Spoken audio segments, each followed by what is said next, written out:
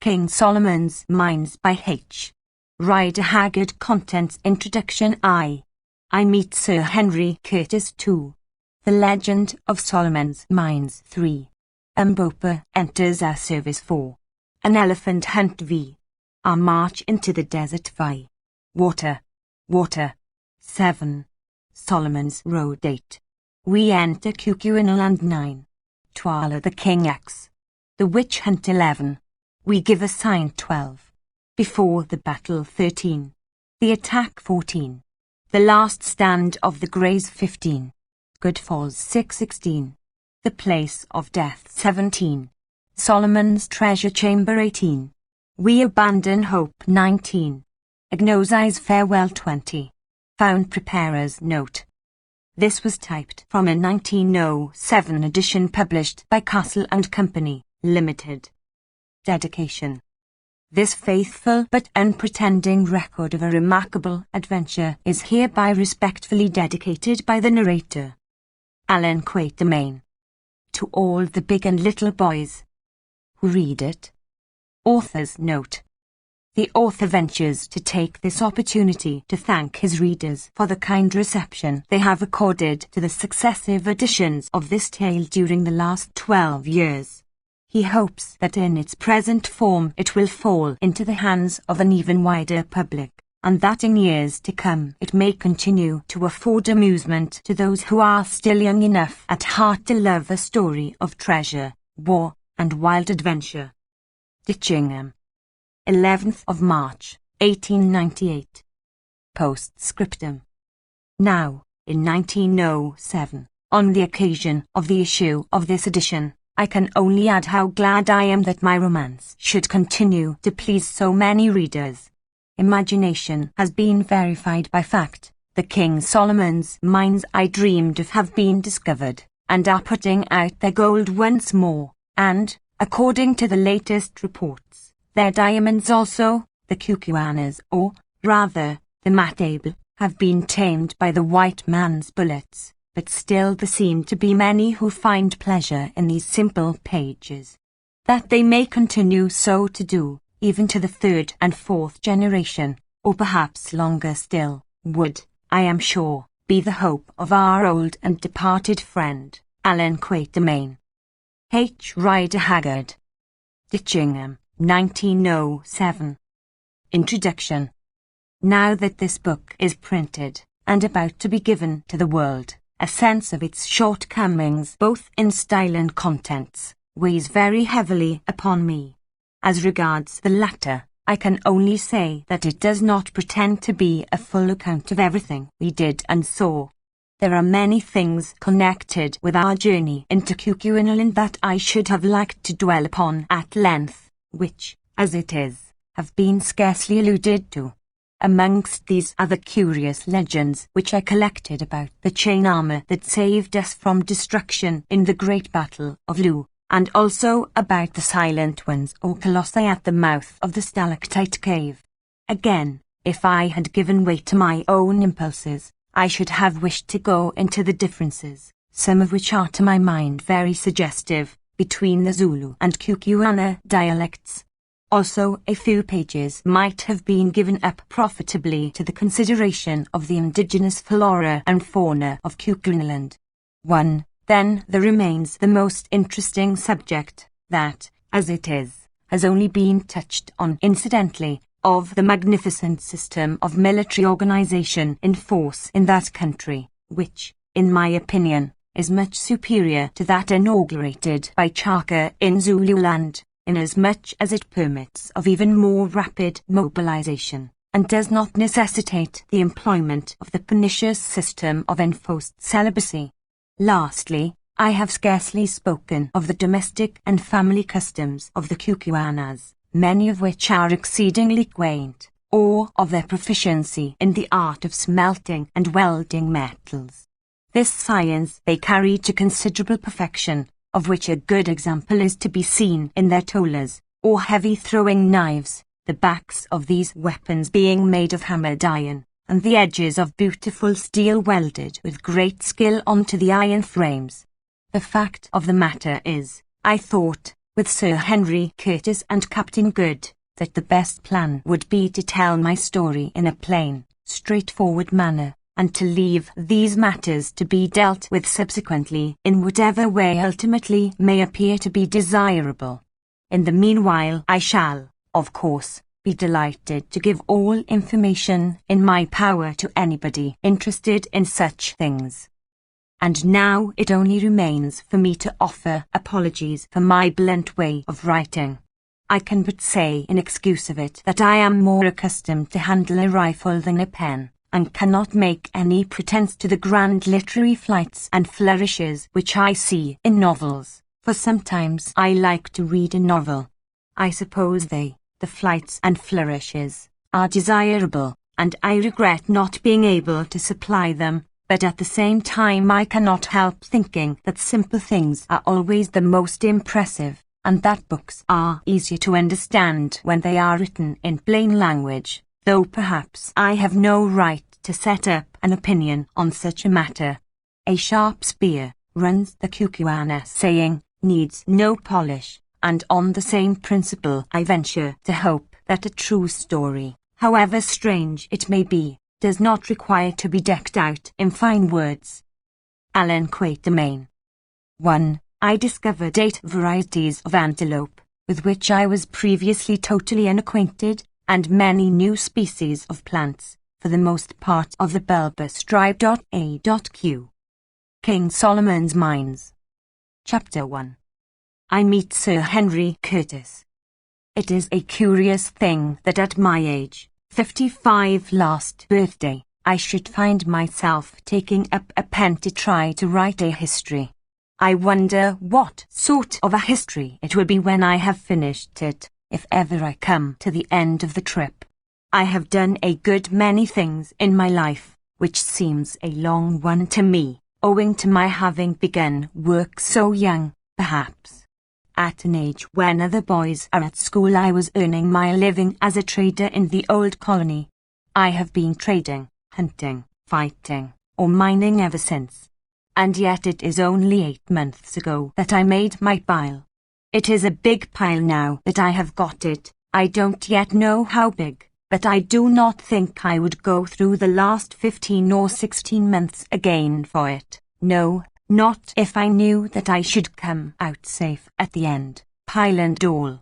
But then I am a timid man, and dislike violence. Moreover, I am almost sick of adventure. I wonder why I am going to write this book. It is not in my line.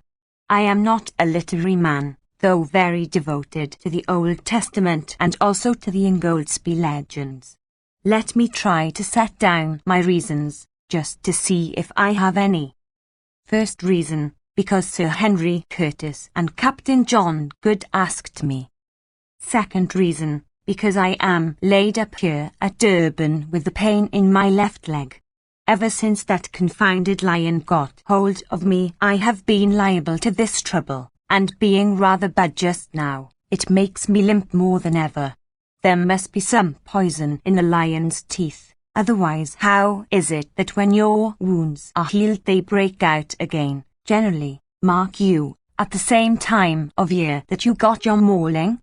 It is a hard thing when one has shot 65 lions or more, as I have in the course of my life, that the 66th should chew your leg like a quid of tobacco.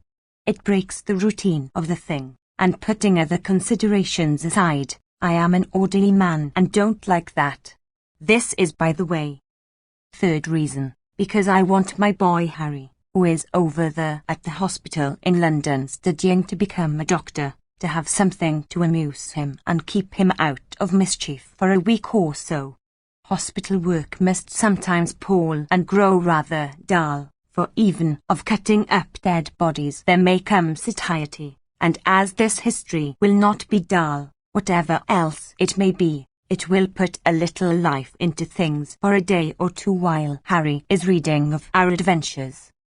Fourth reason and last, because I am going to tell the strangest story that I remember.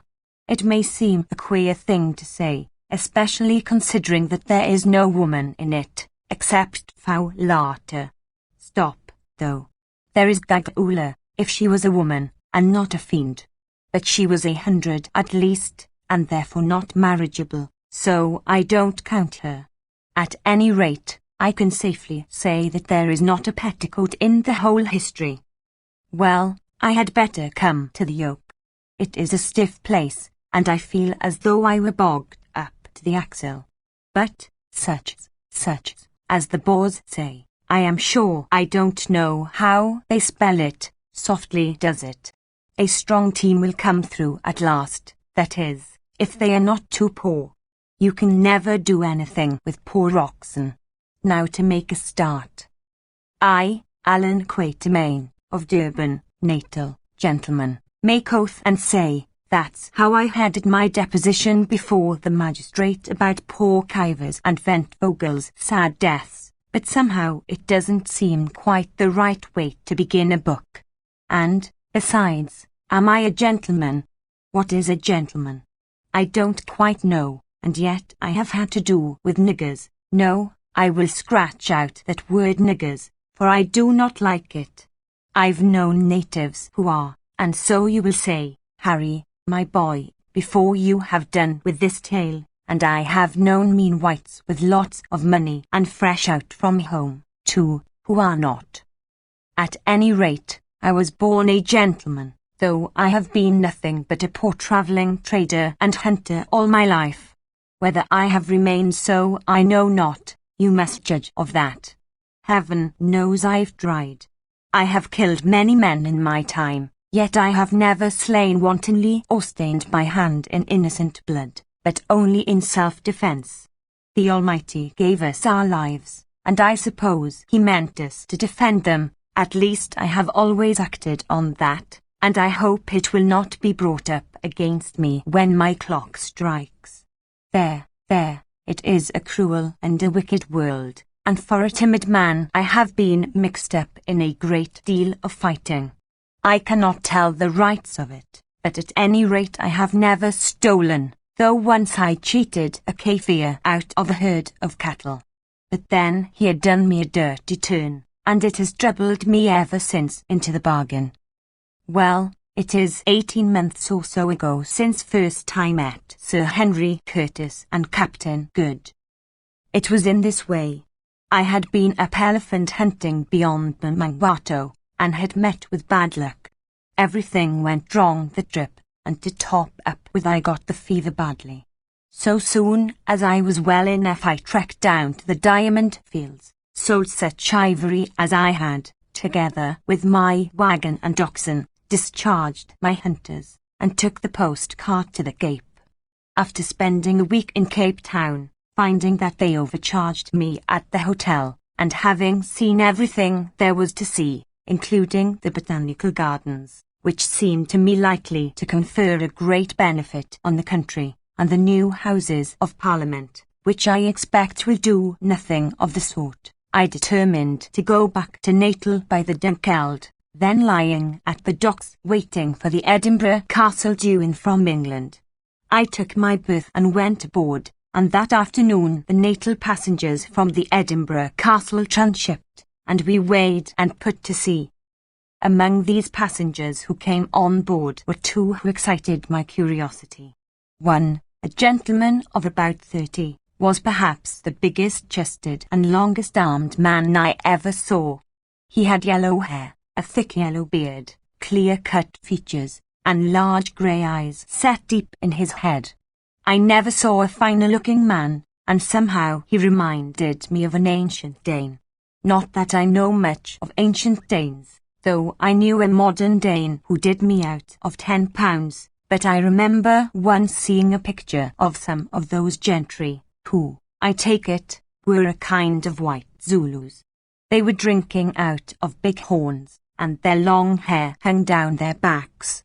As I looked at my friend standing by the companion ladder, I thought that if he only let his grow a little, put one of those chain shirts onto his great shoulders, and took hold of a battle-axe and a horn mug, he might have sat as a model for that picture. And by the way, it is a curious thing, and just shows how the blood will out. I discovered afterwards that Sir Henry Curtis, for that was the big man's name, is of Danish blood. 2. He also reminded me strongly of somebody else, but at the time I could not remember who it was. 2. Mr. Quatermain's ideas about ancient Danes seemed to be rather confused. We have always understood that they were dark-haired people. Probably he was thinking of Saxons. Editor. The other man, who stood talking to Sir Henry, was stout and dark, and of quite a different cut. I suspected at once that he was a naval officer. I don't know why, but it is difficult to mistake a navy man. I have gone shooting trips with several of them in the course of my life, and they have always proved themselves the best and bravest and nicest fellows I ever met, though sadly given, some of them, to the use of profane language. I asked a page or two back, "What is a gentleman?" I'll answer the question now. A Royal Naval officer is, in a general sort of way, though of course there may be a black sheep among them here and there. I fancy it is just the wide seas and the breath of God's winds that wash their hearts and blow the bitterness out of their minds and make them what men ought to be.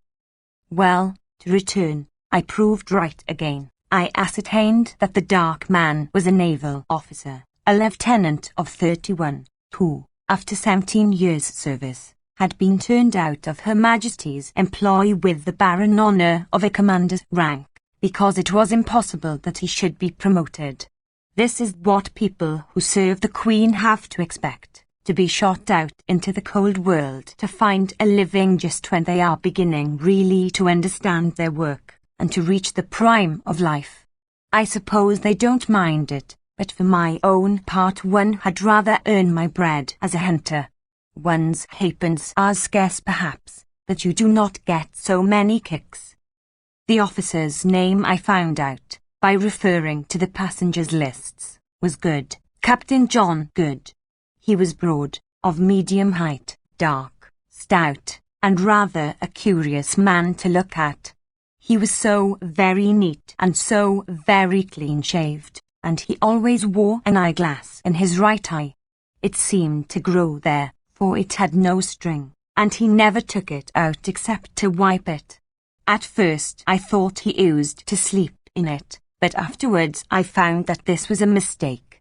He put it in his trousers pocket when he went to bed, together with his false teeth, of which he had 2 beautiful sets that, my own being none of the best, have often caused me to break the 10th commandment. But I am anticipating. Soon after we had got under way, evening closed in, and brought with it very dirty weather. A keen breeze sprung up off land, and a kind of aggravated Scotch mist soon drove everybody from the deck. As for the Dunkeld, she is a flat-bottomed punt, and going up light as she was, she rolled very heavily. It almost seemed as though she would go right over, but she never did. It was quite impossible to walk about, so I stood near the engines where it was warm, and amused myself with watching the pendulum, which was fixed opposite to me, swinging slowly backwards and forwards as the vessel rolled, and marking the angle she touched at each lurch. "That pendulum's wrong. It is not properly weighted," suddenly said a somewhat testy voice at my shoulder. Looking round, I saw the naval officer whom I had noticed when the passengers came aboard. "Indeed, now what makes you think so?" I asked. "Think so? I don't think at all. Whether as she righted herself after a roll, if the ship had really rolled to the degree that thing pointed to, then she would never have rolled again, that's all. But it is just like these merchant skippers, they are always so confoundedly careless." Just then the dinner bell rang, and I was not sorry, for it is a dreadful thing to have to listen to an officer of the Royal Navy when he gets on to that subject. I only know one worse thing, and that is to hear a merchant skipper express his candid opinion of officers of the Royal Navy. Captain Good and I went down to dinner together, and there we found Sir Henry Curtis already seated. He and Captain Good were placed together, and I sat opposite to them. The captain and I soon fell into talk about shooting and what not, he asking me many questions, for he is very inquisitive about all sorts of things, and I answering them as well as I could. Presently he got on to elephants. Sir, called out somebody who was sitting near me, you've reached the right man for that. Hunter Quatermain should be able to tell you about elephants if anybody can. Sir Henry, who had been sitting quite quiet listening to our talk, started visibly. Excuse me, sir, he said, leaning forward across the table, and speaking in a low deep voice, a very suitable voice, it seemed to me, to come out of those great lungs. Excuse me, sir, but is your name Alan Quatermain? I said that it was. The big man made no further remark, but I heard him mutter fortunate into his beard. Presently dinner came to an end, and as we were leaving the saloon Sir Henry strolled up and asked me if I would come into his cabin to smoke a pipe. I accepted, and he led the way to the double-deck cabin, and a very good cabin it is. It had been 2 cabins, but when Sir Garnet Wolseley or one of those big swells went down the coast in the Dunkeld, they knocked away the partition and have never put it up again. There was a sofa in the cabin, and a little table in front of it. Sir Henry sent the steward for a bottle of whisky, and the 3 of us sat down and lit our pipes. Mr. Quatermain, said Sir Henry Curtis, when the man had brought the whisky and lit the lamp, the year before last about this time, you were, I believe, at a place called Mangwato, to the north of the Transvaal. I was, I answered, rather surprised that this gentleman should be so well acquainted with my movements, which were not, so far as I was aware, considered of general interest. You were trading there, were you not? Put in Captain Good, in his quick way. I was. I took up a wagon load of goods, made a camp outside the settlement, and stopped till I had sold them. Sir Henry was sitting opposite to me in a Madeira chair, his arms leaning on the table. He now looked up, fixing his large grey eyes full upon my face. There was a curious anxiety in them, I thought. Did you happen to meet a man called Neville there? Oh, yes. He outspanned alongside of me for a fortnight to rest his oxen before going on to the interior. I had a letter from a lawyer a few months back, asking me if I knew what had become of him, which I answered to the best of my ability at the time. Yes, said Sir Henry, your letter was forwarded to me. You said in it that the gentleman called Neville left Mangwato at the beginning of May in a wagon with a driver of Oolupa and a Kaffir hunter called Jim, announcing his intention of trekking if possible as far as Ainati, the extreme trading post in the Matable country, where he would sell his wagon and proceed on foot.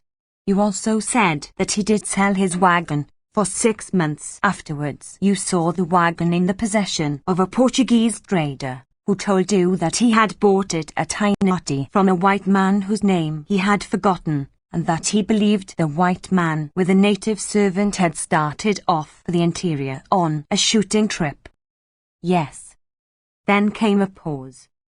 Mr. Quatermain, said Sir Henry suddenly, I suppose you know or can guess nothing more of the reasons of Mr. Neville's journey to the northward, or as to what point that journey was directed.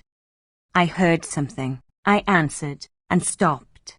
The subject was one which I did not care to discuss. Sir Henry and Captain Good looked at each other, and Captain Good nodded. Mr. Quatermain, went on the former, I am going to tell you a story, and ask your advice, and perhaps your assistance. The agent who forwarded me your letter told me that I might rely on it implicitly, as you were, he said, well known and universally respected in Natal, and especially noted for your discretion. I bowed and drank some whisky and water to hide my confusion, for I am a modest man, and Sir Henry went on. Mr. Neville was my brother. Oh, I said, starting, for now I knew of whom Sir Henry had reminded me when first I saw him. His brother was a much smaller man and had a dark beard, but now that I thought of it, he possessed eyes of the same shade of grey and with the same keen look in them. The features too were not unlike. He was, went on Sir Henry, my only and younger brother. Until 5 years ago I do not suppose that we were ever a month away from each other. But just about 5 years ago a misfortune befell us, as sometimes does happen in families. We quarrelled bitterly, and I behaved unjustly to my brother in my anger. Here Captain Good nodded his head vigorously to himself. The ship gave a big roll just then, so that the looking-glass, which was fixed opposite us to starboard, was for a moment nearly over our heads, and as I was sitting with my hands in my pockets and staring upwards, I could see him nodding like anything. As I dare say you know, went on Sir Henry, if a man dies intestate, and has no property but land, real property it is called in England, it all descends to his eldest son. It so happened that just at the time when we quarrelled our father died intestate. He had put off making his will until it was too late. The result was that my brother, who had not been brought up to any profession, was left without a penny. Of course it would have been my duty to provide for him, but at the time the quarrel between us was so bitter that I did not, to my shame I say it, and he sighed deeply, offer to do anything. It was not that I grudged him justice, but I waited for him to make advances, and he made none. I am sorry to trouble you with all this, Mr. Quatermain, but I must to make things clear, Good? Quite so, said the captain. Mr. Quatermain will, I am sure, keep this history to himself. Of course, said I, for I rather pride myself on my discretion, for which, as Sir Henry had heard, I have some repute. Well, went on Sir Henry, my brother had a few £100 to his account at the time. Without saying anything to me, he drew out this paltry sum, and, having adopted the name of Neville, started off for South Africa in the wild hope of making a fortune. This I learned afterwards.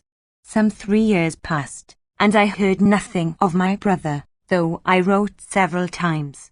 Doubtless the letters never reached him.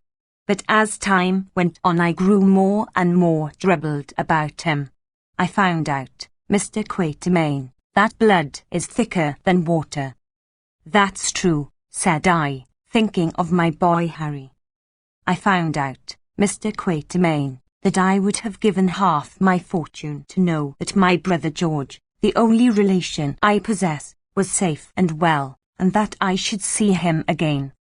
But you never did, Curtis, jerked out Captain Good, glancing at the big man's face. Well, Mr. Quatermain, as time went on I became more and more anxious to find out if my brother was alive or dead, and if alive to get him home again. I set inquiries on foot, and your letter was one of the results. So far as it went it was satisfactory, for it showed that till lately George was alive, but it did not go far enough. So, to cut a long story short, I made up my mind to come out and look for him myself, and Captain Good was so kind as to come with me. Yes, said the captain, nothing else to do, you see. Turned out by my lords of the Admiralty to starve on half pay. And now perhaps, sir, you will tell us what you know or have heard of the gentleman called Neville. Chapter 2. The Legend of Solomon's Mines. What was it that you heard about my brother's journey at Mangwato? Asked Sir Henry, as I paused to fill my pipe before replying to Captain Good. I heard this, I answered, and I have never mentioned it to a soul till today. I heard that he was starting for Solomon's Mines. Solomon's Mines? Ejaculated both my hearers at once. Where are they? I don't know, I said. I know where they are said to be. Once I saw the peaks of the mountains that border them, but there were 130 miles of desert between me and them, and I am not aware that any white man ever got across it save one. But perhaps the best thing I can do is to tell you the legend of Solomon's mines as I know it, you passing your word not to reveal anything I tell you without my permission. Do you agree to that? I have my reasons for asking. Sir Henry nodded, and Captain Good replied, Certainly, certainly. Well, I began, as you may guess, generally speaking, elephant hunters are a rough set of men, who do not trouble themselves with much beyond the facts of life and the ways of Kafirs. But here and there you meet a man who takes the trouble to collect traditions from the natives, and tries to make out a little piece of the history of this dark land. It was such a man as this who first told me the legend of Solomon's mines, now a matter of nearly 30 years ago. That was when I was on my first elephant hunt in the Matable country. His name was Evans, and he was killed the following year, poor fellow, by a wounded buffalo, and lies buried near the Zambesi Falls. I was telling Evans one night, I remember, of some wonderful workings I had found whilst hunting kudu and eland in what is now the Lydenburg district of the Transvaal. I see they have come across these workings again lately in prospecting for gold, but I knew of them years ago. There is a great wide wagon road cut out of the solid rock and leading to the mouth of the working or gallery. Inside the mouth of this gallery are stacks of gold quartz piled up ready for roasting, which shows that the workers, whoever they were, must have left in a hurry. Also, about 20 paces in, the gallery is built across, and a beautiful bit of masonry it is. Said Evans, but I will spin you a queerer yarn than that, and he went on to tell me how he had found in the far interior a ruined city, which he believed to be the author of the Bible, and, by the way, other more learned men have said the same long since poor Evans's time. I remember, listening open-eared to all these wonders, for I was young at the time, and this story of an ancient civilization and of the treasures which those old Jewish or Phoenician adventurers used to extract from a country long since lapsed into the darkest barbarism took a great hold upon my imagination, when suddenly he said to me, Lad, did you ever hear of the Suleiman Mountains up to the northwest of the Mashhakalamb country? I told him I never had. Well, he said, that is where Solomon really had his mines, his diamond mines, I mean. How do you know that? I asked. Know it? Why, what is Suleiman but a corruption of Solomon? 3. Besides, an old Zanussi or witch doctoress up in the Manica country told me all about it. She said that the people who lived across those mountains were a branch of the Zulus, speaking a dialect of Zulu, but finer and bigger men even, that there lived among them great wizards, who had learnt their art from white men when all the world was dark, and who had the secret of a wonderful mine of bright stones. 3. Suleiman is the Arabic form of Solomon. Editor. Well, I laughed at this story at the time, though it interested me, for the diamond fields were not discovered then, but poor Evans went off and was killed, and for 20 years I never thought any more of the matter. However, just 20 years afterwards, and that is a long time, gentlemen, an elephant hunter does not often live for 20 years at his business. I heard something more definite about Suleiman's mountains and the country which lies beyond them.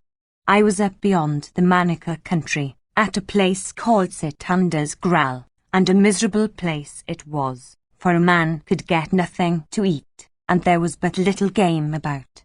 I had an attack of fever, and was in a bad way generally, when one day a portage arrived with a single companion, a half-breed. Now I know your low-class Gilago portage well. There is no greater devil unhung in a general way, battening as he does upon human agony and flesh in the shape of slaves. But this was quite a different type of man to the mean fellows whom I had been accustomed to meet. Indeed, in appearance he reminded me more of the polite doms I have read about, for he was tall and thin, with large dark eyes and curling grey moustachios. We talked together for a while, for he could speak broken English, and I understood a little Portuguese, and he told me that his name was Jose Sylvester, and that he had a place near Jalagoa Bay. When he went on next day with his half-breed companion, he said goodbye, taking off his hat quite in the old style. "Goodbye, senor," he said. "If ever we meet again I shall be the richest man in the world, and I will remember you." I laughed a little. I was too weak to laugh much, and watched him strike out for the great desert to the west, wondering if he was mad, or what he thought he was going to find there. A week passed, and I got the better of my fever. One evening I was sitting on the ground in front of the little tent I had with me, chewing the last leg of a miserable fowl I had bought from a native for a bit of cloth worth 20 fowls, and staring at the hot red sun sinking down over the desert, when suddenly I saw a figure, apparently that of a European, for it wore a coat, on the slope of the rising ground opposite to me, about 300 yards away. The figure crept along on its hands and knees, then it got up and staggered forward a few yards on its legs, only to fall and crawl again. Seeing that it must be somebody in distress, I sent one of my hunters to help him, and presently he arrived. And who do you suppose it turned out to be?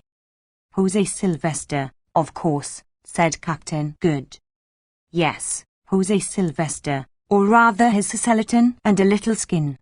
His face was a bright yellow with bilious fever, and his large dark eyes stood nearly out of his head, for all the flesh had gone. There was nothing but yellow, parchment-like skin, white hair, and the gaunt bones sticking up beneath. "Water. For the sake of Christ, water," he moaned, and I saw that his lips were cracked, and his tongue, which protruded between them, was swollen and blackish. I gave him water with a little milk in it, and he drank it in great gulps, 2 quarts or so, without stopping. I would not let him have any more. Then the fever took him again, and he fell down and began to rave about Suleiman's mountains, and the diamonds, and the desert. I carried him into the tent and did what I could for him, which was little enough, but I saw how it must end. About 11 o'clock he grew quieter, and I lay down for a little rest and went to sleep. At dawn I woke again, and in the half-light saw Sylvester sitting up, a strange, gaunt form, and gazing out towards the desert. Presently the first ray of the sun shot right across the wide plain before us till it reached the far-away crest of one of the tallest of the Suleiman mountains more than 100 miles away. "There it is," cried the dying man in Portuguese, and pointing with his long, thin arm, "but I shall never reach it, never. No one will ever reach it." Suddenly he paused, and seemed to take a resolution. "Friend," he said, turning towards me, "are you there?" My eyes grow dark. "Yes," I said, "yes, lie down now, and rest." He answered, "I shall rest soon. I have time to rest, all eternity. Listen, I am dying. You have been good to me. I will give you the writing. Perhaps you will get there if you can live to pass the desert, which has killed my poor servant and me." Then he groped in his shirt and brought out what I thought was a boar tobacco pouch made of the skin of the swart vetbens or sable antelope. It was fastened with a little strip of hide, what we call a rimpy, and this he tried to loose, but could not. He handed it to me. "Untie it," he said. I did so, and extracted a bit of torn yellow linen on which something was written in rusty letters.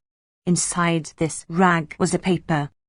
Then he went on feebly, for he was growing weak. "The paper has all that is on the linen. It took me years to read. Listen, my ancestor, a political refugee from Lisbon, and one of the first Portuguese who landed on these shores, wrote that when he was dying on those mountains which no white foot ever pressed before or since, His name was Jose de Silvestre, and he lived 300 years ago. His slave, who waited for him on this side of the mountains, found him dead, and brought the writing home to Gilagoa. It has been in the family ever since, but none have cared to read it, till at last I did. And I have lost my life over it, but another may succeed, and become the richest man in the world, the richest man in the world. Only give it to no one, Senor, go yourself. Then he began to wander again, and in an hour it was all over. God rest him. He died very quietly, and I buried him deep, with big boulders on his breast, so I do not think that the jackals can have dug him up. And then I came away. But the document?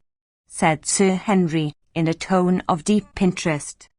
Yes, the document. What was in it? Added the captain. Well, gentlemen, if you like, I will tell you. I have never showed it to anybody yet except to a drunken old Portuguese trader who translated it for me, and had forgotten all about it by the next morning. The original rag is at my home in Durban, together with poor Dom Jose's translation, but I have the English rendering in my pocket-book, and a facsimile of the map, if it can be called a map. Here it is. I, Jose de Silvestre, who am now dying of hunger in the little cave where no snow is on the north side of the nipple of the southernmost of the two mountains I have named Sheba's Breasts, write this in the year 1590 with a cleft bone upon a remnant of my raiment, my blood being the ink. If my slave should find it when he comes, and should bring it to Gilagoa, let my friend, name illegible, bring the matter to the knowledge of the king, that he may send an army which, if they live through the desert and the mountains, and can overcome the brave Cucuans and their devilish arts, to which end many priests should be brought, will make him the richest king since Solomon.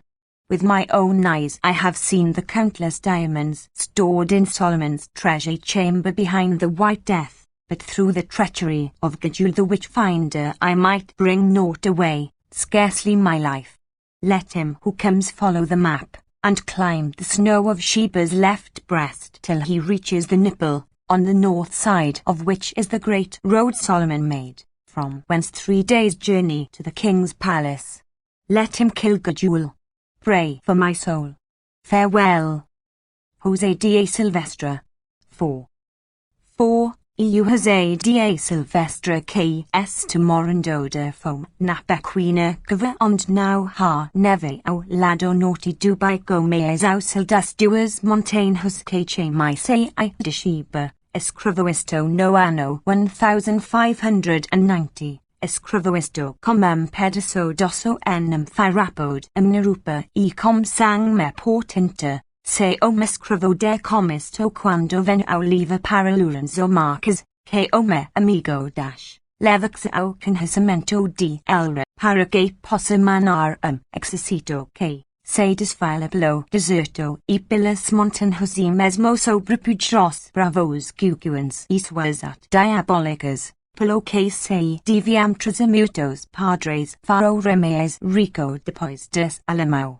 Como os próprios olhos vos diamantes são cantogados nas câmaras do Thessor a roda salamau atrás de morte branca, mas pela três ao de gagola fitaisra recadora, nada poderia levar, e apenas na vida. Cambia siga o mapa e trape pela neve de Sheba Pito a esquerda chega ao bairro do lado norte do qual a grande estrada do Solomão por el fiita, donde há 3 dias de John a de ao Palácio Dura. Mate Gagol. Respom no alma. Adios. Jose de Silvestre. Illustration, Messon. Sketch map of the route to King Solomon's mines. When I had finished reading the above, and shown the copy of the map, drawn by the dying hand of the old Dom with his blood for ink, there followed a silence of astonishment. Well, said Captain Good, I have been round the world twice, and put in at most ports, but may I be hanged for a mutineer if ever I heard a yarn like this out of a storybook, or in it either, for the matter of that. It's a queer tale, Mr. Quatermain, said Sir Henry. I suppose you are not hoaxing us? It is, I know, sometimes thought allowable to take in a greenhorn.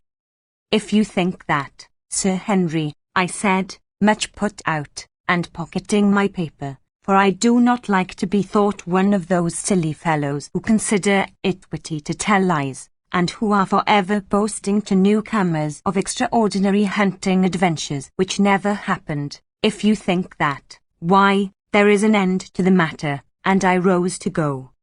Sir Henry laid his large hand upon my shoulder.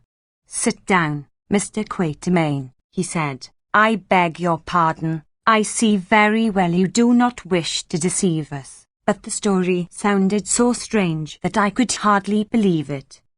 You shall see the original map and writing when we reach Durban, I answered, somewhat mollified, for really when I came to consider the question it was scarcely wonderful that he should doubt my good faith. But, I went on, I have not told you about your brother.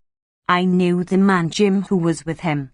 He was a Bechuana by birth, a good hunter, and for a native a very clever man. That morning on which Mr. Neville was starting I saw Jim standing by my wagon and cutting up tobacco on the diesel boom.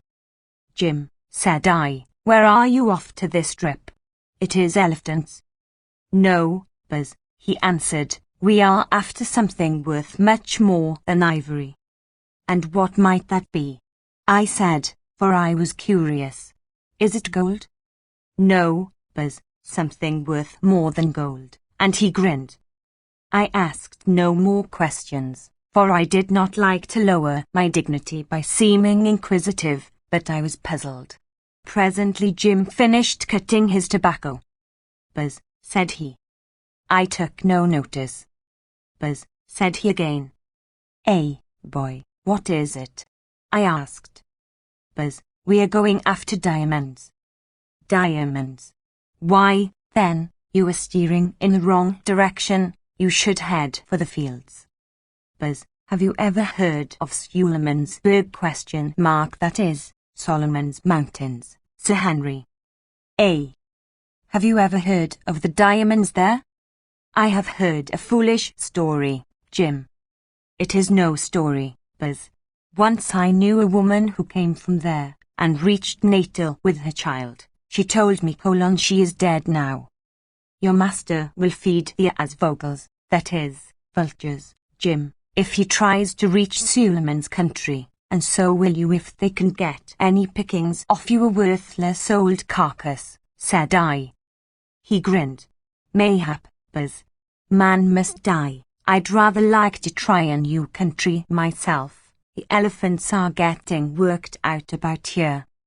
Ah, my boy, I said, you wait till the pale old man gets a grip of your yellow throat, and then we shall hear what sort of a tune you sing. Half an hour after that I saw Neville's wagon move off. Presently Jim came back running. Goodbye, Buzz, he said. I didn't like to start without bidding you goodbye, for I dare say you are right, and that we shall never trek south again. Is your master really going to Solomon's Berg, Jim, or are you lying? No, he answered, he is going. He told me he was bound to make his fortune somehow, or try to, so he might as well have a fling for the diamonds.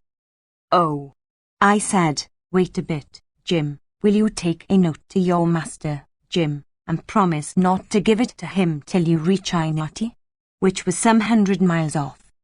Yes, Buzz.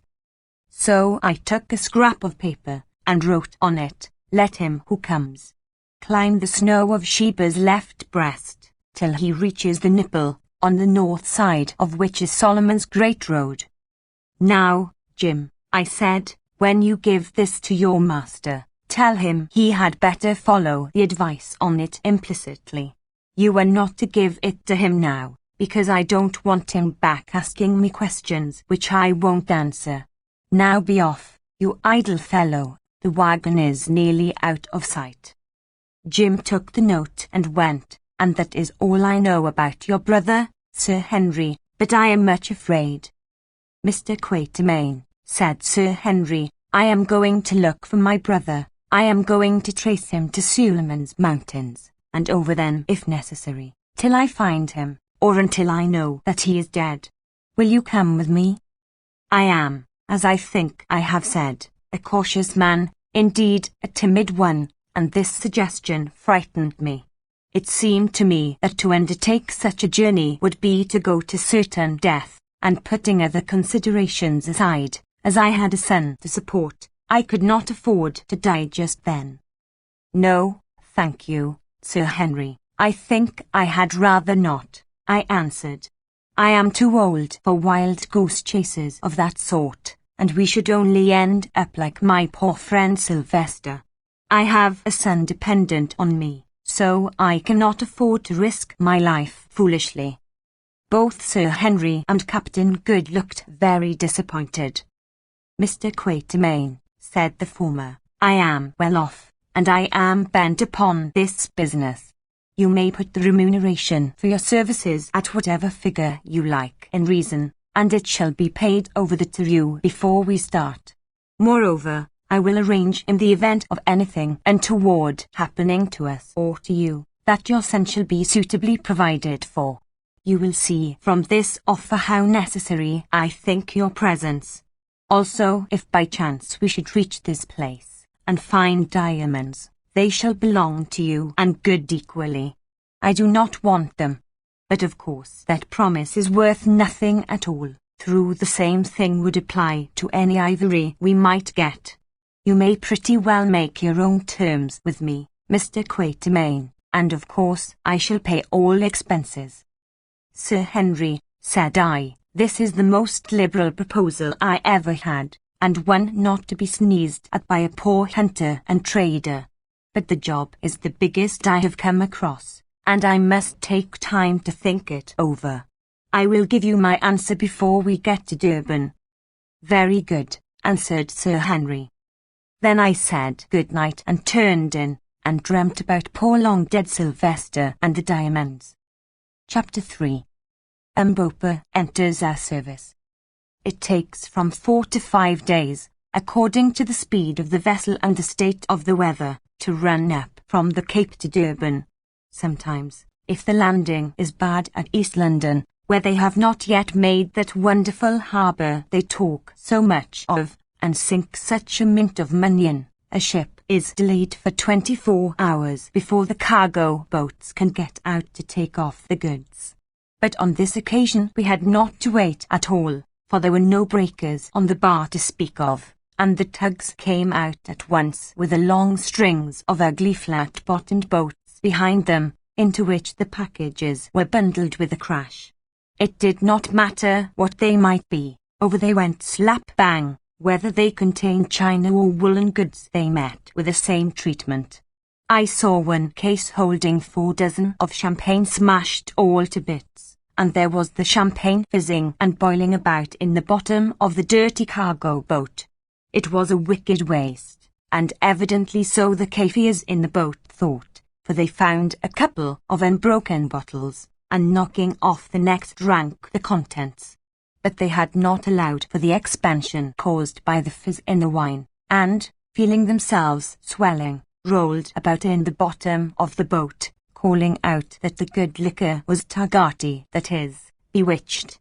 I spoke to them from the vessel, and told them it was the white man's strongest medicine, and that they were as good as dead men.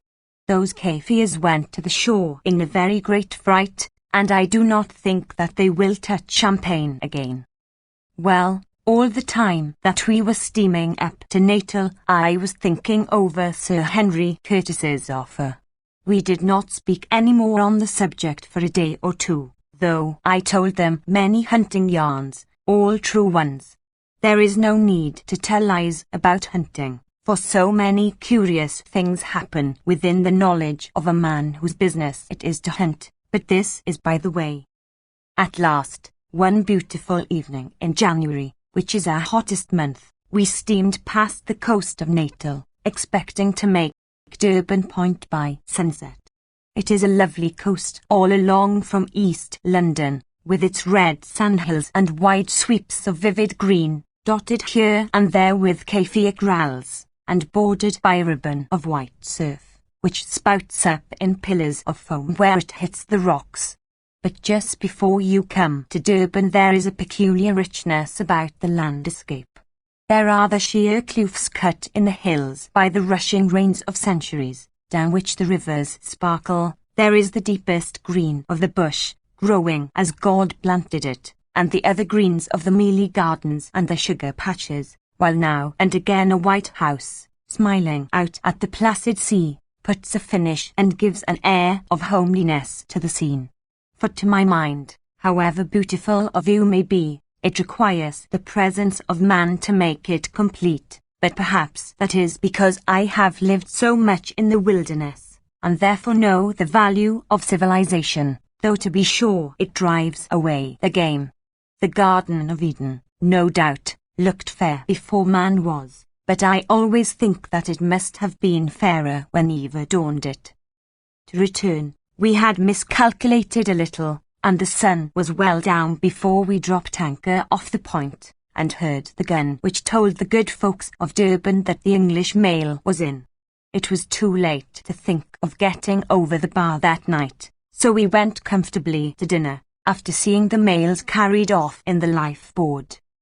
When we came up again the moon was out, and shining so brightly over sea and shore that she almost paled the quick, large flashes from the lighthouse. From the shore floated sweet spicy odours that always remind me of hymns and missionaries, and in the windows of the houses on the Borough sparkled 100 lights. From a large brig lying near also came the music of the sailors as they worked at getting the anchor up in order to be ready for the wind. Altogether it was a perfect night, such a night as you sometimes get in southern Africa, and it threw a garment of peace over everybody as the moon threw a garment of silver over everything. Even the great bulldog, belonging to a sporting passenger, seemed to yield to its gentle influences, and forgetting his yearning to come to close quarters with the baboon in a cage on the forecastle, snored happily at the door of the cabin, dreaming no doubt that he had finished him, and happy in his dream. We three, that is, Sir Henry Curtis, Captain Good, and myself, went and sat by the wheel, and were quiet for a while.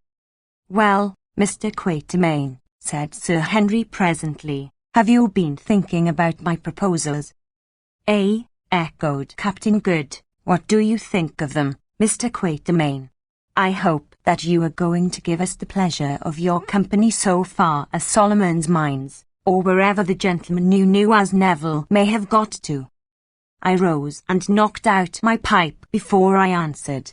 I had not made up my mind, and wanted an additional moment to decide.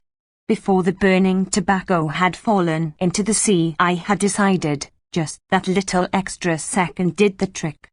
It is often the way when you have been bothering a long time over a thing. "Yes, gentlemen," I said, sitting down again, "I will go, and by your leave I will tell you why, and on what conditions.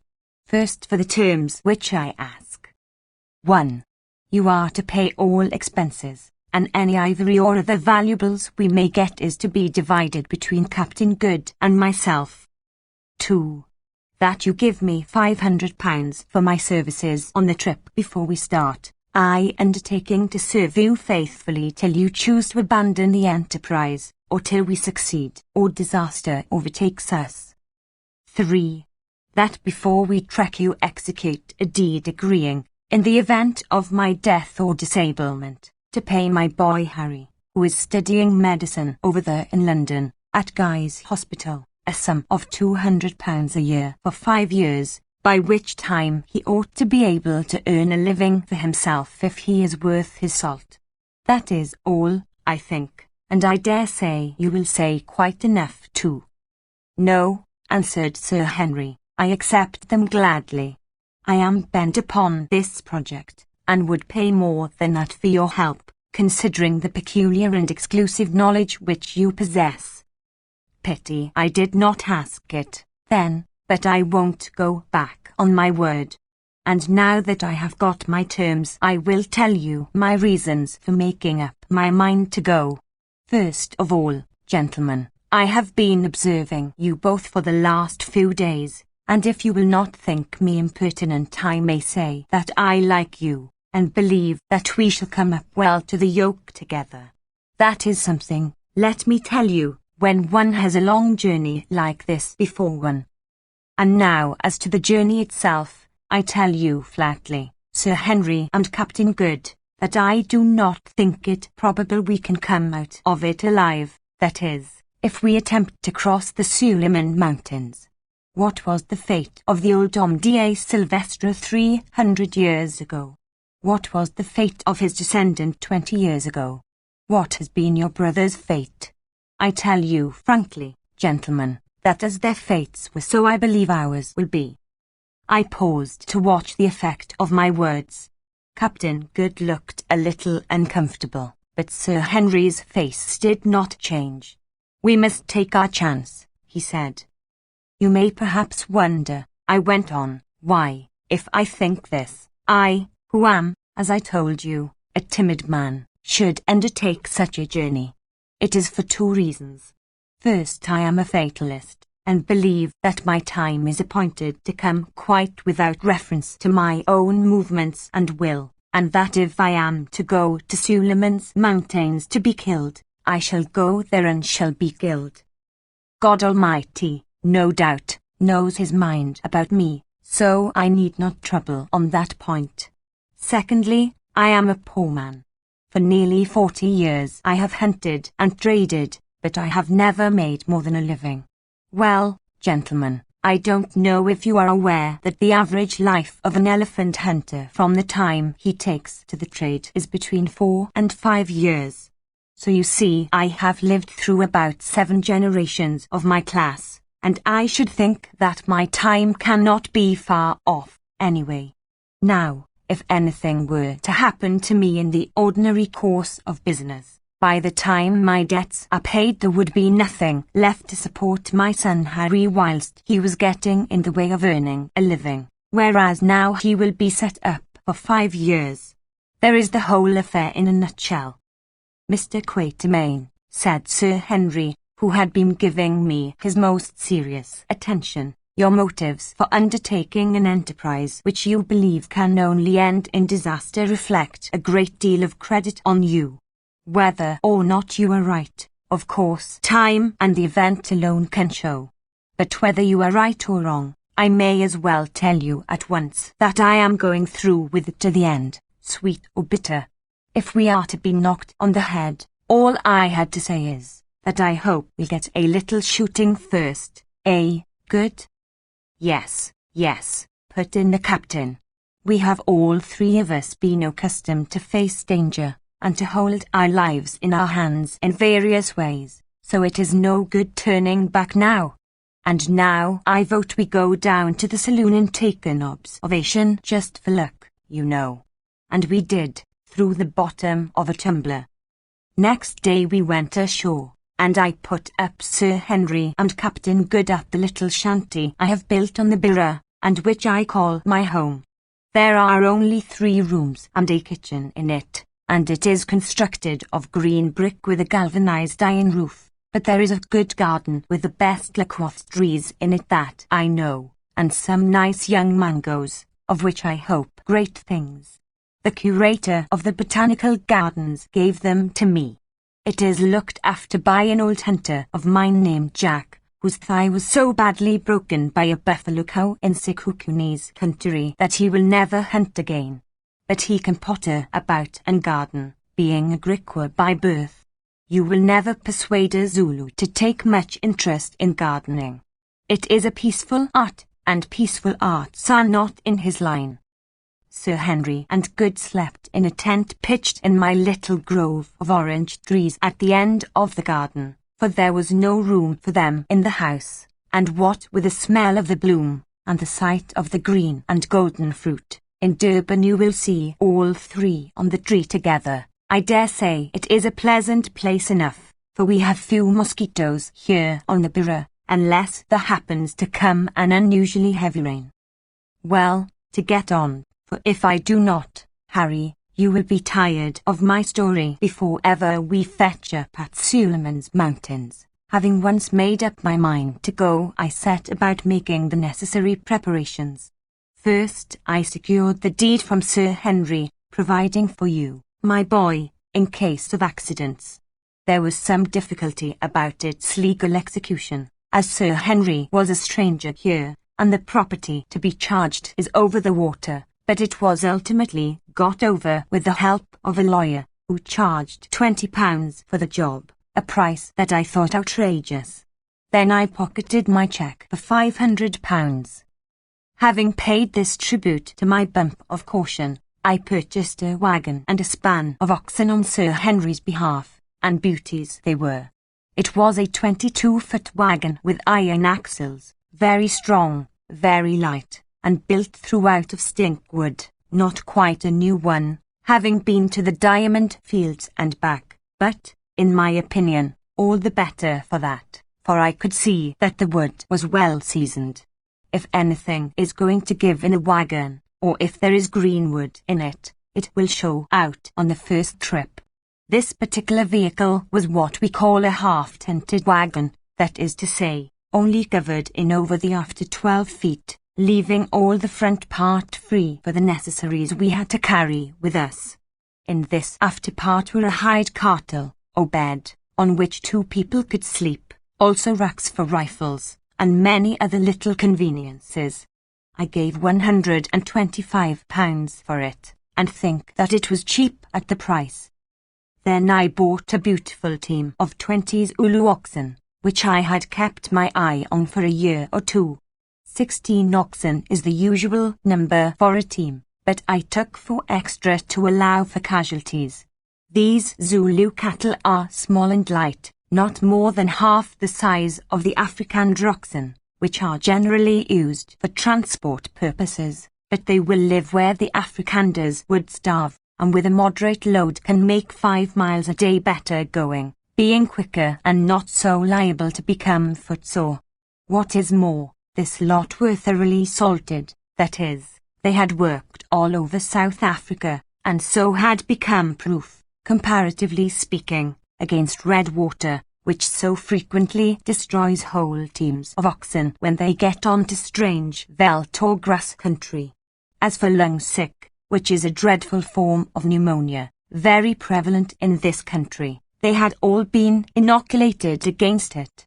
This is done by cutting a slit in the tail of an ox, and binding in a piece of the diseased lung of an animal which has died of the sickness. The result is that the ox sickens, takes the disease in a mild form, which causes its tail to drop off, as a rule about a foot from the root, and becomes proof against future attacks. It seems cruel to rob the animal of his tail, especially in a country where there are so many flies, but it is better to sacrifice the tail and keep the ox than to lose both tail and ox, for a tail without an ox is not much good, except to dust with. Still, it does look odd to trek along behind 20 stumps, where there ought to be tails. It seems as though nature made a trifling mistake, and stuck the stern ornaments of a lot of prize bulldogs onto the rumps of the oxen. Next came the question of provisioning and medicines, one which required the most careful consideration, for what we had to do was to avoid lumbering the wagon, and yet to take everything absolutely necessary. Fortunately, it turned out that Good is a bit of a doctor, having at some point in his previous career managed to pass through a course of medical and surgical instruction, which he has more or less kept up. He is not, of course, qualified, but he knows more about it than many a man who can write MD after his name, as we found out afterwards, and he had a splendid travelling medicine chest and a set of instruments.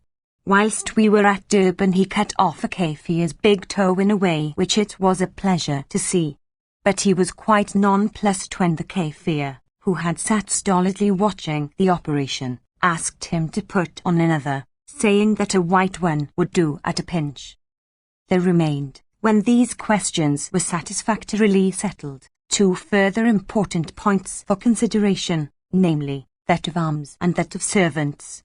As to the arms, I cannot do better than put down a list of those which we finally decided on from among the ample store that Sir Henry had brought with him from England, and those which I owned. I copy it from my pocket-book, where I made the entry at the time. 3 heavy breech-loading double-8 elephant guns, weighing about 15 pounds each, to carry a charge of 11 drams of black powder.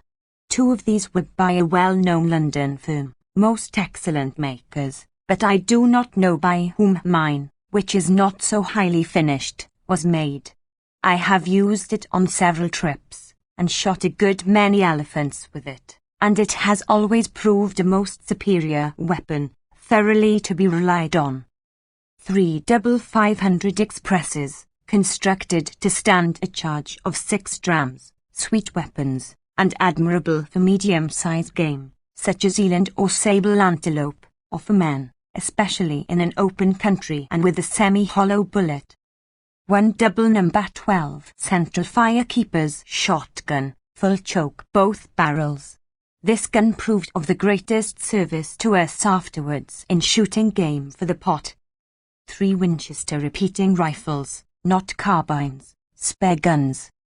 3 single-action Colt's revolvers, with a heavier, or American pattern of cartridge. This was our total armament, and doubtless the reader will observe that the weapons of each class were of the same make and caliber, so that the cartridges were interchangeable, a very important point. I make no apology for detailing it at length, as every experienced hunter will know how vital a proper supply of guns and ammunition is to the success of an expedition. Now, as to the men who were to go with us.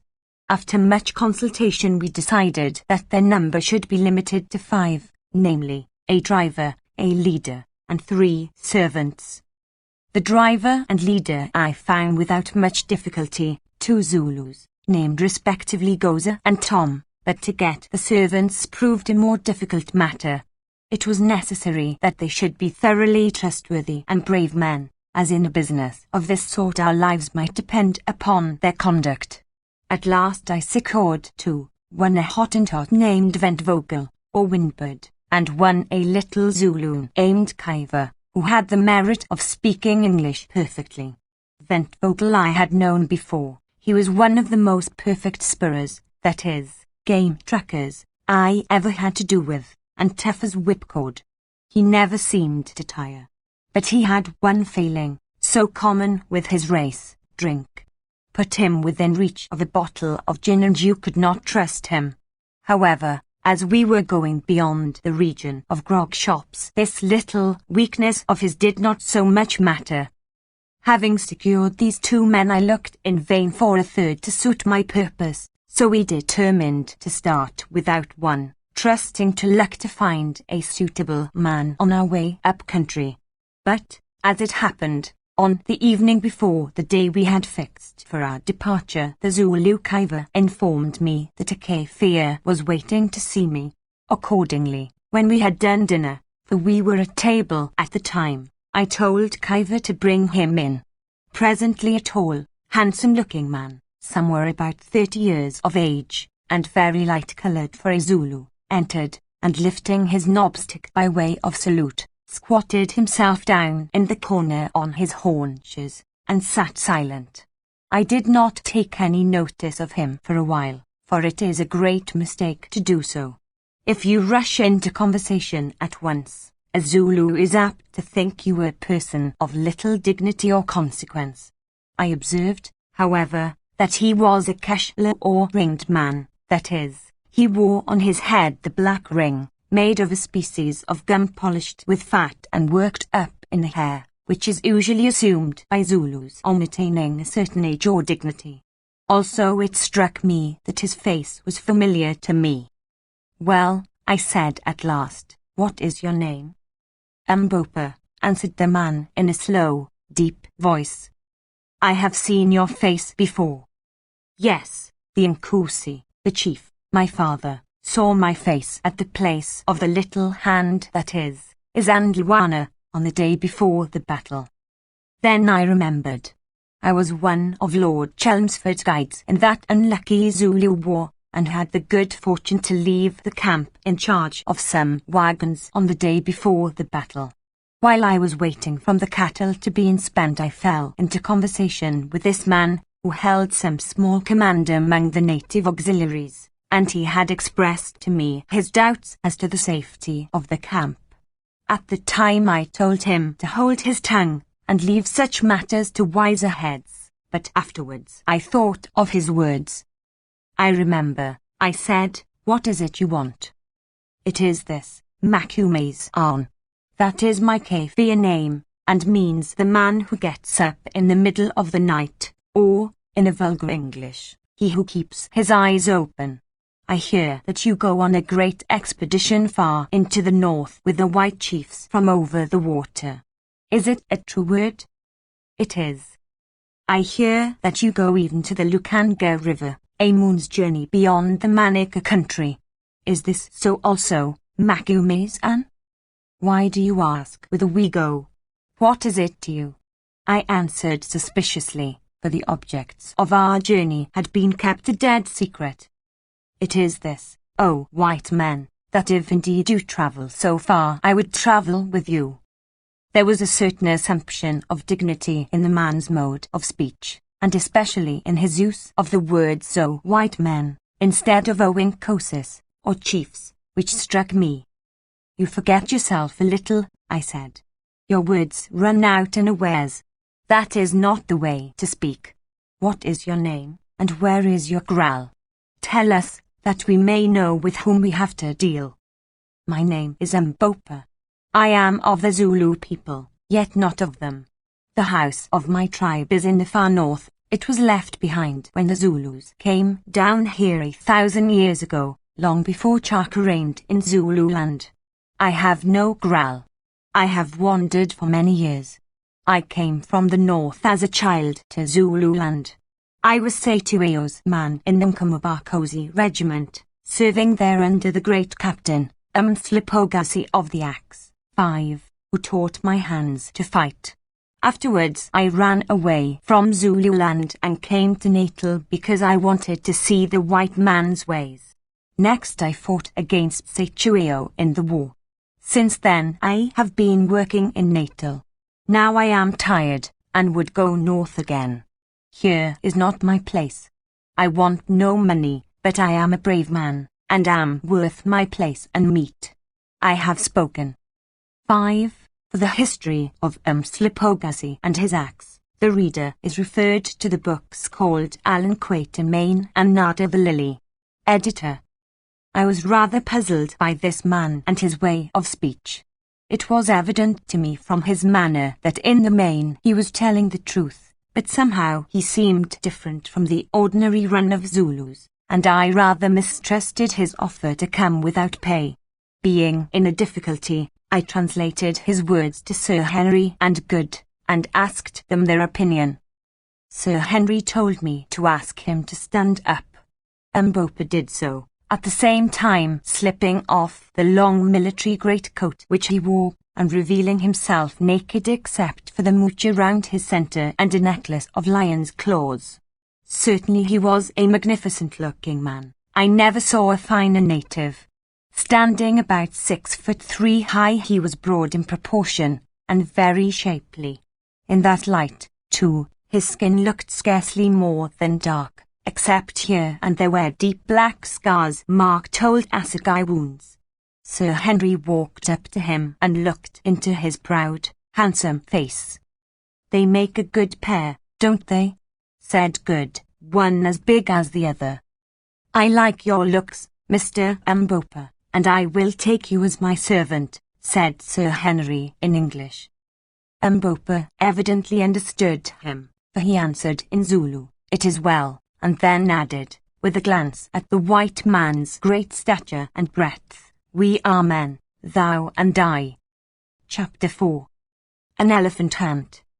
Now I do not propose to narrate at full length all the incidents of our long travel up to Sitanda's Kraal, near the junction of the Lukanga and Calac rivers. It was a journey of more than 1,000 miles from Durban, the last 300 or so of which we had to make on foot, owing to the frequent presence of the dreadful tsetse fly, whose bite is fatal to all animals except donkeys and men.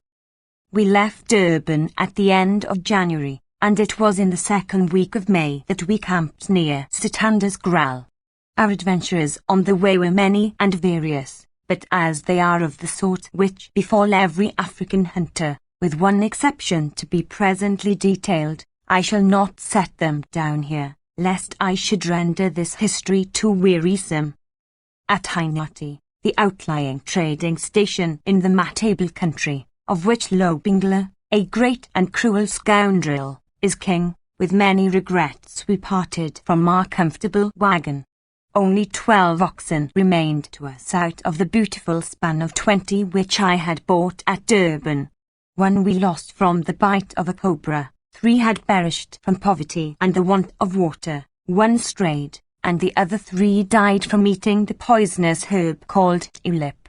5 more sickened from this cause, but we managed to cure them with doses of an infusion made by boiling down the tulip leaves. If administered in time, this is a very effective antidote. The wagon and the oxen we left in the immediate charge of Goza and Tom, our driver and leader, both trustworthy boys, requesting a worthy Scotch missionary who lived in this distant place to keep an eye on them. Then, accompanied by Mbopa, Kaiva, Ventvogel, and half a dozen bearers whom we hired on the spot, we started off on foot upon our wild quest. I remember we were all a little silent on the occasion of this departure, and I think that each of us was wondering if we should ever see our wagon again. For my part, one never expected to do so. For a while we tramped on in silence, till Mbopa, who was marching in front, broke into a Zulu chant about how some brave men, tired of life and the tameness of things, started off into a vast wilderness to find new things or die, and how, lo and behold, when they had travelled far into the wilderness, they found that it was not a wilderness at all, but a beautiful place full of young wives and fat cattle, of game to hunt and enemies to kill. Then we all laughed and took it for a good omen. Mbopa was a cheerful savage, in a dignified sort of way, when he was not suffering from one of his fits of brooding, and he had a wonderful knack of keeping up our spirits. We all grew very fond of him. And now for the one adventure to which I am going to treat myself, for I do dearly love a hunting yarn. About a fortnight's march from Ainati, we came across a peculiarly beautiful bit of well-watered woodland country. The kloofs in the hills were covered with dense bush, hydra bush as the natives call it, and in some places, with a wakdeen birch, or wait a little thorn, and there were great quantities of the lovely Macabre tree, laden with refreshing yellow fruit having enormous stones. This tree is the elephant's favourite food, and there were not wanting signs that the great roots had been about, for not only was their spore frequent, but in many places the trees were broken down and even uprooted. The elephant is a destructive feeder. One evening, after a long day's march, we came to a spot of great loveliness. At the foot of a bush-clad hill lay a dry riverbed, in which, however, were to be found pools of crystal water all trodden round with the hoof prints of game. Facing this hill was a park-like plain, where grew clumps of flat-topped mimosa, varied with occasional glossy-leaved macabelles, and all round stretched the sea of pathless, silent bush.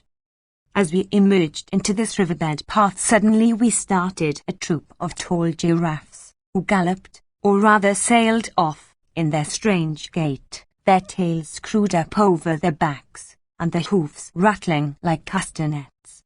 They were about 300 yards from us, and therefore practically out of shot, but Good, who was walking ahead, and who had an express loaded with solid ball in his hand, could not resist temptation. Lifting his gun, he let drive at the last, a young cow. By some extraordinary chance the ball struck it full on the back of the neck, shattering the spinal column, and that giraffe went rolling head over heels just like a rabbit. I never saw a more curious thing.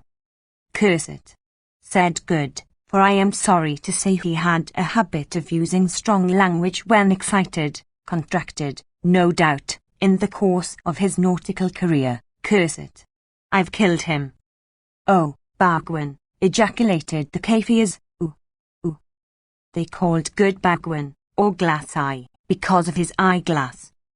"Oh, Bagwin," re-echoed Sir Henry and I, and from that day Good's reputation as a marvellous shot was established, at any rate among the Kaffirs. Really he was a bad one, but whenever he missed we overlooked it for the sake of that giraffe. Having set some of the boys to cut off the best of the giraffe's meat, we went to work to build a scrim near one of the pools and about 100 yards to its right. This is done by cutting a quantity of thorn bushes and piling them in the shape of a circular hedge. Then the space enclosed is smoothed, and dry tambouki grass, if obtainable, is made into a bed in the centre, and a fire or fires lighted. By the time the scrim was finished, the moon peeped up, and our dinners of giraffe steaks and roasted marrow bones were ready. How we enjoyed those marrow bones, though it was rather a job to crack them. I know of no greater luxury than giraffe marrow, unless it is elephant's heart, and we had that on the morrow. We ate our simple meal by the light of the moon, pausing at times to thank Good for his wonderful shot. Then we began to smoke and yarn, and a curious picture we must have made squatting round the fire. I, with my short grizzled hair sticking up straight, and Sir Henry with his yellow locks, which were getting rather long, were rather a contrast, especially as I am thin, and short, and dark, weighing only 9 stone and a half, and Sir Henry is tall, and broad, and fair, and weighs 15. But perhaps the most curious-looking of the three, taking all the circumstances of the case into consideration, was Captain John Good. There he sat upon a leather bag, looking just as though he had come in from a comfortable day's shooting in a civilized country, absolutely clean, tidy, and well-dressed. He wore a shooting suit of brown tweed, with a hat to match, and neat gaiters. As usual, he was beautifully shaved, his eyeglass and his false teeth appeared to be in perfect order, and altogether he looked the neatest man I ever had to do with in the wilderness. He even sported a collar, of which he had a supply, made of white gutta-percha.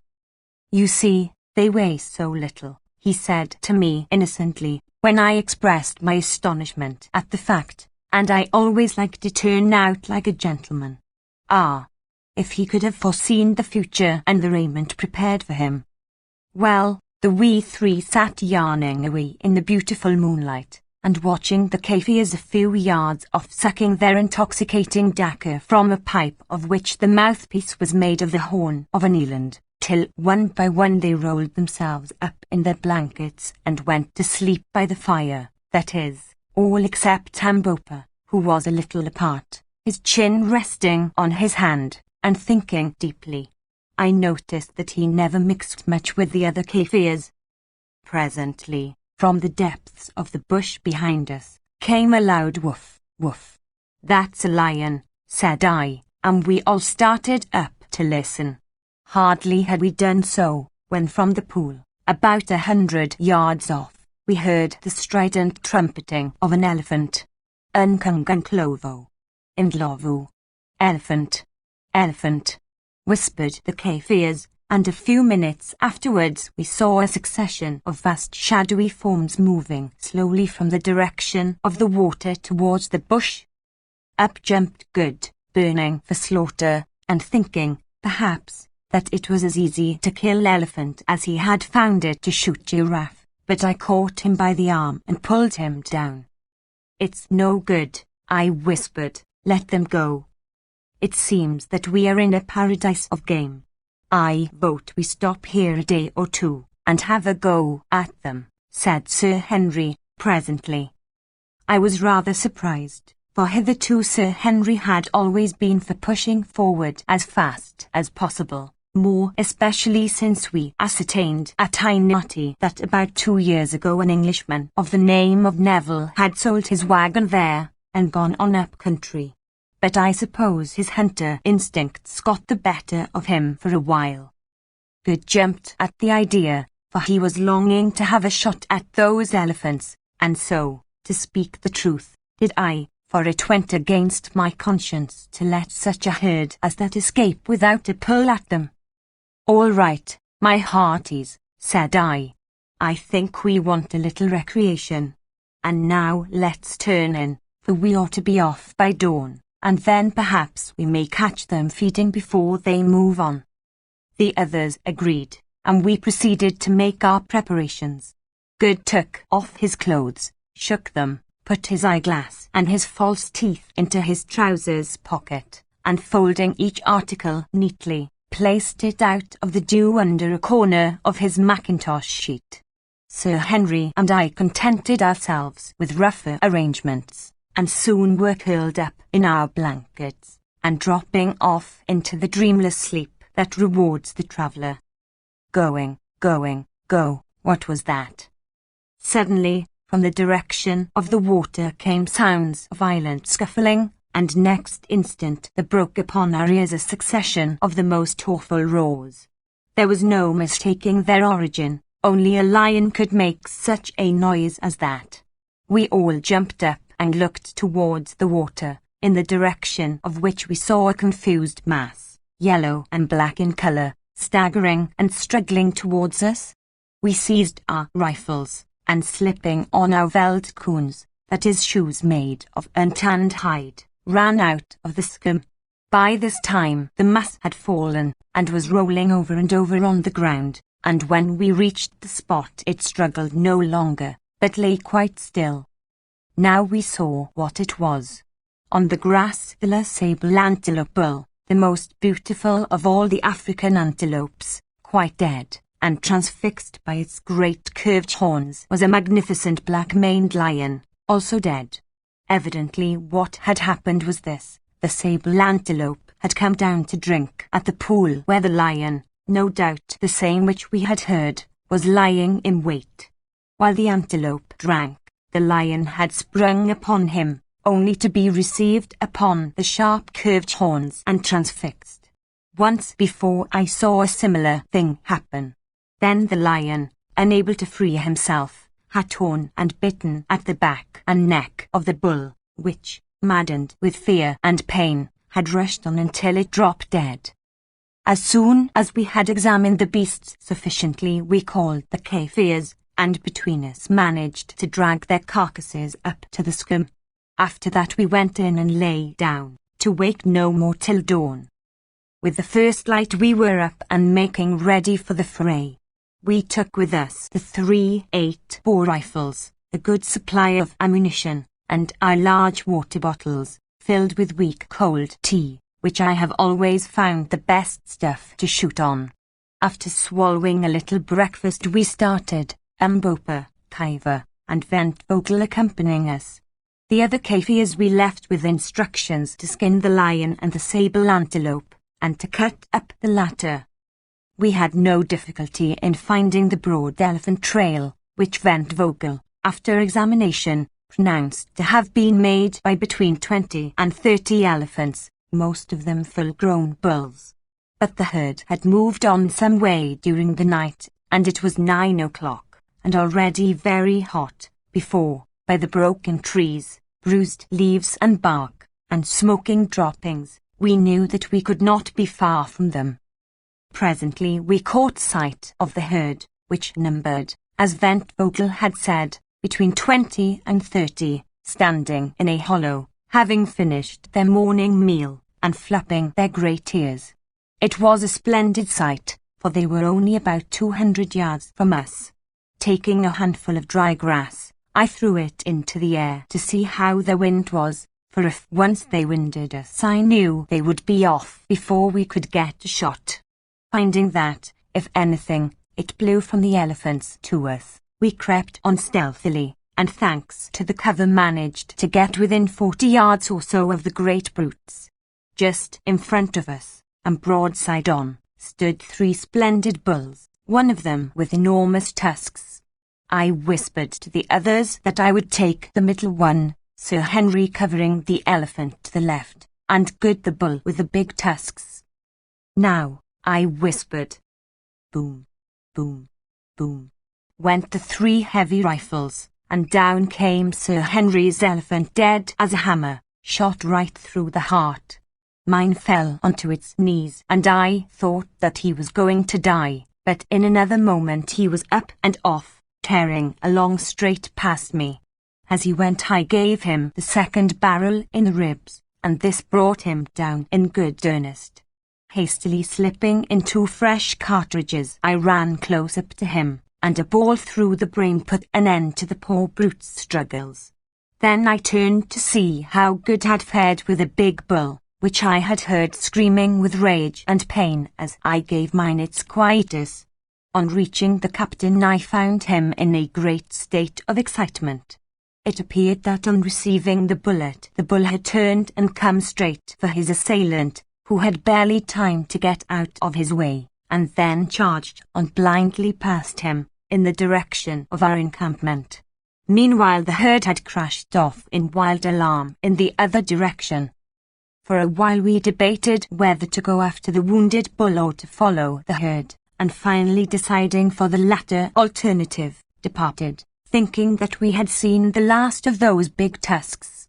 I have often wished since that we had. It was easy work to follow the elephants, for they had left a trail like a carriage road behind them, rushing down the thick bush in their furious flight as though it were tumbleweed grass. But to come up with them was another matter, and we had struggled on under the broiling sun for over 2 hours before we found them. With the exception of one bull, they were standing together, and I could see, from their unquiet way and the manner in which they kept lifting their trunks to test the air, that they were on the lookout for mischief. The solitary bull stood 50 yards or so to this side of the herd, over which he was evidently keeping sentry, and about 60 yards from us, thinking that he would see or wind us, and that it would probably start them off again if we tried to get nearer, especially as the ground was rather open. We all aimed at this bull, and at my whispered word, we fired. The 3 shots took effect, and down he went dead. Again the herd started, but unfortunately from them about 100 yards further on was another, or dried-out water track, with steep banks, a place very much resembling the one where the Prince Imperial was killed in Zululand. Into this the elephants plunged, and when we reached the edge we found them struggling in wild confusion to get up the other bank, filling the air with their screams and trumpeting as they pushed one another aside in their selfish panic, just like so many human beings. Now was our opportunity, and firing away as quickly as we could load, we killed 5 of the poor beasts, and no doubt should have bagged the whole herd, had they not suddenly given up their attempts to climb the bank and rushed headlong down the nullah. We were too tired to follow them, and perhaps also a little sick of slaughter, 8 elephants being a pretty good bag for one day. So after we were rested a little, and the Kafirs had cut out the hearts of 2 of the dead elephants for supper, we started homewards, very well pleased with our day's work, having made up our minds to send the bearers on the morrow to chop away the tusks. Shortly after we repassed the spot where Good had wounded the patriarchal bull we came across a herd of eland, but did not shoot at them, as we had plenty of meat. They trotted past us, and then stopped behind a little patch of bush about 100 yards away, wheeling round to look at us.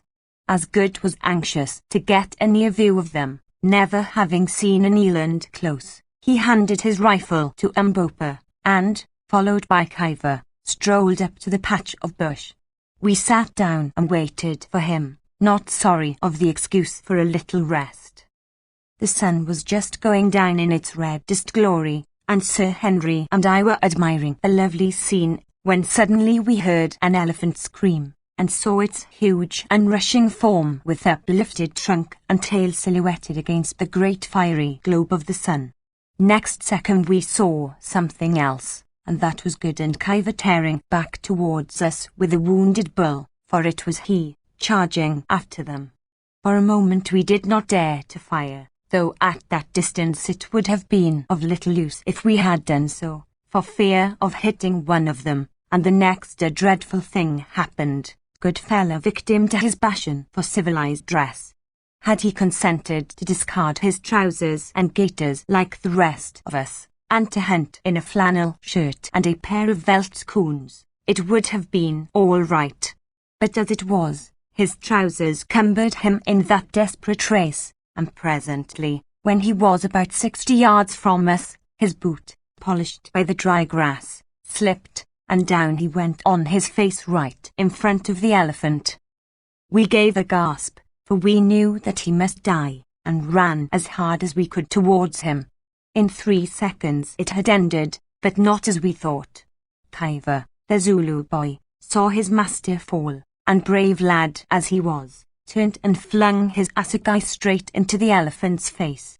It stuck in his trunk. With a scream of pain, the brute seized the poor Zulu, hurled him to the earth, and placing one huge foot onto his body about the middle, twined its trunk round his upper part and tore him in two.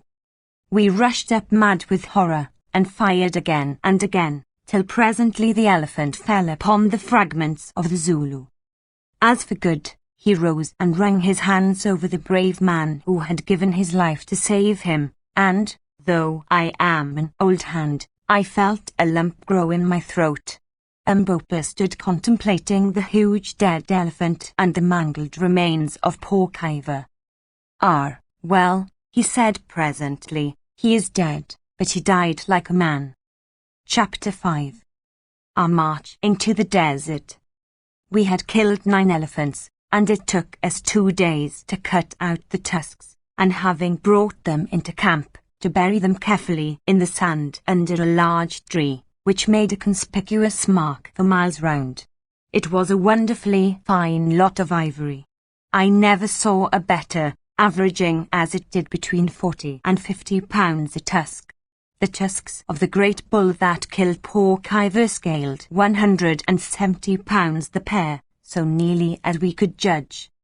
As for Kaiver himself, we buried what remained of him in an ant-bear hole, together with an assegai to protect himself with on his journey to a better world.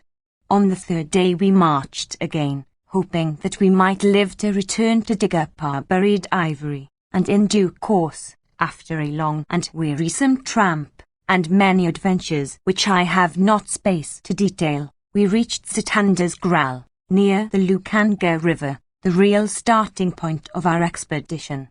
Very well do I recollect our arrival at that place. To the right was a scattered native settlement with a few stone cattle kraals and some cultivated lands down by the water, where these savages grew their scanty supply of grain, and beyond it stretched great tracts of waving veldt covered with tall grass, over which herds of the smaller game were wandering. To the left lay the vast desert. This spot appears to be the outpost of the fertile country, and it would be difficult to say to what natural causes such an abrupt change in the character of the soil is due. But so it is. Just below our encampment flowed a little stream, on the farther side of which is a stony slope, the same down which, 20 years before, I had seen poor Sylvester creeping back after his attempt to reach Solomon's mines, and beyond that slope begins the waterless desert, covered with a species of karoo shrub. It was evening when we pitched our camp, and the great ball of the sun was sinking into the desert, sending glorious rays of many-coloured light flying all over its vast expanse. Leaving Good to superintend the arrangement of our little camp, I took Sir Henry with me, and walking to the top of the slope opposite, we gazed across the desert. The air was very clear, and far, far away I could distinguish the faint blue outlines, here and there capped with white, of the Suleiman Berg.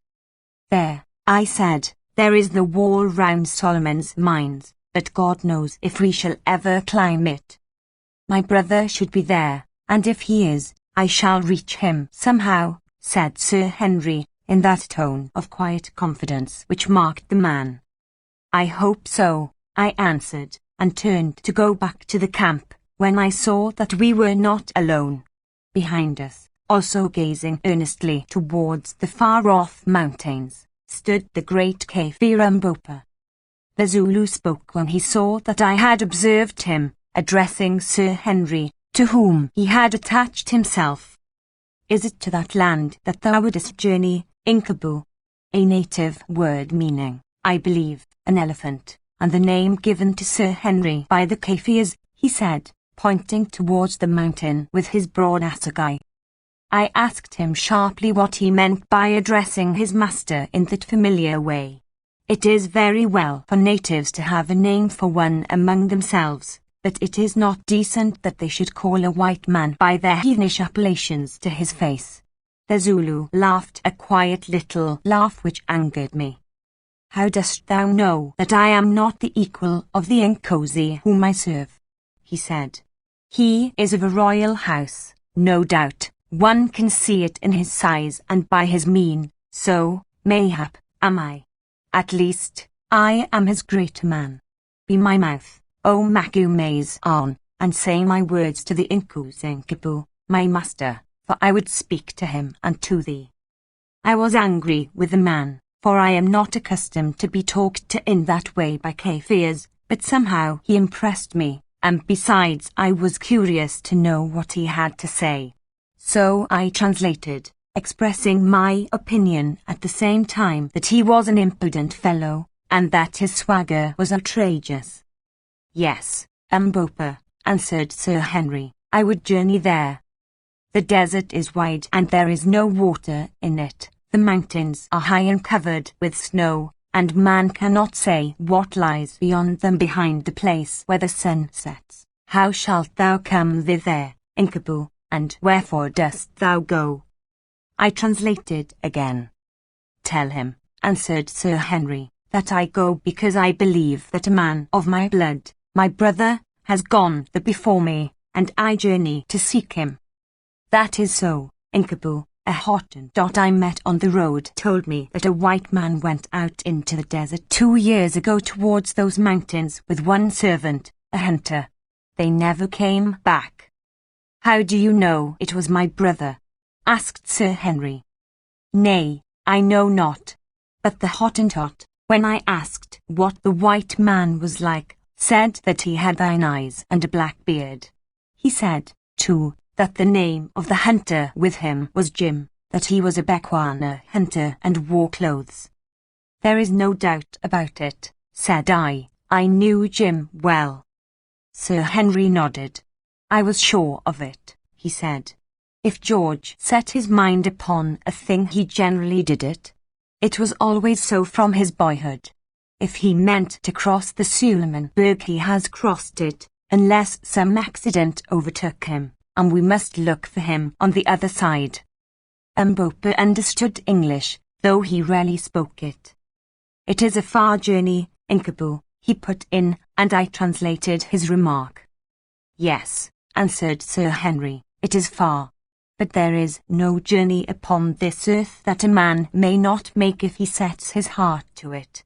There is nothing, Mbopa, that he cannot do. There are no mountains he may not climb. There are no deserts he cannot cross, save a mountain and a desert of which you are spared the knowledge, if love leads him and he holds his life in his hands, counting it as nothing, ready to keep it or lose it as heaven above may order. I translated. Great words, my father, answered a Zulu. I always called him a Zulu, though he was not really one. Great swelling words fit to fill the mouth of a man. Thou art right, my father Inkabu. Listen. What is life? It is a feather, it is the seed of the grass, blown hither and thither, sometimes multiplying itself and dying in the act, sometimes carried away into the heavens. But if that seed be good and heavy, it may perchance travel a little way on the road it wills. It is well to try and journey one's road and to fight with the air. Man must die. At the worst he can but die a little sooner. I will go with thee across the desert and over the mountains, unless perchance I fall to the ground on the way, my father. He paused a while, and then went on with one of those strange bursts of rhetorical eloquence that Zulus sometimes indulge in, which to my mind, full though they are of vain repetitions, show that the race is by no means devoid of poetic instinct and of intellectual power. What is life?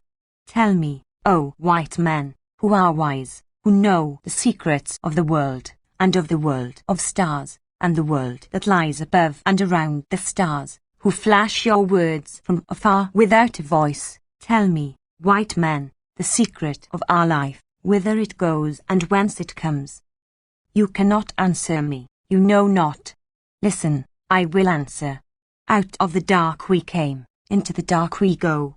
Like a storm-driven bird at night we fly out of the nowhere. For a moment our wings are seen in the light of the fire, and, lo, we are gone again into the nowhere. Life is nothing. Life is all. It is the hand with which we hold off death. It is the glowworm that shines in the night time and is black in the morning. It is the white breath of the oxen in winter. It is the little shadow that runs across the grass and loses itself at sunset. You are a strange man, said Sir Henry, when he had ceased. Mbopa laughed. It seems to me that we are much alike, Inkabu. Perhaps I seek a brother over the mountains. I looked at him suspiciously. What dost thou mean? I asked. What dost thou know of those mountains? A little, a very little. There is a strange land yonder, the land of witchcraft and beautiful things, the land of brave people, and of trees, and streams, and snowy peaks, and of a great white road. I have heard of it. But what is the good of talking? It grows dark. Those who live to see will see. Again I looked at him doubtfully. The man knew too much. You need not fear me, Macumazahn, he said, interpreting my look. I dig no holes for you to fall in. I make no plots. If ever we cross those mountains behind the sun, I will tell what I know. But death sits upon them. Be wise and turn back. Go and hunt elephants, my masters. I have spoken. And without another word he lifted his spear in salutation, and returned towards the camp, where shortly afterwards we found him cleaning a gun like any other Kaffir. That is an odd man, said Sir Henry. Yes, answered I, too odd by half. I don't like his little ways. He knows something, and will not speak out. But I suppose it is no use quarrelling with him. We are in for a curious trip, and a mysterious Zulu won't make much difference one way or another. Next day we made arrangements for starting. Of course, it was impossible to drag our heavy elephant rifles and other kit with us across the desert, so, dismissing our bearers, we made an arrangement with an old native who had a kraal close by to take care of them till we returned. It went to my heart to leave such things as those sweet tools to the tender mercies of an old thief of a savage whose greedy eyes I could see gloating over them. But I took some precautions. First of all I loaded all the rifles, placing them at full cock, and informed him that if he touched them they would go off. He tried the experiment instantly with my 8-bore, and it did go off, and blew a hole right through one of his oxen, which were just then being driven up to the kraal, to say nothing of knocking him head over heels with the recoil. He got up considerably startled, and not at all pleased at the loss of the ox, which he had the impudence to ask me to pay for, and nothing would induce him to touch the guns again. Put the live devils out of the way up there in the thatch, he said, or they will murder us all. Then I told him that, when we came back, if one of those things was missing I would kill him and his people by witchcraft, and if we died and he tried to steal the rifles, I would come and haunt him and turn his cattle mad and his milk sour till life was a weariness, and would make the devils in the guns come out and talk to him in a way he did not like, and generally gave him a good idea of judgment to come. After that he promised to look after them as though they were his father's spirit. He was a very superstitious old Kaffir and a great villain. Having thus disposed of our superfluous gear, we arranged the kit we five, Sir Henry, Good, myself, Mbopa, and the Hottentot Ventvogel, were to take with us on our journey. It was small enough, but do what we would we could not get its weight down under about 40 pounds a man.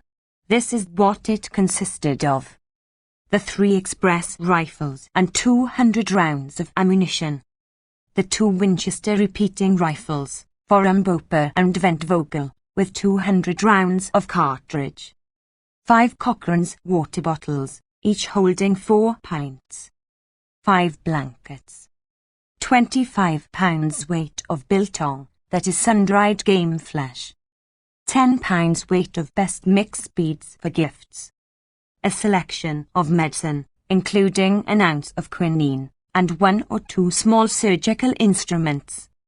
Our knives, a few sundries, such as a compass, matches, a pocket filter, tobacco, a trowel, a bottle of brandy, and the clothes we stood in. This was our total equipment, a small one indeed for such a venture, but we dared not attempt to carry more. Indeed, that load was a heavy one per man with which to travel across the burning desert, for in such places every additional ounce tells. But we could not see our way to reducing the weight. There was nothing taken but what was absolutely necessary. With great difficulty, and by the promise of a present of a good hunting knife each, I succeeded in persuading 3 wretched natives from the village to come with us for the first stage, 20 miles, and to carry a large gourd holding a gallon of water apiece. My object was to enable us to refill our water bottles after the first night's march, for we determined to start in the cool of the evening. I gave out to these natives that we were going to shoot ostriches, with which the desert abounded.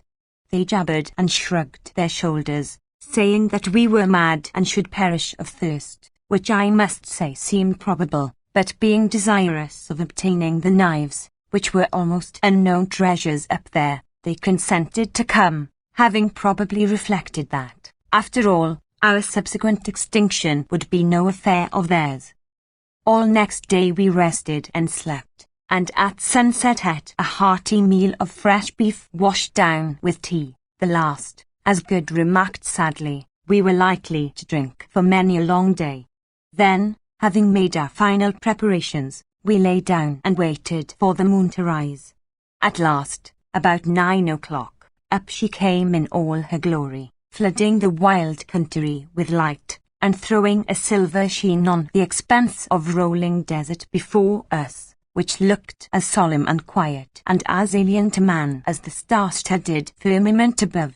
We rose up, and in a few minutes were ready, and yet we hesitated a little, as human nature is prone to hesitate on the threshold of an irrevocable step. We 3 white men stood by ourselves. Mbopa, assegai in hand and a rifle across his shoulders, looked out fixedly across the desert a few paces ahead of us, while the hired natives, with the gourds of water, and Ventvogel, were gathered in a little knot behind. "Gentlemen," said Sir Henry presently, in his deep voice, "we are going on about as strange a journey as men can make in this world. It is very doubtful if we can succeed in it. But we are 3 men who will stand together for good or for evil to the last. Now before we start, let us for a moment pray to the power who shapes the destinies of men, and who ages since has marked out our paths, that it may please him to direct our steps in accordance with his will."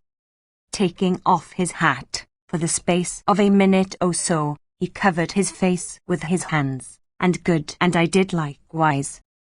I do not say that I am a first-rate praying man, few hunters are, and as for Sir Henry, I never heard him speak like that before, and only once since, though deep down in his heart I believe that he is very religious. Good too is pious, though apt to swear.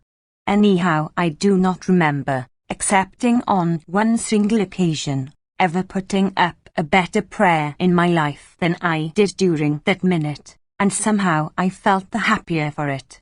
Our future was so completely unknown, and I think that the unknown and the awful always bring a man nearer to his Maker.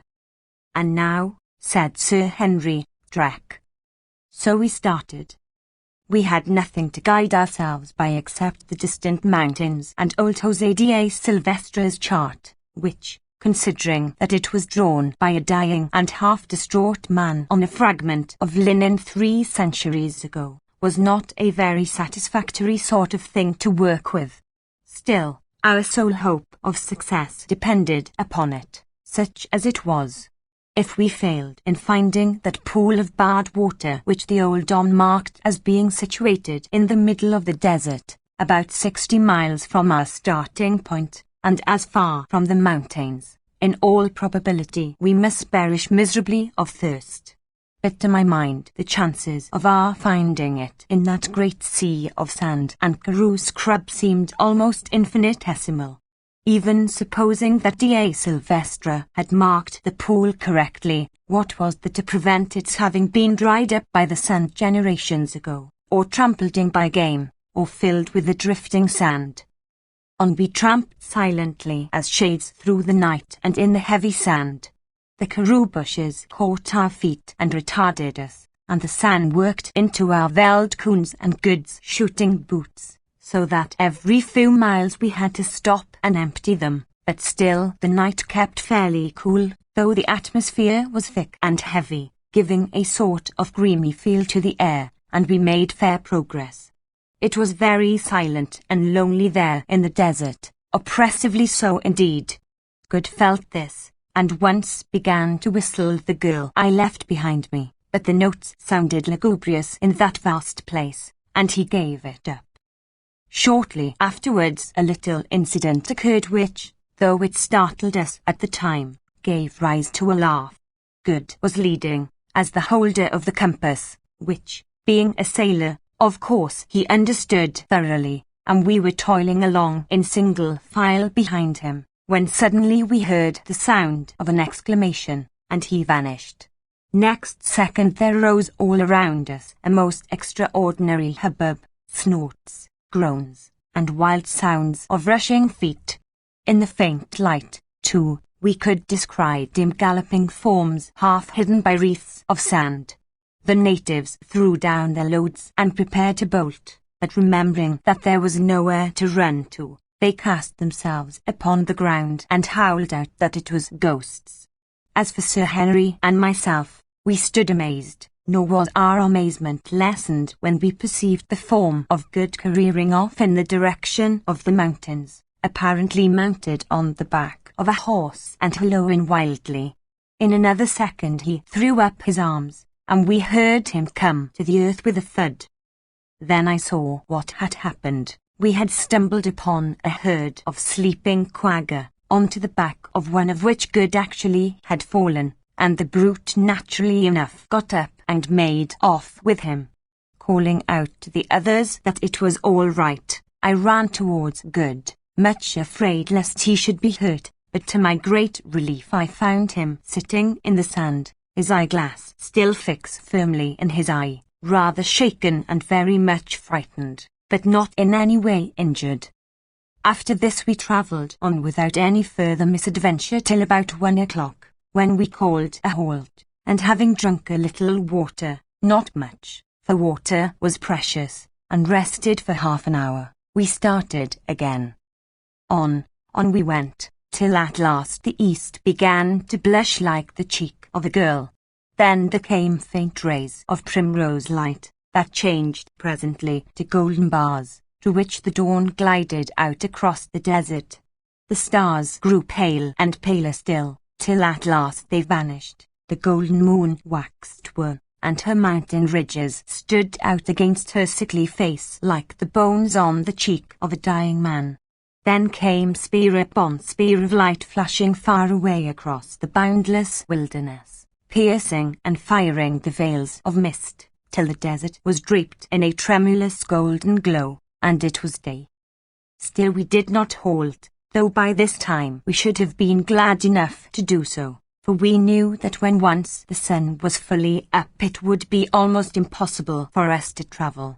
At length, about an hour later, we spied a little pile of boulders rising out of the plain, and to this we dragged ourselves. As luck would have it, here we found an overhanging slab of rock carpeted beneath with smooth sand, which afforded a most grateful shelter from the heat. Underneath this we crept, and each of us having drunk some water and eaten a bit of biltong, we lay down and soon were sound asleep. It was 3 o'clock in the afternoon before he woke, to find our bearers preparing to return. They had seen enough of the desert already, and no number of knives would have tempted them to come a step farther. So we took a hearty drink, and having emptied our water bottles, filled them up again from the gourds that they had brought with them, and then watched them depart on their 20 miles tramp home. At 4:30 we also started. It was lonely and desolate work, for with the exception of a few ostriches there was not a single living creature to be seen on all the vast expanse of sandy plain. Evidently it was too dry for game, and with the exception of a deadly-looking cobra or two we saw no reptiles. One insect, however, we found abundant, and that was the common or house fly. That they came, not as single spies, but in battalions, as I think the Old Testament 6 says somewhere. He is an extraordinary insect, is the house fly. Go where you will you find him, and so it must have been always.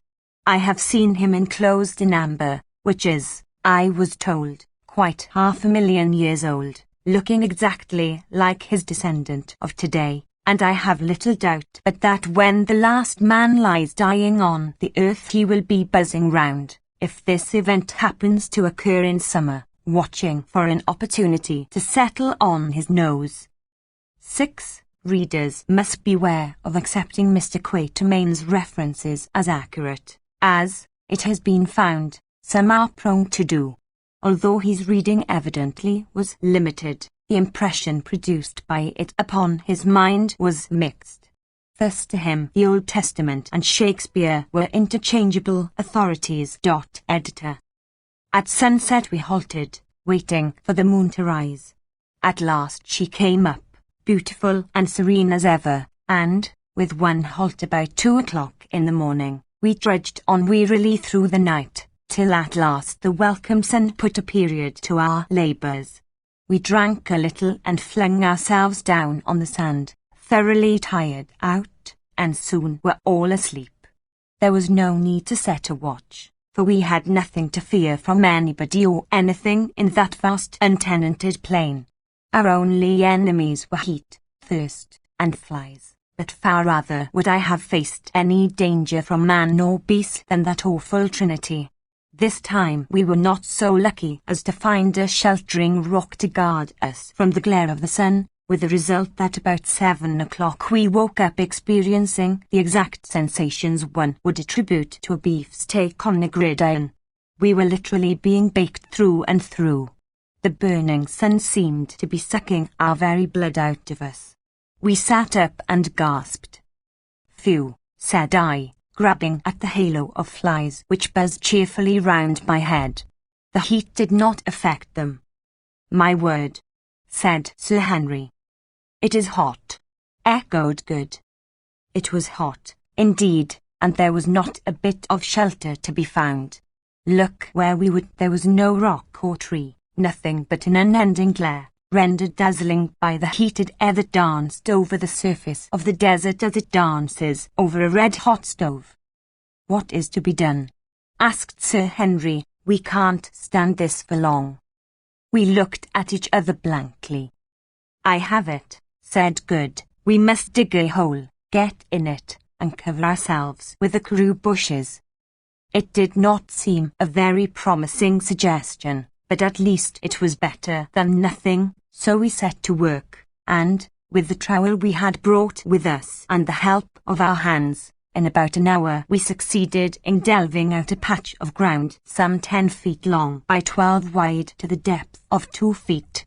Then we cut a quantity of low scrub with our hunting knives, and creeping into the hole, pulled it over us all, with the exception of Vent Vogel, on whom, being a Hottentot, the heat had no particular effect. This gave us some slight shelter from the burning rays of the sun, but the atmosphere in that amateur grave can be better imagined than described. The black hole of Calcutta must have been a fool to it. Indeed, to this moment I do not know how we lived through the day. Though we lay panting, and every now and again moistening our lips from our scanty supply of water. Had we followed our inclinations we should have finished all we possessed in the first 2 hours, but we were forced to exercise the most rigid care, for if our water failed us we knew that very soon we must perish miserably. But everything has an end, if only you live long enough to see it, and somehow that miserable day wore on towards evening. About 3 o'clock in the afternoon we determined that we could bear it no longer. It would be better to die walking than to be killed slowly by heat and thirst in this dreadful hole. So taking each of us a little drink from our fast diminishing supply of water, now warmed to about the same temperature as a man's blood, we staggered forward. We had then covered some 50 miles of wilderness. If the reader will refer to the rough copy and translation of old D.A. Silvestra's map, he will see that the desert is marked as measuring 40 leagues across, and the Banbard water is set down as being about in the middle of it. Now 40 leagues is 120 miles, consequently we ought at the most to be within 12 or 15 miles of the water if any should really exist. Through the afternoon we crept slowly and painfully along, scarcely doing more than 1.5 miles in an hour. At sunset we rested again, waiting for the moon, and after drinking a little managed to get some sleep. Before we lay down, Mbopa pointed out to us a slight and indistinct hillock on the flat surface of the plain about 8 miles away. At the distance it looked like an ant-hill, and as I was dropping off to sleep I fell to wondering what it could be. With the moon we marched again, feeling dreadfully exhausted, and suffering tortures from thirst and prickly heat. Nobody who has not felt it can know what we went through. We walked no longer, we staggered, now and again falling from exhaustion, and being obliged to call a halt every hour or so. We had scarcely energy left in us to speak. Up to this Good had chatted and joked, for he is a merry fellow, but now he had not a joke in him. At last, about 2 o'clock, utterly worn out in body and mind, we came to the foot of the queer hill, or sand kopje, which at first sight resembled a gigantic ant heap about 100 feet high, and covering at the base nearly 2 acres of ground. Here we halted, and driven to it by our desperate thirst, sucked down our last drops of water. We had but half a pint ahead, and each of us could have drunk a gallon. Then we lay down. Just as I was dropping off to sleep I heard Mbopa remark to himself in Zulu, "If we cannot find water we shall all be dead before the moon rises tomorrow." I shuddered, hot as it was. The near prospect of such an awful death is not pleasant, but even the thought of it could not keep me from sleeping. Chapter 6. Water. Water. 2 hours later, that is, about 4 o'clock, I woke up, for so soon as the first heavy demand of bodily fatigue had been satisfied, the torturing thirst from which I was suffering asserted itself. I could sleep no more. I had been dreaming that I was bathing in a running stream, with green banks and trees upon them, and I awoke to find myself in this arid wilderness, and to remember, as Mbopa had said, that if we did not find water this day we must perish miserably. No human creature could live long without water in that heat. I sat up and rubbed my grimy face with my dry and horny hands, as my lips and eyelids were stuck together, and it was only after some friction and with an effort that I was able to open them. It was not far from dawn, but there was none of the bright feel of dawn in the air, which was thick with a hot murkiness that I cannot describe. The others were still sleeping. Presently it began to grow light enough to read, so I drew out a little pocket copy of the Ingoldsby Legends which I had brought with me, and read The Jackdaw of Reims. When I got to where a nice little boy held a golden ewer, embossed, and filled with water as pure as any that flows between Reims and Namur. Literally I smacked my cracking lips, or rather tried to smack them. The mere thought of that pure water made me mad. If the Cardinal had been there with his bell, book, and candle, I would have whipped in and drunk his water up, yes, even if he had filled it already with the suds of soap worthy of washing the hands of the Pope, and I knew that the whole consecrated curse of the Catholic Church should fall upon me for so doing. I almost think that I must have been a little light-headed with thirst, weariness, and the want of food, for I fell to thinking how astonished the Cardinal and his nice little boy and the jackdaw would have looked to see a burnt-up, brown-eyed, grizzly-haired little elephant hunter suddenly bound between them, put his dirty face into the basin, and swallow every drop of the precious water. The idea amused me so much that I laughed, or rather cackled aloud, which woke the others, and they began to rub their dirty faces and drag their gummed-up lips and eyelids apart. As soon as we were all well awake, we began to discuss the situation, which was serious enough. Not a drop of water was left. We turned the bottles upside down and licked their tops, but it was a failure. They were dry as a bone. Good, who had charge of the flask of brandy, got it out and looked at it longingly, but Sir Henry promptly took it away from him, for to drink raw spirit would only have been to precipitate the end. "If we do not find water, we shall die," he said. "If we can trust to the old Dom's map, there should be some about," I said, but nobody seemed to derive much satisfaction from this remark. It was so evident that no great faith could be put in the map. Now it was gradually growing light, and as we sat staring blankly at each other, I observed the Hottentot Ventvogel rise and begin to walk about with his eyes on the ground. Presently he stopped short, and uttering a guttural exclamation, pointed to the earth. "What is it?" we exclaimed, and rising simultaneously we went to where he was standing staring at the sand. "Well," I said, "it is fresh springbuck's spoor. What of it?" "Springbucks do not go far from water," he answered in Dutch. "No," I answered, "I forgot, and thank God for it." This little discovery put new life into us, for it is wonderful, when a man is in a desperate position, how he catches at the slightest hope, and feels almost happy. On a dark night a single star is better than nothing. Meanwhile Ventvogel was lifting his snub nose, and sniffing the hot air for all the world like an old impaler ram who scents danger. Presently he spoke again. "I smell water," he said. Then we felt quite jubilant, for we knew what a wonderful instinct these wide-bred men possess. Just at that moment the sun came up gloriously, and revealed so grand a sight to our astonished eyes that for a moment or two we even forgot our thirst. There, not more than 40 or 50 miles from us, glittering like silver in the early rays of the morning sun, soared Sheba's breasts, and stretching away for hundreds of miles on either side of them ran the great Suleimanberg. Now that, sitting here, I attempt to describe the extraordinary grandeur and beauty of that sight, language seems to fail me. I am impotent even before its memory.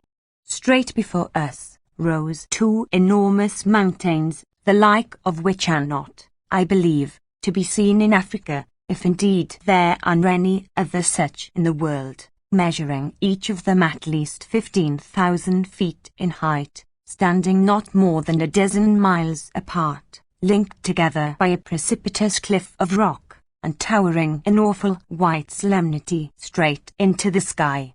These mountains placed thus, like the pillars of a gigantic gateway, are shaped after the fashion of a woman's breasts, and at times the mists and shadows beneath them take the form of a recumbent woman, veiled mysteriously in sleep. Their bases swell gently from the plain, looking at that distance perfectly round and smooth, and upon the top of each is a vast hillock covered with snow, exactly corresponding to the nipple on the female breast. The stretch of cliff that connects them appears to be some thousands of feet in height, and perfectly precipitous, and on each flank of them, so far as the eye can reach, extend similar lines of cliff, broken only here and there by flat table-topped mountains, something like the world-famed one at Cape Town, a formation, by the way, that is very common in Africa. To describe the comprehensive grandeur of that view is beyond my powers. There was something so inexpressibly solemn and overpowering about those huge volcanoes, for doubtless they are extinct volcanoes, that it quite awed us.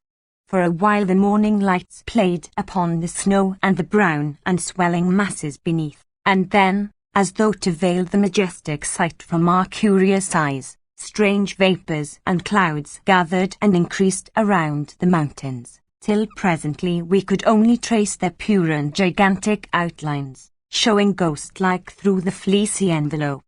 Indeed, as we afterwards discovered, usually they were wrapped in this gauze-like mist, which doubtless accounted for our not having seen them more clearly before.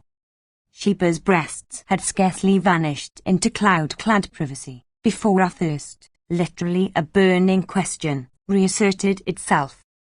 It was all very well for Vogel to say that he smelt water, but we could see no signs of it, look which way we would. So far as the eye might reach there was nothing but arid sweltering sand and karoo scrub. We walked round the hillock and gazed about anxiously on the other side, but it was the same story. Not a drop of water could be found. There was no indication of a pan, a pool, or a spring. "You are a fool," I said angrily to Vogel. "There is no water." But still he lifted his ugly snub nose and sniffed. "I smell it, Buzz," he answered. "It is somewhere in the air."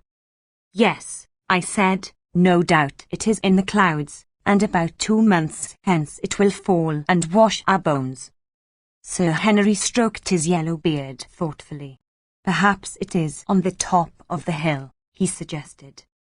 "Rot," said Good. "Who ever heard of water being found at the top of a hill?" "Let us go and look," I put in, and hopelessly enough we scrambled up the sandy sides of the hillock, Umbopa leading.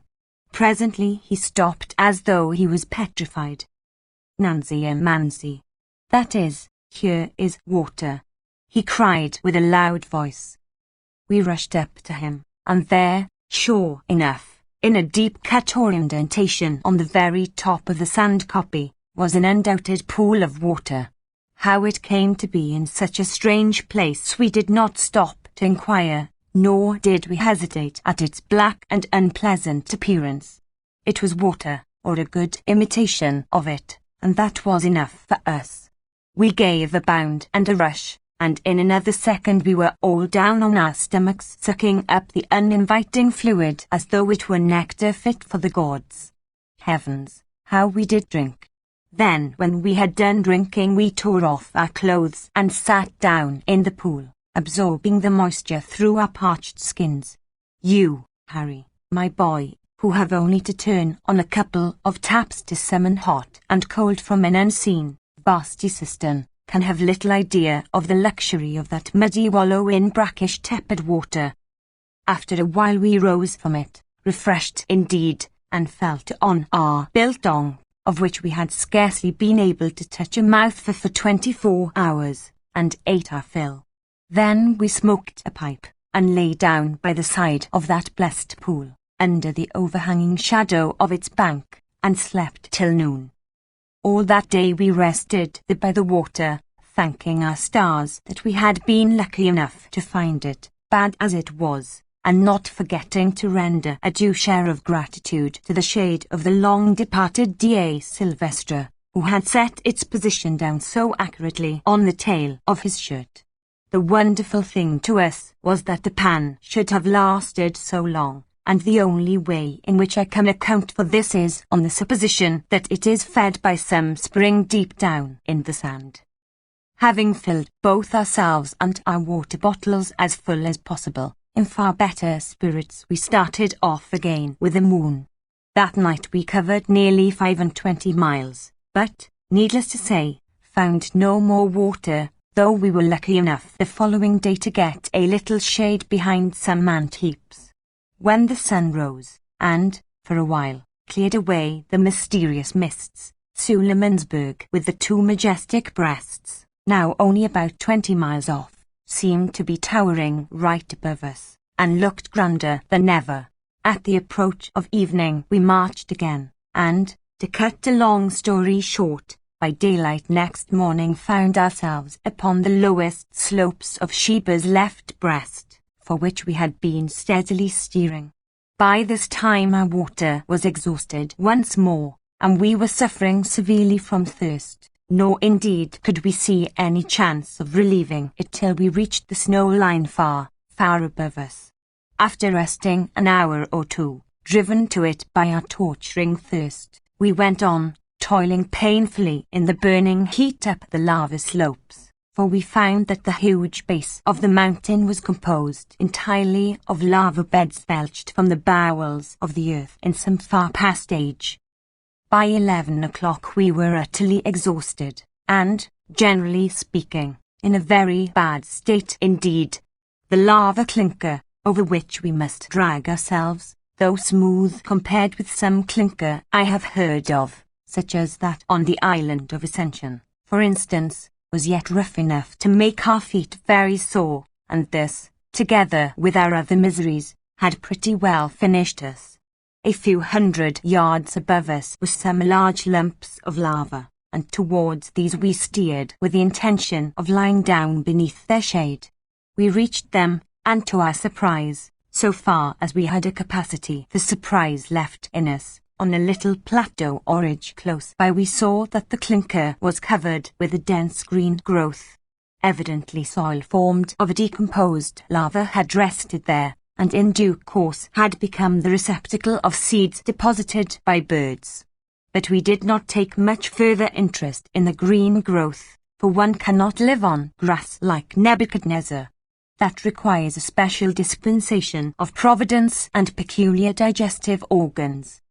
So we sat down under the rocks and groaned, and for one I wished heartily that we had never started on this fool's errand. As we were sitting there I saw Bopa get up and hobble towards the patch of green, and a few minutes afterwards, to my great astonishment, I perceived that usually very dignified individual dancing and shouting like a maniac, and waving something green. Off we all scrambled towards him as fast as our wearied limbs would carry us, hoping that he had found water. "What is it, Mbopa, son of a fool?" I shouted in Zulu. "It is food and water, Macume's on," and again he waved the green thing. Then I saw what he had found. It was a melon. We had hit upon a patch of wild melons, thousands of them, and dead ripe. "Melons!" I yelled to Good, who was next me, and in another minute his false teeth were fixed in one of them. I think we ate about 6 each before we had done, and poor fruit as they were, I doubt if I ever thought anything nicer. But melons are not very nutritious, and when we had satisfied our thirst with their pulpy substance, and put a stock to cool by the simple process of cutting them in two and setting them end on in the hot sun to grow cold by evaporation, we began to feel exceedingly hungry. We had still some biltong left, but our stomachs turned from biltong, and besides, we were obliged to be very sparing of it, for we could not say when we should find more food. Just at this moment a lucky thing chanced. Looking across the desert, I saw a flock of about 10 large birds flying straight towards us. Skit, buzz, skit. Shoot, master, shoot, whispered the Hottentot, throwing himself on his face, an example which we all followed. Then I saw that the birds were a flock of poor war bastards, and that they would pass within 50 yards of my head.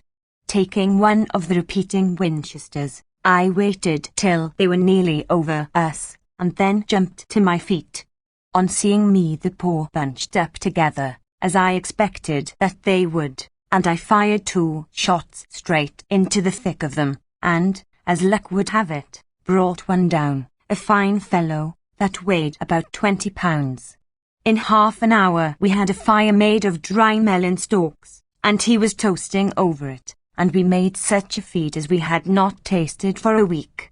We ate that powai, nothing was left of him but his leg bones and his beak, and we felt not a little the better afterwards. That night we went on again with the moon, carrying as many melons as we could with us. As we ascended we found the air grew cooler and cooler, which was a great relief to us, and at dawn, so far as we could judge, we were not more than about 24 miles from the snow line. Here we discovered more melons, and so had no longer any anxiety about water, for we knew that we should soon get plenty of snow. But the ascent had now become very precipitous, and we made but slow progress, not more than a mile an hour. Also, that night we ate our last morsel of biltong. As yet, with the exception of the powai, we had seen no living thing on the mountain, nor had we come across a single spring or stream of water, which struck us as very odd, considering the expanse of snow above us, which must, we thought, melt sometimes. But as we afterwards discovered, owing to a cause which it is quite beyond my power to explain, all the streams flowed down upon the north side of the mountains.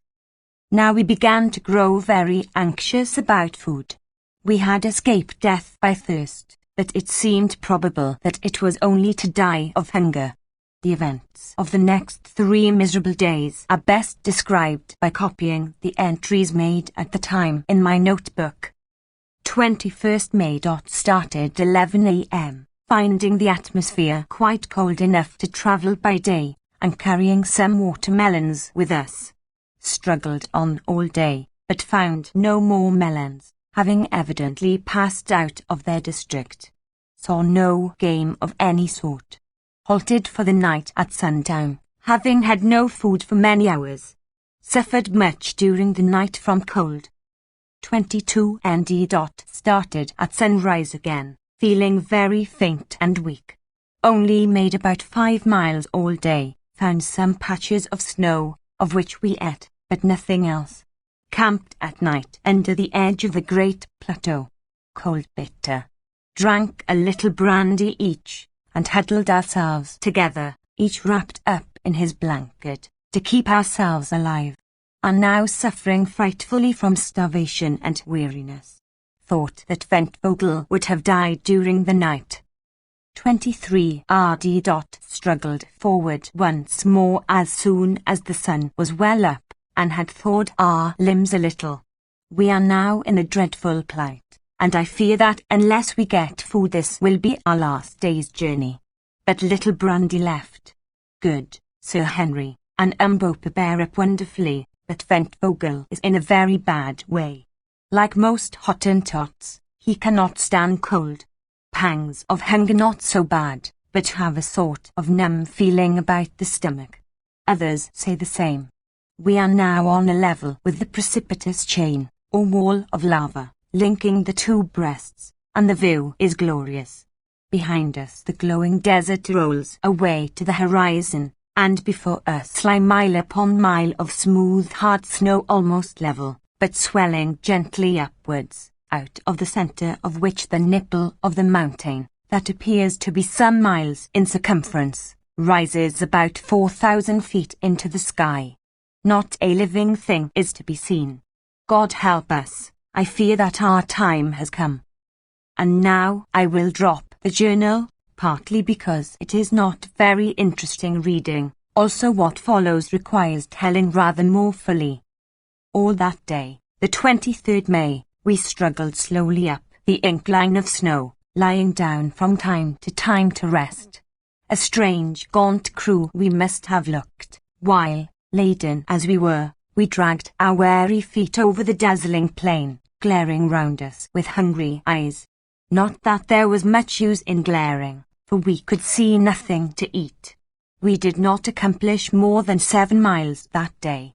Just before sunset we found ourselves exactly under the nipple of Sheba's left breast, which towered thousands of feet into the air, a vast smooth hillock of frozen snow. Weak as we were, we could not but appreciate the wonderful scene, made even more splendid by the flying rays of light from the setting sun, which here and there stained the snow blood red, and crowned the great dome above us with a diadem of glory. "I say," gasped Good, presently, "we ought to be somewhere near that cave the old gentleman wrote about." "Yes," said I, "if there is a cave." "Come, Quatermain," groaned Sir Henry, "don't talk like that. I have every faith in the Dom. Remember the water. We shall find the place soon. If we don't find it before dark we are dead men, that is all about it," was my consolatory reply. For the next 10 minutes we trudged in silence, when suddenly Mbopa, who was marching along beside me, wrapped in his blanket, and with a leather belt strapped so tightly round his stomach, to make his hunger small, as he said, that his waist looked like a girl's, caught me by the arm. "Look," he said, pointing towards the springing slope of the nipple. I followed his glance, and some 200 yards from us perceived what appeared to be a hole in the snow. "It is the cave," said Mbopa. We made the best of our way to the spot, and found sure enough that the hole was the mouth of a cavern, no doubt the same as that of which De Silvestre wrote. We were not too soon, for just as we reached shelter the sun went down with startling rapidity, leaving the world nearly dark, for in these latitudes there is but little twilight. So we crept into the cave, which did not appear to be very big, and huddling ourselves together for warmth, swallowed what remained of our brandy, barely a mouthful each, and tried to forget our miseries in sleep. But the cold was too intense to allow us to do so, for I am convinced that at this great altitude the thermometer cannot have marked less than 14 or 15 degrees below freezing point. What such a temperature meant to us, enervated as we were by hardship, want of food, and the great heat of the desert, the reader may imagine better than I can describe. Suffice it to say that it was something as near death from exposure as I have ever felt. We sat hour after hour through the still and bitter night, feeling the frost wander round and nip us now in the finger, now in the foot, now in the face. In vain did we huddle up closer and closer. There was no warmth in our miserable, starved carcasses. Sometimes one of us would drop into the uneasy slumber for a few minutes, but we could not sleep much, and perhaps this was fortunate, for if we had I doubt if we should have ever woke again. Indeed, I believe that it was only by force of will that we kept ourselves alive at all.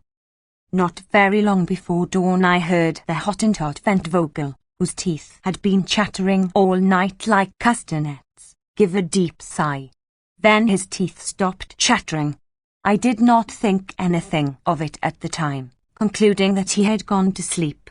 His back was resting against mine, and it seemed to grow colder and colder, till at last it felt like ice.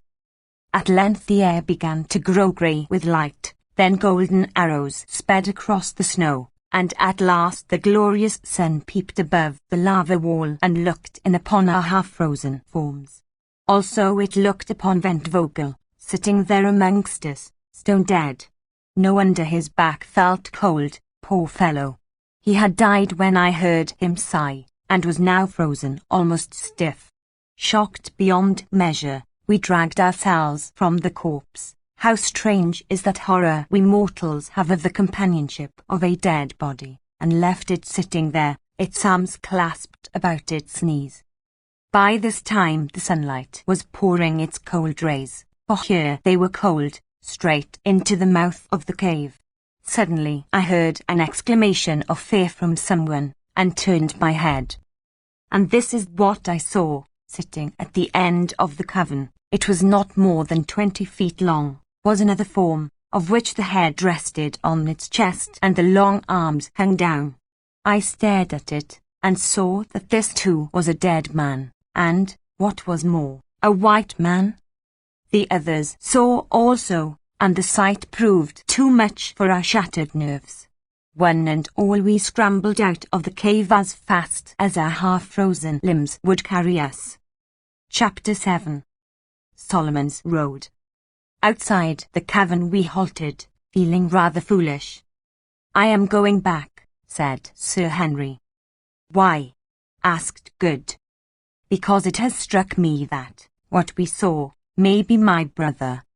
This was a new idea, and we re-entered the place to put it to the proof.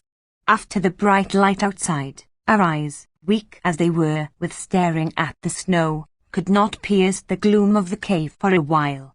Presently, however, they grew accustomed to the semi-darkness, and we advanced towards the dead man. Sir Henry knelt down and peered into his face. "Thank God," he said, with a sigh of relief, "it is not my brother." Then I drew near and looked. The body was that of a tall man in middle life with aquiline features, grizzled hair, and a long black moustache. The skin was perfectly yellow, and stretched tightly over the bones. Its clothing, with the exception of what seemed to be the remains of a woolen pair of hose, had been removed, leaving the skeleton-like frame naked. Round the neck of the corpse, which was frozen perfectly stiff, hung a yellow ivory crucifix. "Who on earth can it be?" said I. "Can't you guess?" asked Good. I shook my head. "Why, the old Dom, Jose da Silvestre, of course. Who else?" "Impossible," I gasped. "He died 300 years ago."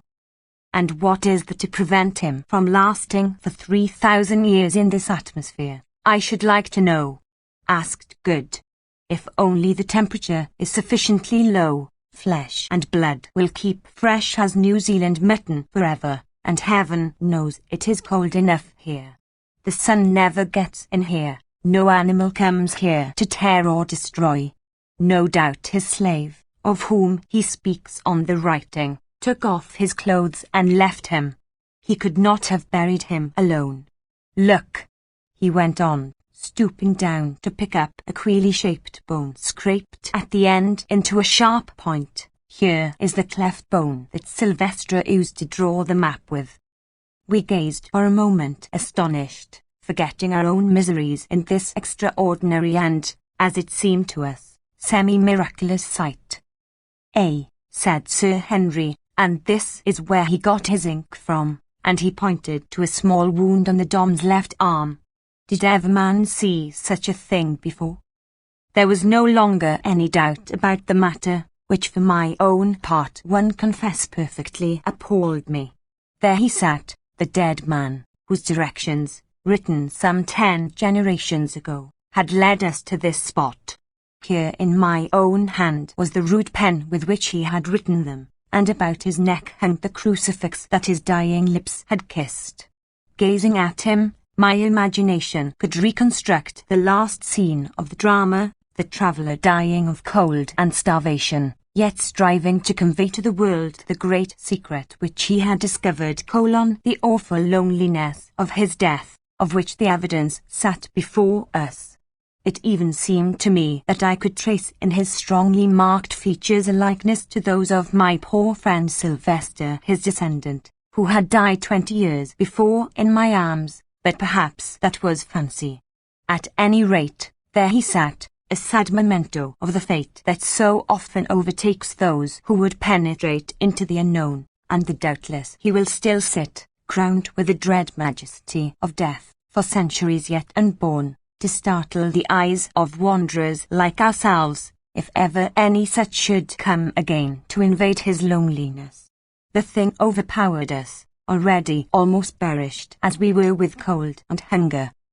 "Let us go," said Sir Henry in a low voice. "Stay, we will give him companion," and lifting up the dead body of the Hottentot Ventvogle, he placed it near to that of the old Dom. Then he stooped, and with a jerk broke the rotten string of the crucifix which hung round D.A. Sylvester's neck, for his fingers were too cold to attempt to unfasten it. I believe that he has it still. I took the bone pen, and it is before me as I write. Sometimes I use it to sign my name. Then leaving these two, the proud white man of the past age, and the poor Hottentot, to keep their eternal vigil in the midst of the eternal snows, we crept out of the cave into the welcome sunshine and resumed our path, wondering in our hearts how many hours it would be before we were even as they are. When we had walked about half a mile we came to the edge of the plateau, for the nipple of the mountain does not rise out of its exact centre, though from the desert side it had seemed to do so. What lay below us we could not see, for the landscape was wreathed in billows of morning fog. Presently, however, the higher layers of mist cleared a little, and revealed, at the end of a long slope of snow, a patch of green grass, some 500 yards beneath us, through which a stream was running. Nor was this all. By the stream, basking in the bright sun, stood and lay a group of from 10 to 15 large antelopes. At that distance we could not see of what species. The sight filled us with an unreasoning joy.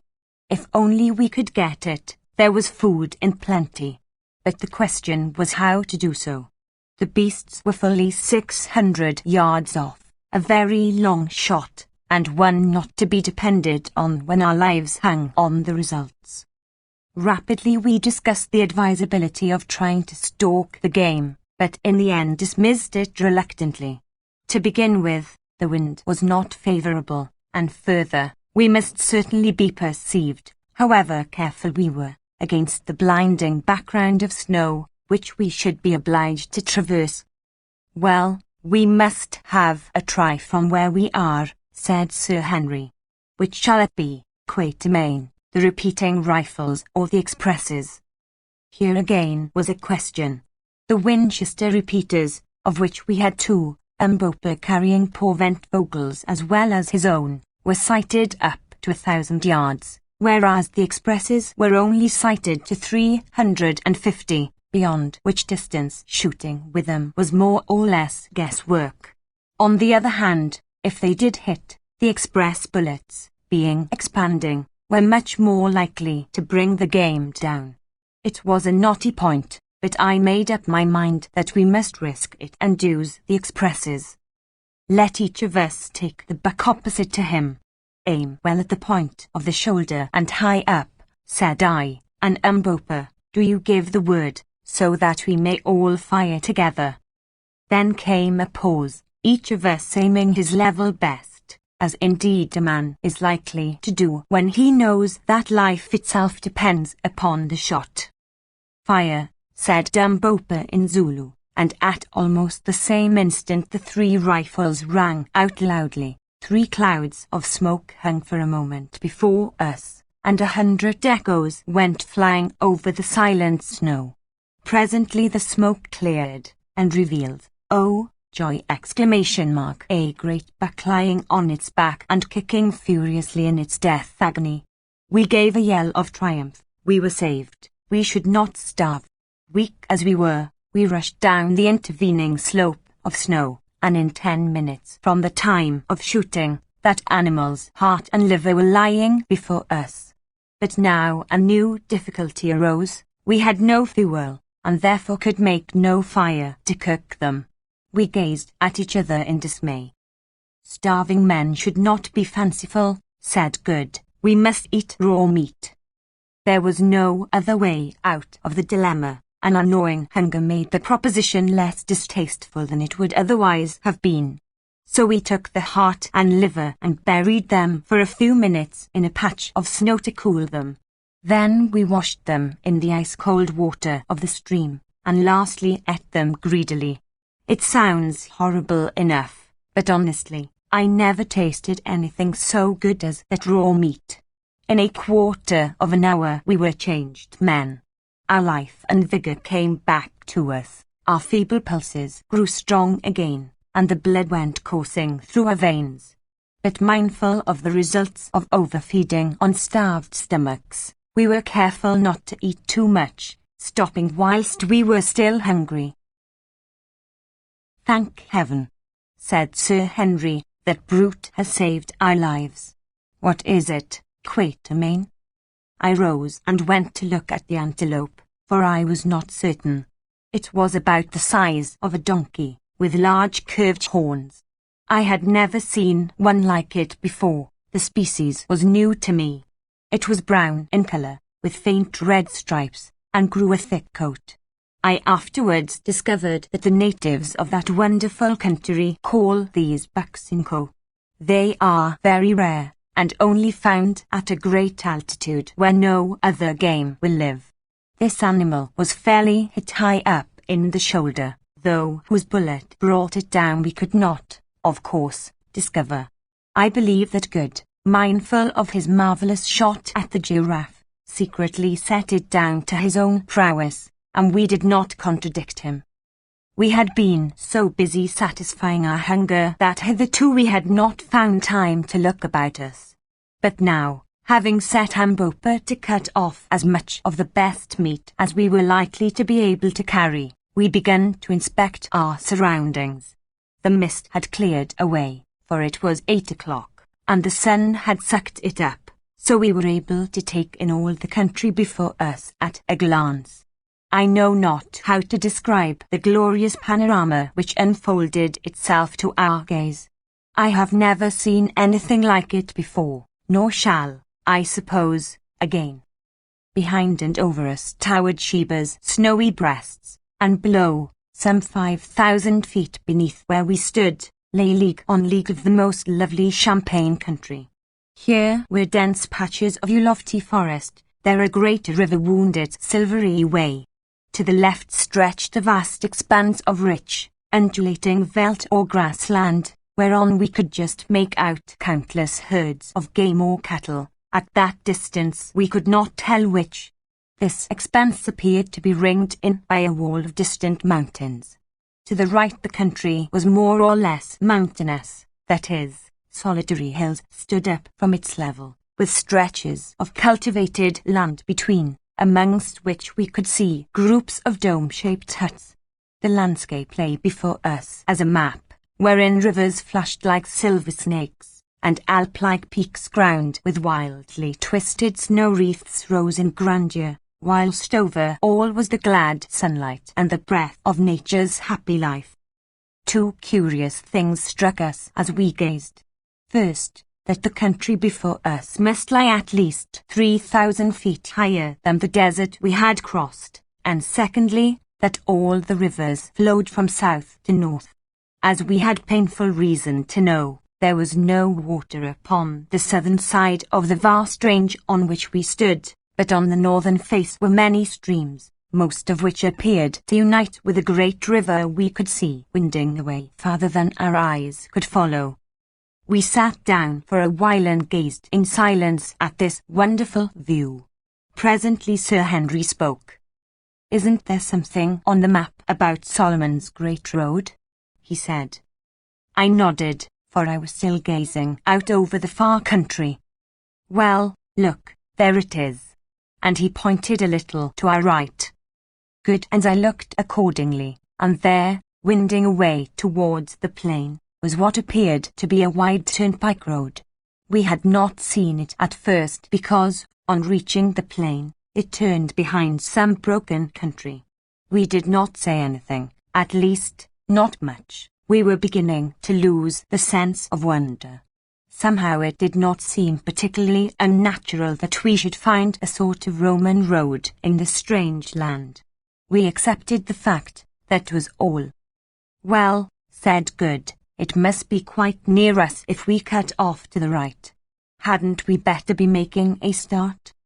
This was sound advice, and so soon as we had washed our faces and hands in the stream we acted on it.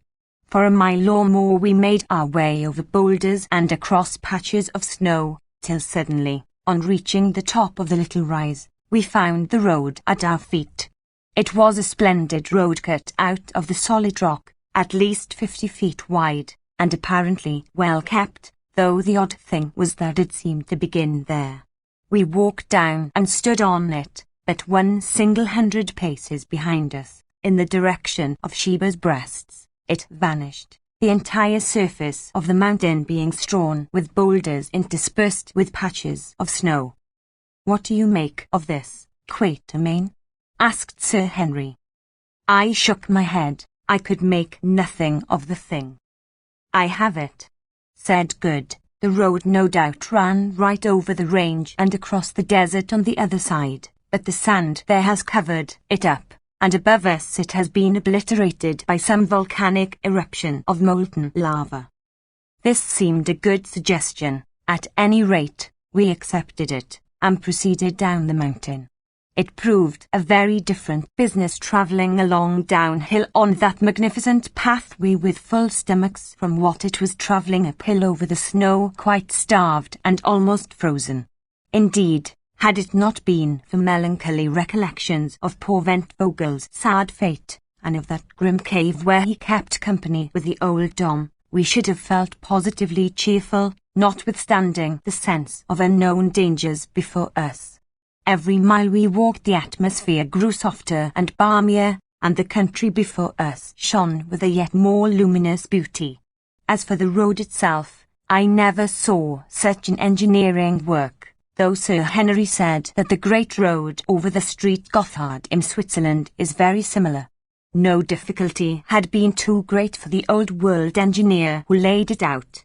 At one place we came to a ravine 300 feet broad and at least 100 feet deep. This vast gulf was actually filled in with huge blocks of dressed stone, having arches pierced through them at the bottom for a waterway, over which the road went on sublimely. At another place it was cut in zigzags out of the side of a precipice 500 feet deep, and in a third it tunnelled through the base of an intervening ridge, a space of 30 yards or more. Here we noticed that the sides of the tunnel were covered with quaint sculptures, mostly of mailed figures driving in chariots.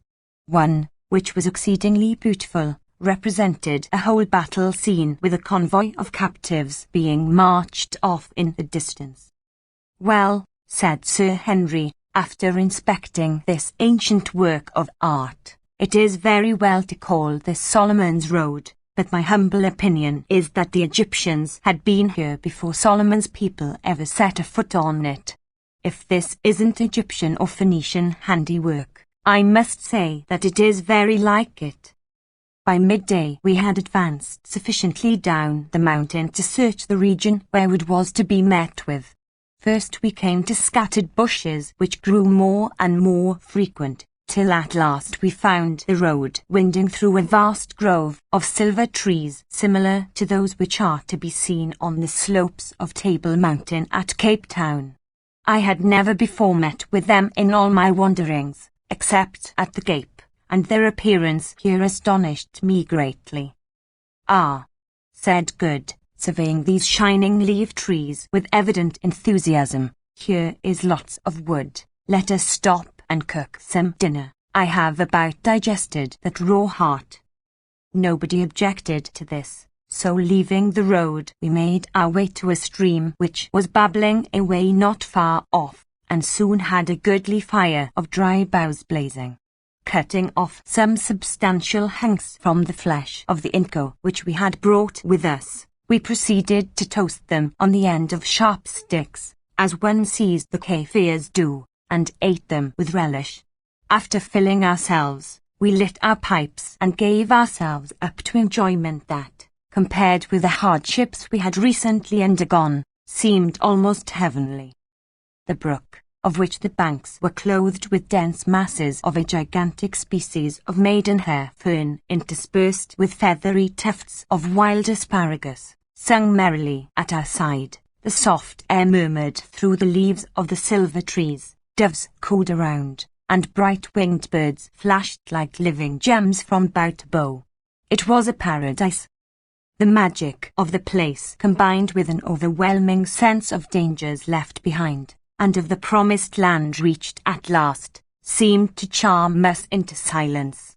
Sir Henry and Mbopa sat conversing in a mixture of broken English and kitchen Zulu in a low voice, but earnestly enough, and I lay, with my eyes half shut, upon that fragrant bed of fern and watched them. Presently I missed Good, and I looked to see what had become of him. Soon I observed him sitting by the bank of the stream, in which he had been bathing. He had nothing on but his flannel shirt, and his natural habits of extreme neatness having reasserted themselves, he was actively employed in making a most elaborate toilet.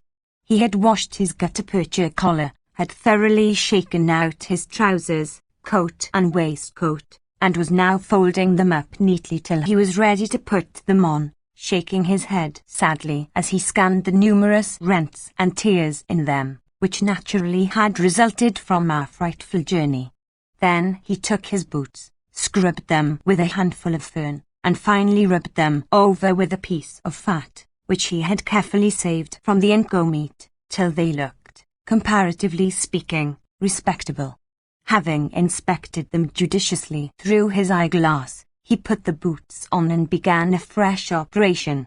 From a little bag that he carried he produced a pocket comb in which was fixed a tiny looking-glass, and in this he surveyed himself. Apparently he was not satisfied, for he proceeded to do his hair with great care. Then came a pause whilst he again contemplated the effect. Still it was not satisfactory. He felt his chin, on which the accumulated scrub of a 10 days' beard was flourishing.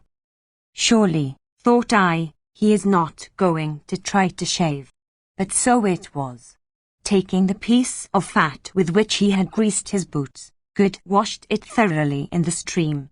Then diving again into the bag he brought out a little pocket razor with a guard to it, such as are bought by people who are afraid of cutting themselves, or by those about to undertake a sea voyage. Then he rubbed his face and chin vigorously with the fat and began. Evidently it proved a painful process, for he groaned very much over it, and I was convulsed with inward laughter as I watched him struggling with that stubbly beard.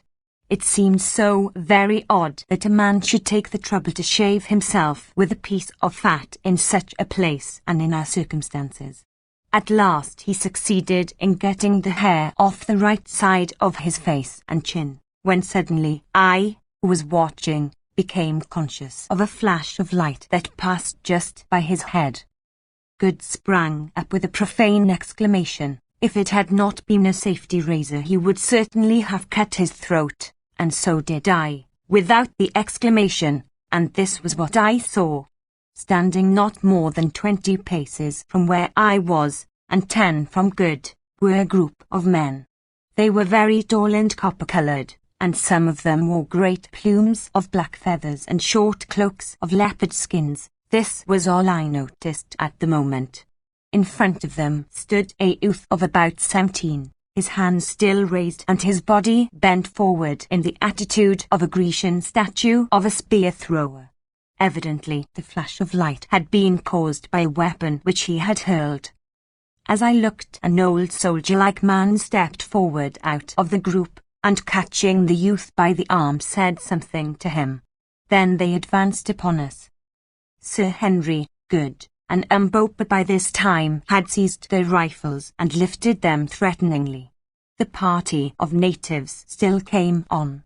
It struck me that they could not know what rifles were, or they would not have treated them with such contempt. "Put down your guns," I hallooed to the others, seeing that our only chance of safety lay in conciliation. They obeyed, and walking to the front I addressed the elderly man who had checked the youth. "Greeting," I said in Zulu, not knowing what language to use. To my surprise I was understood.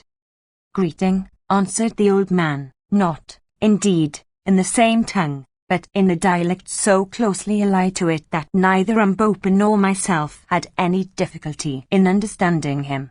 Indeed, as we afterwards found out, The language spoken by this people is an old-fashioned form of the Zulu tongue, bearing about the same relationship to it that the English of Chaucer does to the English of the 19th century. "Whence come you?" he went on. "Who are you? And why are the faces of 3 of you white, and the face of the 4th as the face of our mother's sons?" And he pointed to Mbopa. I looked at Mbopa as he said it, and it flashed across me that he was right. The face of Mbopa was like the faces of the men before me, and so was his great form like their forms. But I had not time to reflect on this coincidence. "We are strangers, and come in peace," I answered, speaking very slowly, so that he might understand me, "and this man is our servant." "You lie," he answered. "No strangers can cross the mountains where all things perish. But what do your lies matter? ? If ye are strangers, then ye must die, for no strangers may live in the land of the Kukuanas. It is the king's law. Prepare then to die, O strangers."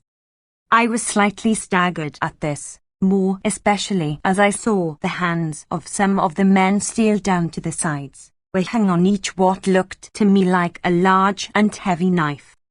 "What does that beggar say?" asked Good. "He says we are going to be killed," I answered grimly. "Oh, Lord," groaned Good, and, as was his way when perplexed, he put his hand to his false teeth, dragging the top set down and allowing them to fly back to his jaw with a snap. It was a most fortunate move, for next second the dignified crowd of Kukuanas uttered a simultaneous yell of horror, and bolted back some yards. "What's up?" said I. "It's his teeth," whispered Sir Henry excitedly. He moved them. "Take them out, Good, take them out." He obeyed, slipping the set into the sleeve of his flannel shirt. In another second curiosity had overcome fear, and the men advanced slowly. Apparently they had now forgotten their amiable intention of killing us. "How is it, O strangers," asked the old man solemnly, "that this fat man," pointing to Good, who was clad in nothing but boots and a flannel shirt, and had only half finished his shaving, whose body is clothed, and whose legs are bare, who grows hair on one side of his sickly face and not on the other, and who wears one shining and transparent eye, how is it, I ask, that he has teeth which move of themselves, coming away from the jaws and returning of their own will? "Open your mouth," I said to Good, who promptly curled up his lips and grinned at the old gentleman like an angry dog, revealing to his astonished gaze 2 thin red lines of gum as utterly innocent of ivories as a newborn elephant. The audience gasped. "Where are his teeth?" they shouted. With our eyes we saw them. Turning his head slowly and with the gesture of ineffable contempt, Good swept his hand across his mouth. Then he grinned again, and lo, there were 2 rows of lovely teeth. Now the young man who had flung the knife threw himself down on the grass and gave vent to a prolonged howl of terror, and as for the old gentleman, his knees knocked together with fear. "I see that ye are spirits," he said falteringly. "Did ever man born of woman have hair on one side of his face and not on the other, or a round and transparent eye, or teeth which moved and melted away and grew again? Pardon us, O my lords." Here was luck indeed, and, needless to say, I jumped at the chance. "It is granted," I said with an imperial smile. "Nay, ye shall know the truth. We come from another world, though we are men such as ye. We come," I went on, "from the biggest star that shines at night." "Oh, oh," groaned the chorus of astonished aborigines. "Yes," I went on, "we do, indeed," and again I smiled benignly as I uttered that amazing lie. "We come to stay with you a little while, and to bless you by our sojourn. Ye will see, O friends, that I have prepared myself for this visit by the learning of your language." It is so," said the chorus. "Only, my lord," put in the old gentleman, Thou hast learnt it very badly. I cast an indignant glance at him, and he quailed. Now friends, I continued, ye might think that after so long a journey we should find it in our hearts to avenge such a reception, mayhap to strike cold in death the imperious hand that, in short, threw a knife at the head of him whose teeth come and go. Spare him, my lords, said the old man in supplication, he is the king's son, and I am his uncle. If anything befalls him his blood will be required at my hands. Yes, that is certainly so, put in the young man with great emphasis. Ye may perhaps doubt our power to avenge, I went on, heedless of this by-play. Stay, I will show you. Here, thou dog and slave, addressing Mbopa in a savage tone, give me the magic tube that speaks, and I tipped to wink towards my express rifle. Mbopa rose to the occasion, and with something as nearly resembling a grin as I have ever seen on his dignified face, he handed me the gun. It is here, O Lord of Lords, he said with a deep obeisance. Now just before I had asked for the rifle I had perceived a little klipspringer antelope standing on a mass of rock about 70 yards away, and determined to risk the shot. Ye see that buck, I said, pointing the animal out to the party before me. Tell me, is it possible for man born of woman to kill it from here with a noise?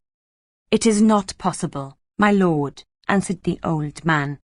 Yet shall I kill it, I said quietly. The old man smiled. That my lord cannot do, he answered. I raised the rifle and covered the buck. It was a small animal, and one which a man might well be excused for missing, but I knew that it would not do to miss. I drew a deep breath, and slowly pressed on the trigger. The buck stood still as a stone. Bang! Thud! The antelope sprang into the air and fell on the rock dead as a doornail. A groan of simultaneous terror burst from the group before us. If you want meat, I remarked coolly, go fetch that buck. The old man made a sign, and one of his followers departed, and presently returned bearing the klipspringer. I noticed with satisfaction that I had hit it fairly behind the shoulder. They gathered round the poor creature's body, gazing at the bullet hole in consternation. Ye see, I said, I do not speak empty words. There was no answer. If ye yet doubt our power, I went on, let one of you go stand upon that rock that I may make him as this buck. None of them seemed at all inclined to take the hint, till at last the king's son spoke. It is well said. Do thou, my uncle, go stand upon the rock. It is but a buck that the magic has killed. Surely it cannot kill a man. The old gentleman did not take the suggestion in good part. Indeed, he seemed hurt. No, no, he ejaculated hastily, my old eyes have seen enough. These are wizards, indeed. Let us bring them to the king. Yet if any should wish a further proof, let him stand upon the rock, that the magic tube may speak with him. There was a most general and hasty expression of dissent. Let not good magic be wasted on our poor bodies, said one, we are satisfied. All the witchcraft of our people cannot show the like of this. It is so, remarked the old gentleman, in a tone of intense relief, without any doubt it is so. Listen, children of the stars, children of the shining eye and the movable teeth, who roar out in thunder, and slay from afar. I am Infduz, son of Kafur, once king of the Kukuana people. This youth is Skra. He nearly scrad me, murmured Good. Skra, son of Twala, the great king, Twala, husband of 1,000 wives, chief and lord paramount of the Kukuanas, keeper of the great road, terror of his enemies, student of the black arts, leader of 100,000 warriors, Twala the one-eyed, the black, the terrible. So, said I superciliously, lead us then to Twala. We do not talk with low people and underlings. It is well, my lords, we will lead you, but the way is long. We are hunting 3 days' journey from the place of the king. But let my lords have patience, and we will lead them.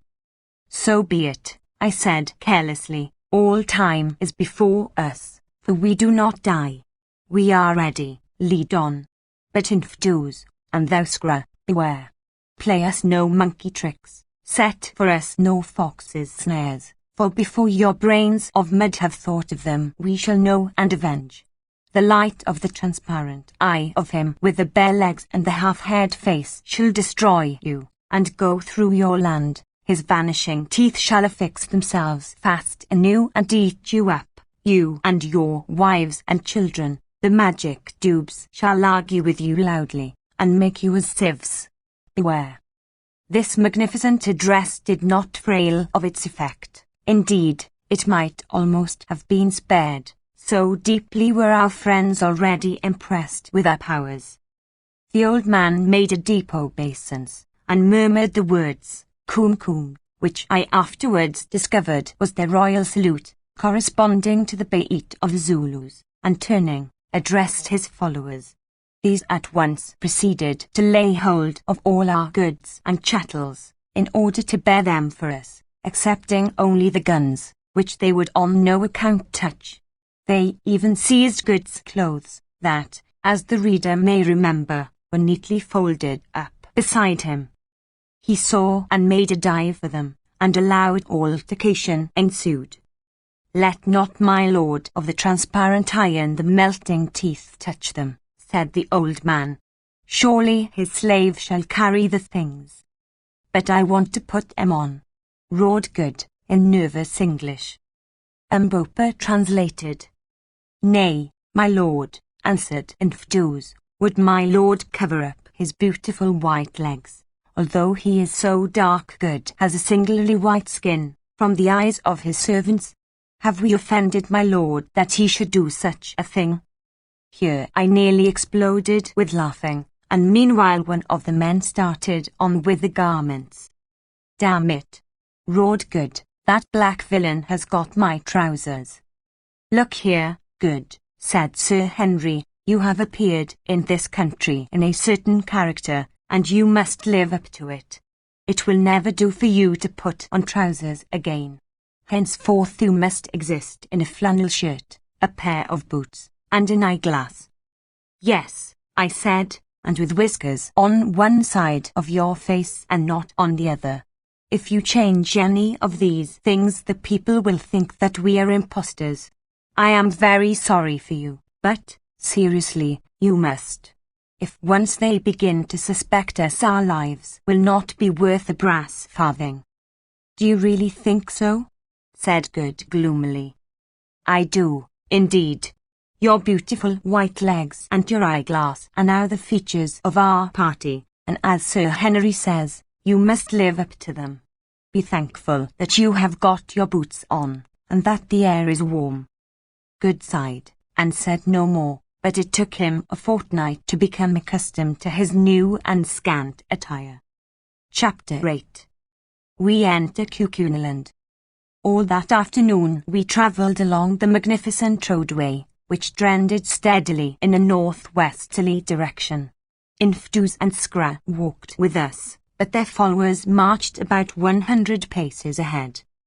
"Infdus," I said at length, "who made this road?"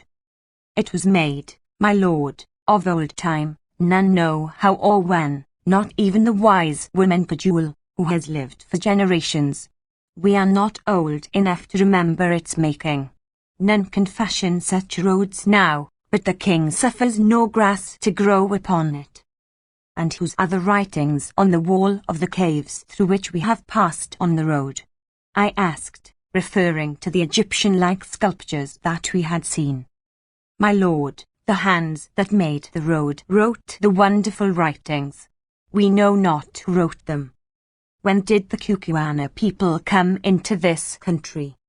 "My lord, the race came down here like the breath of a storm 10,000 moons ago, from the great lands which lie there beyond," and he pointed to the north. They could travel no further because of the high mountains which ring in the land. So say the old voices of our fathers that have descended to us the children. And so says Gajul, the wise woman, the smeller out of witches. And again he pointed to the snow-clad peaks. The country, too, was good, so they settled here and grew strong and powerful. And now our numbers are like the sea sand. And when Twala the king calls up his regiments, their plumes cover the plain so far as the eye of man can reach. And if the land is walled in with mountains, who is there for the regiments to fight with? Nay, my lord, the country is opened there towards the north, and now and again warriors sweep down upon us in clouds from a land we know not, and we slay them. It is the third part of the life of a man since there was a war. Many thousands died in it, but we destroyed those who came to eat us up. So since then there has been no war. Your warriors must grow weary of resting on their spears, Infdus. My lord, there was one war just after we destroyed the people that came down upon us, but it was a civil war, dog get dog. How was that? My lord the king, my half-brother, had a brother born at the same birth, and of the same woman. It is not our custom, my lord, to suffer twins to live. The weaker must always die. But the mother of the king hid away the feebler child, which was born the last, for her heart yearned over it, and that child is Twala the king. I am his younger brother, born of another wife. Well, my lord, Carver, our father, died when we came to manhood, and my brother Imotu was made king in his place, and for a space reigned and had a son by his favourite wife. When the babe was 3 years old, just after the Great War, during which no man could sow or reap, a famine came upon the land, and the people murmured because of the famine, and looked round like a starved lion for something to rend. Then it was that Gajul, the wise and terrible woman, who does not die, made a proclamation to the people, saying, the king Imotu is no king. And at the time Imotu was sick with a wound, and lay in his kraal not able to move. Then Gajul went into a hut and led out Twala, my half-brother, and twin brother to the king, whom she had hidden among the caves and rocks since he was born, and stripping the mucha, waist cloth, off his loins, showed the people of the Kukuanas the mark of the sacred snake coiled round his middle, wherewith the eldest son of the king is marked at birth, and cried out loud, behold your king whom I have saved for you even to this day. Now the people being mad with hunger, and altogether bereft of reason and the knowledge of truth, cried out, the king, the king. But I knew that it was not so, for Imotu my brother was the elder of the twins, and I lawful king. Then just as the tumult was at its height, Imotu the king, though he was very sick, crawled from his hut holding his wife by the hand, and followed by his little son Ignose, that is, by interpretation, the lightning. What is this noise? He asked. Why cry ye the king? The king. Then Twala, his twin brother, born of the same woman, and in the same hour, ran to him, and taking him by the hair, stabbed him through the heart with his knife. And the people being fickle, and ever ready to worship the rising sun, clapped their hands and cried, Twala is king. Now we know that Twala is king. And what became of Imotu's wife and her son Ignose? Did Twala kill them too? Nay, my lord. When she saw that her lord was dead, the queen seized the child with a cry and ran away. 2 days afterward she came to the kraal very hungry, and none would give her milk or food, now that her lord the king was dead, for all men hate the unfortunate. But at nightfall a little child, a girl, crept out and brought her corn to eat, and she blessed the child, and went on towards the mountains with her boy before the sun rose again, and there she must have perished, for none have seen her since, nor the child Ignose. Then if this child Ignose had lived, he would be the true king of the Kukuana people. That is so, my lord, the sacred snake is round his middle. If he lives, he is king, but, alas, he is long dead. See, my lord, and Infdus pointed to a vast collection of huts surrounded by a fence, which was in its turn encircled by a great ditch that lay on the plain beneath us. That is the kraal where the wife of Imoti was last seen with the child Ignosi. It is there that we shall sleep tonight, if, indeed, he added doubtfully, my lord sleep at all upon this earth. When we are among the Kukuanas, my good friend Infdus, we do as the Kukuanas do, I said majestically, and turned round quickly to address Good, who was tramping along sullenly behind, his mind fully occupied with unsatisfactory attempts to prevent his flannel shirt from flapping in the evening breeze. To my astonishment I butted into Mbopa, who was walking along immediately behind me, and very evidently had been listening with the greatest interest to my conversation with Infdus. The expression on his face was most curious, and gave me the idea of a man who was struggling with partial success to bring something long ago forgotten back into his mind. All this while we had been pressing on at a good rate towards the undulating plain beneath us.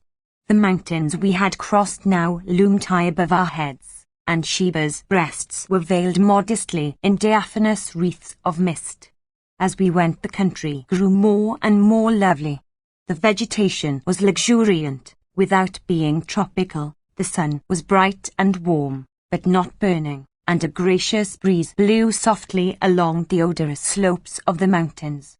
Indeed, this new land was little less than an earthly paradise, in beauty, in natural wealth, and in climate I have never seen its like. The Transvaal is a fine country, but it is nothing to Kukunaland.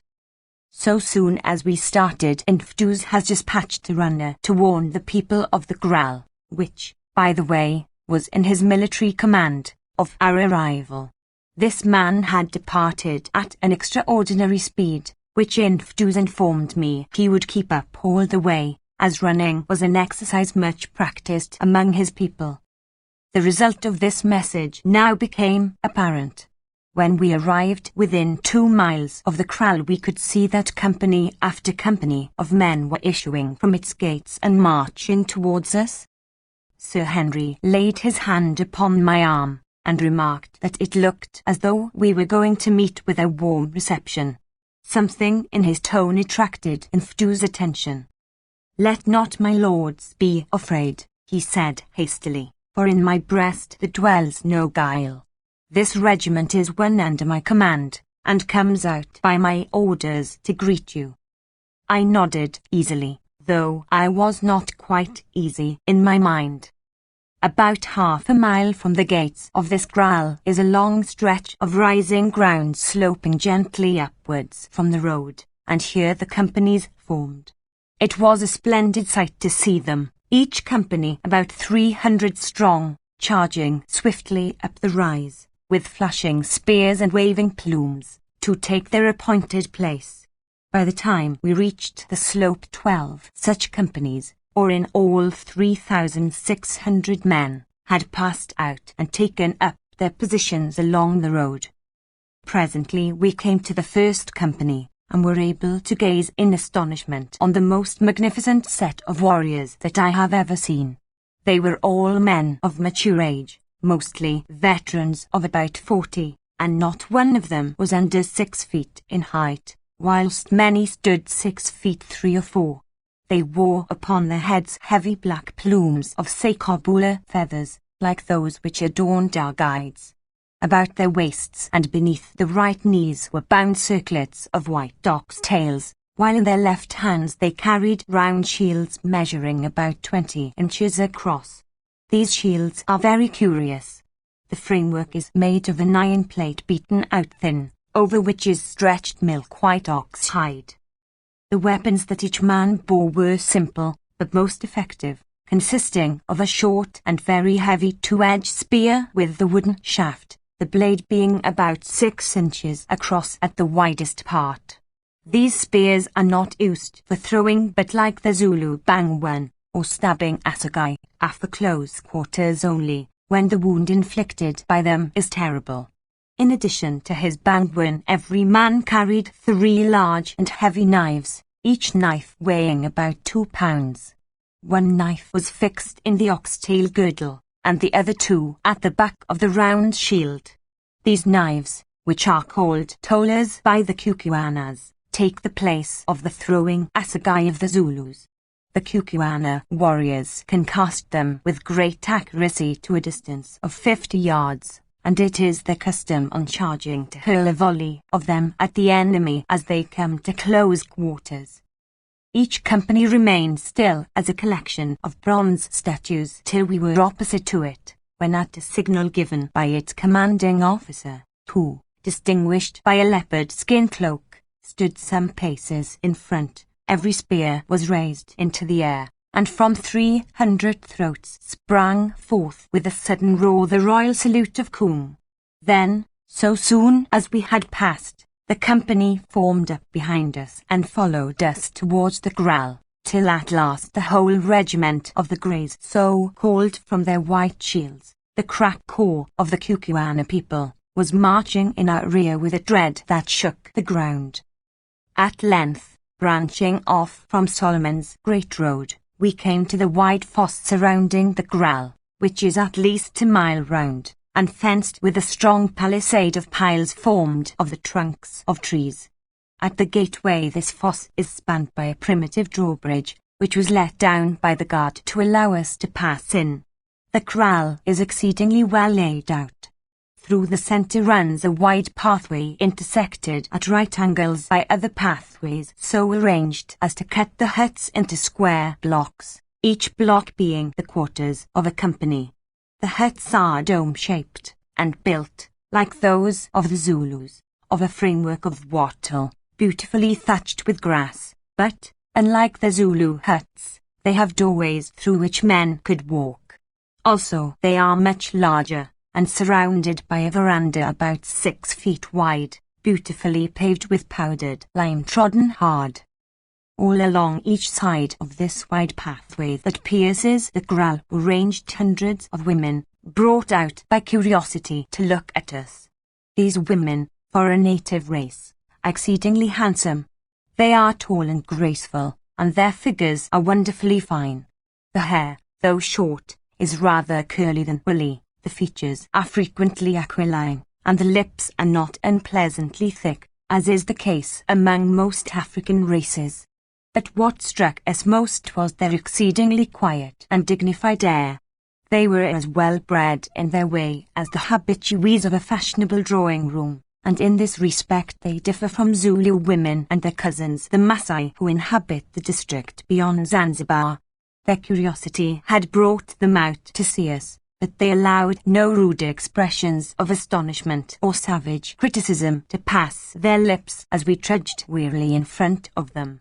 Not even when old Infdus, with a surreptitious motion of the hand, pointed out the crowning wonder of poor Good's beautiful white legs, did they suffer the feeling of intense admiration which evidently mastered their minds to find expression. They fixed their dark eyes upon this new and snowy loveliness, for, as I think I have said, Good's skin is exceedingly white, and that was all. But it was quite enough for Good, who is modest by nature. When we reached the centre of the Graal, Infdus halted at the door of a large hut, which was surrounded at a distance by a circle of smaller ones. "Enter, sons of the stars," he said, in a magniloquent voice, "and deign to rest a while in our humble habitations. A little food shall be brought to you, so that ye may have no need to draw your belts tight from hunger, some honey and some milk, and an ox or 2, and a few sheep, not much, my lords, but still a little food." "It is good," said I. "Infdus, we are weary with travelling through realms of air, now let us rest." Accordingly we entered the hut, which we found amply prepared for our comfort. Couches of tanned skins were spread for us to lie on, and water was placed for us to wash in. Presently we heard a shouting outside, and stepping to the door, saw a line of damsels bearing milk and roasted millies, and honey in a pot. Behind these were some youths driving a fat young ox. We received the gifts, and then one of the young men drew the knife from his girdle and dexterously cut the ox's throat. In 10 minutes it was dead, skinned, and jointed. The best of the meat was then cut off for us, and the rest, in the name of our party, I presented to the warriors round us, who took it and distributed the White Lord's gift. Umbopa set to work, with the assistance of an extremely prepossessing young woman, to boil our portion in a large earthenware pot over a fire which was built outside the hut, and when it was nearly ready we sent a message to Infdus, and asked him and Skra, the king's son, to join us. Presently they came, and sitting down upon little stools, of which there were several about the hut, from the Kukuanas do not in general squat upon their haunches like the Zulus, they helped us to get through our dinner. The old gentleman was most affable and polite, but it struck me that the young one regarded us with doubt.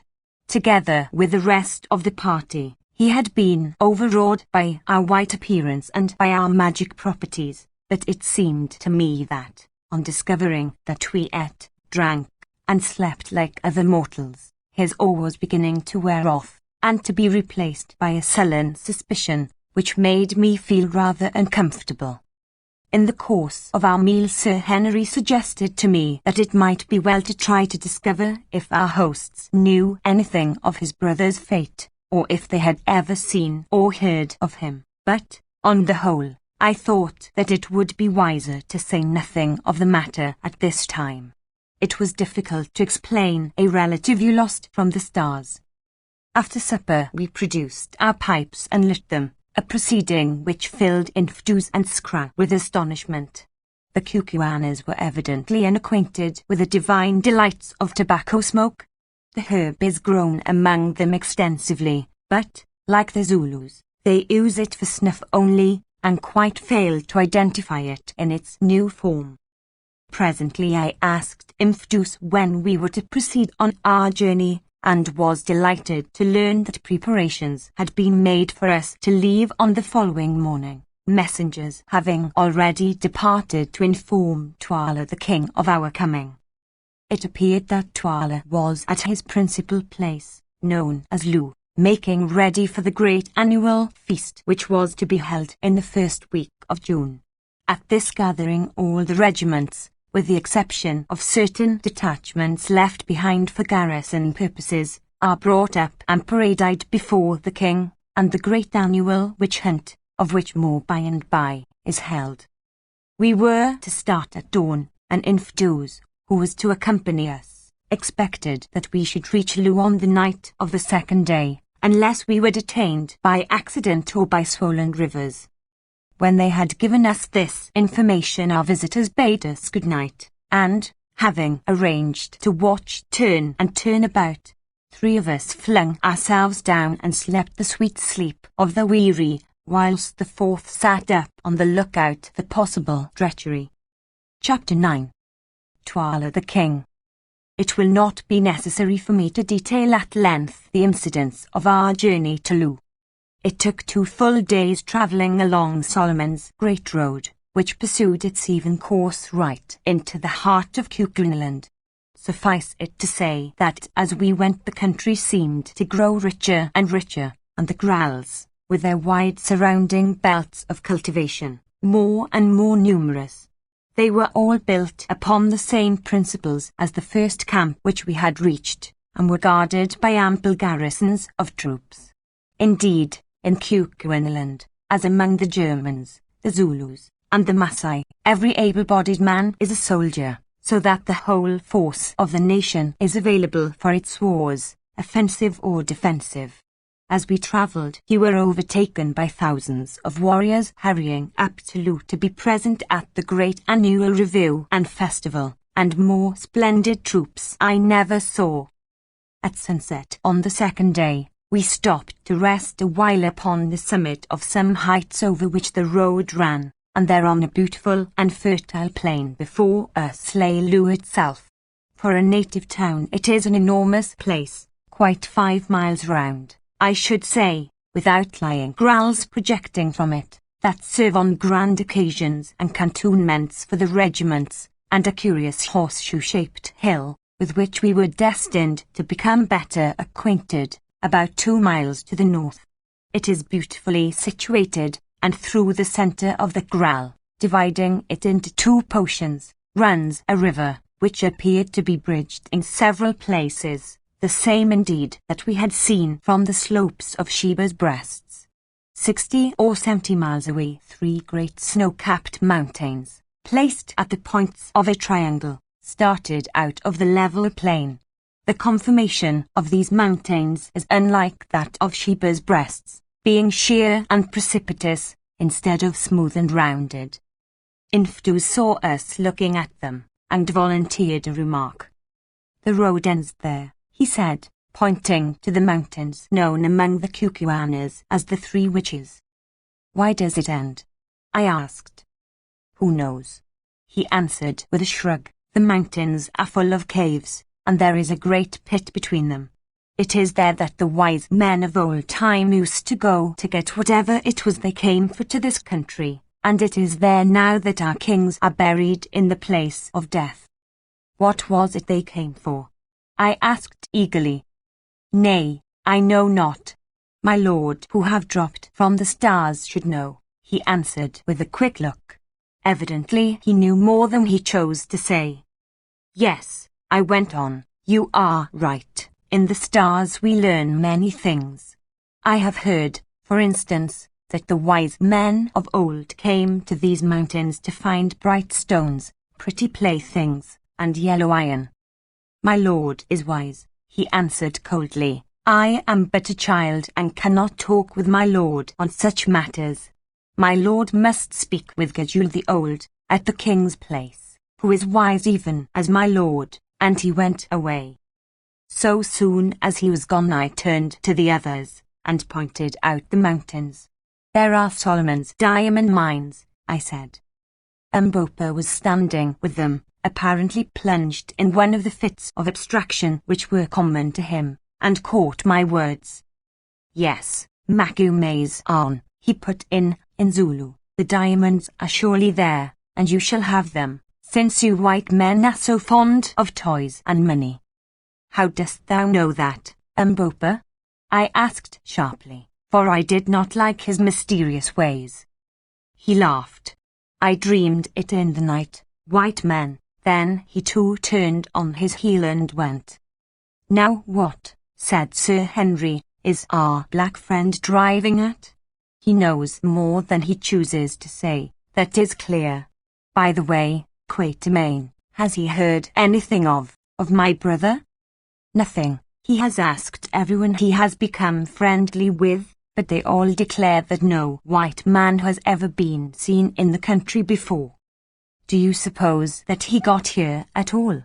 suggested Good. "We have only reached the place by a miracle. Is it likely he could have reached it without the map?" "I don't know," said Sir Henry gloomily, "but somehow I think that I shall find him." Slowly the sun sank, then suddenly darkness rushed down on the land like a tangible thing. There was no breathing space between the day and night, no soft transformation seen, for in these latitudes twilight does not exist.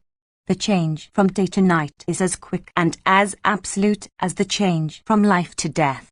The sun sank and the world was wreathed in shadows.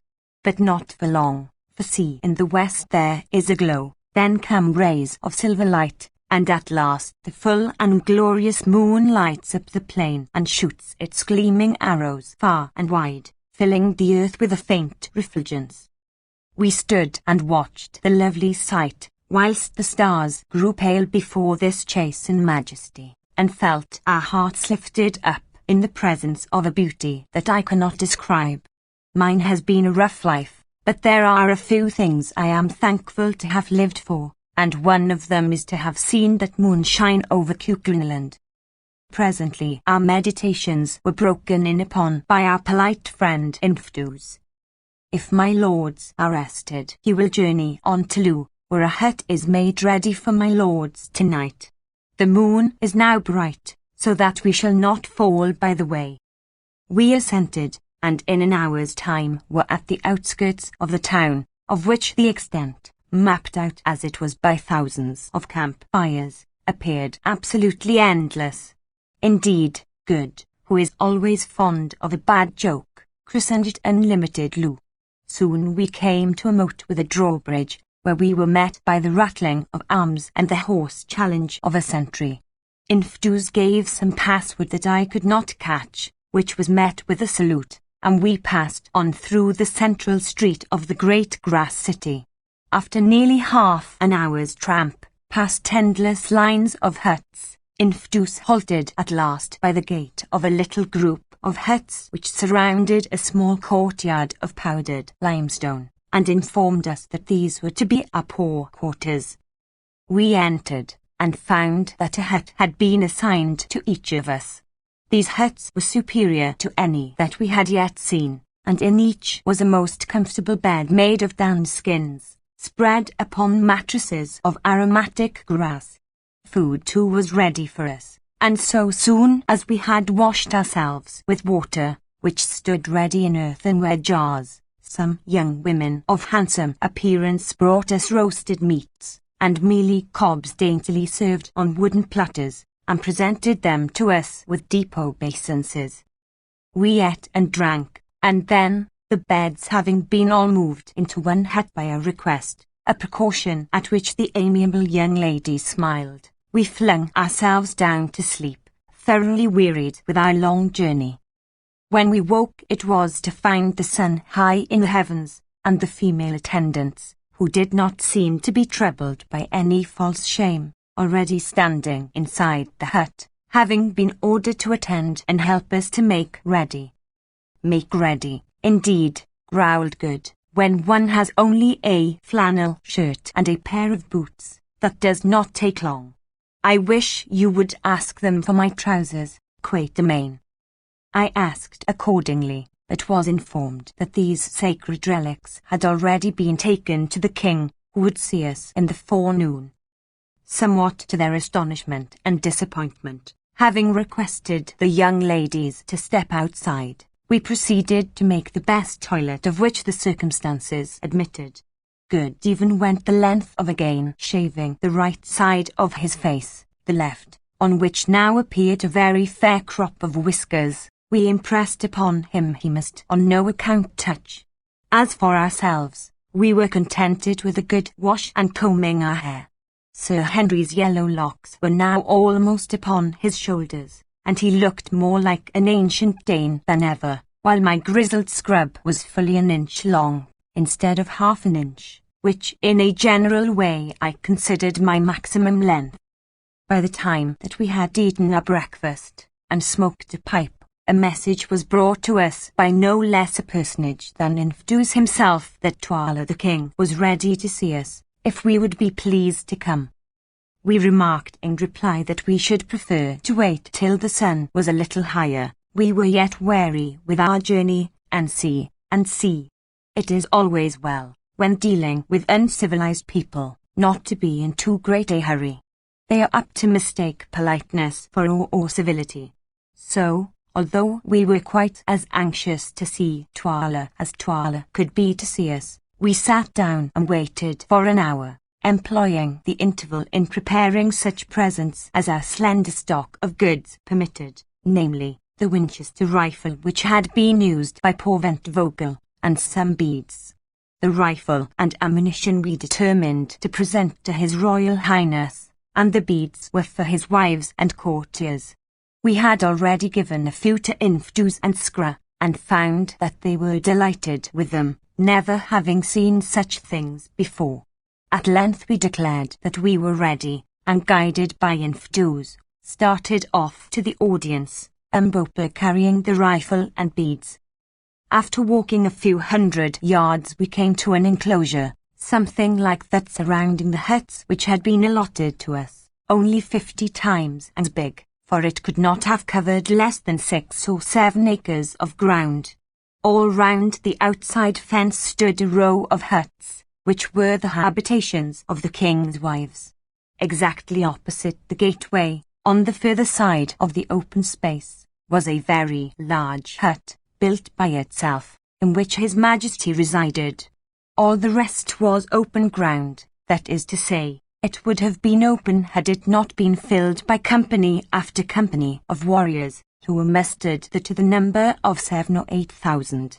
These men stood still as statues as we advanced through them, and it would be impossible to give an adequate idea of the grandeur of the spectacle which they presented, with their waving plumes, their glancing spears, and iron-backed ox-hide shields.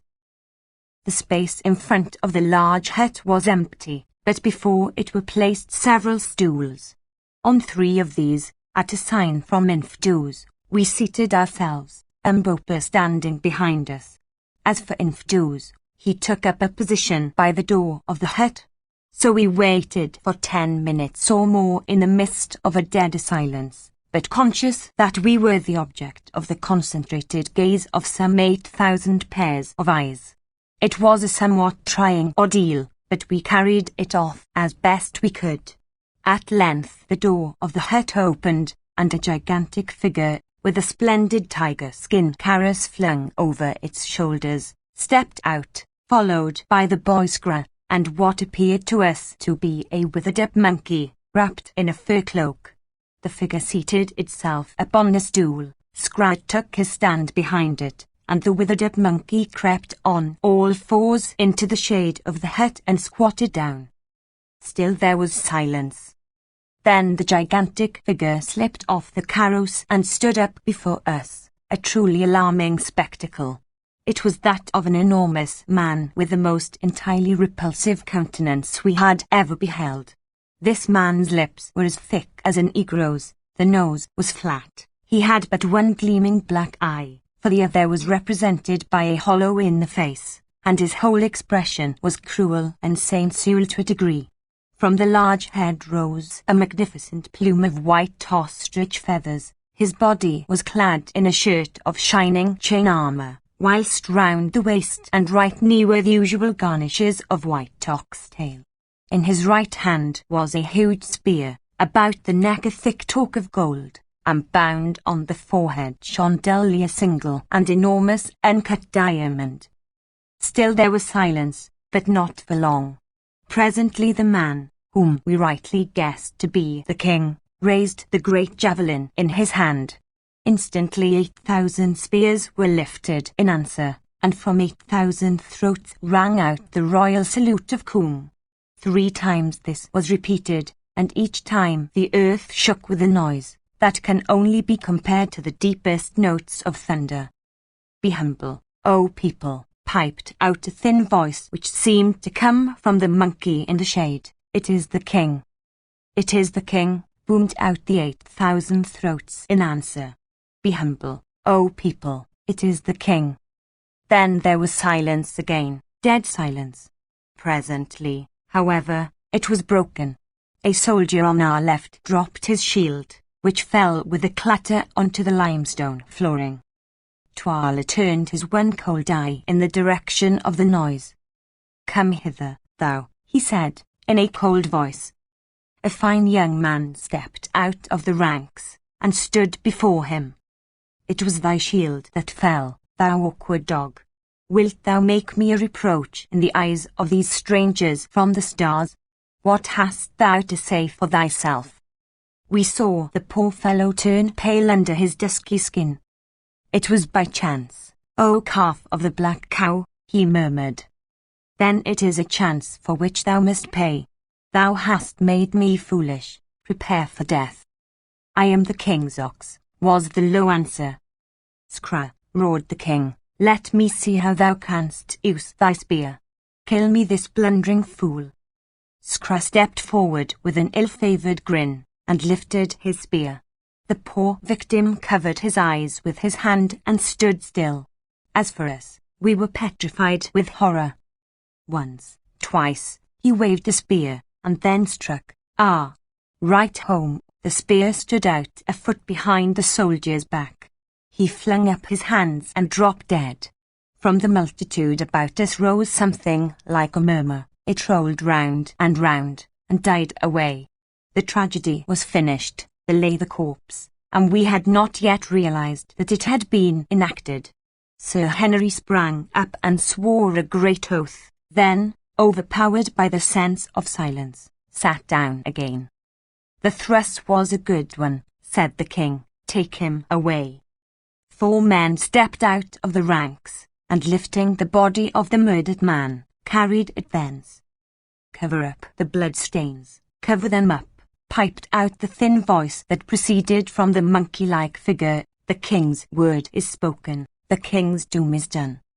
Thereupon a girl came forward from behind the hut, bearing a jar filled with powdered lime, which she scattered over the red mark, blotting it from sight. Sir Henry meanwhile was boiling with rage at what had happened. Indeed, it was with difficulty that we could keep him still. "Sit down, for heaven's sake," I whispered. "Our lives depend on it." He yielded and remained quiet. Tuala sat silent until the traces of the tragedy had been removed. Then he addressed us. "White people," he said, "who come hither, whence I know not, and why I know not, greeting." "Greeting, Tuala, king of the Kukuanas," I answered. "White people, whence come ye, and what seek ye?" "We come from the stars, ask us not how. We come to see this land."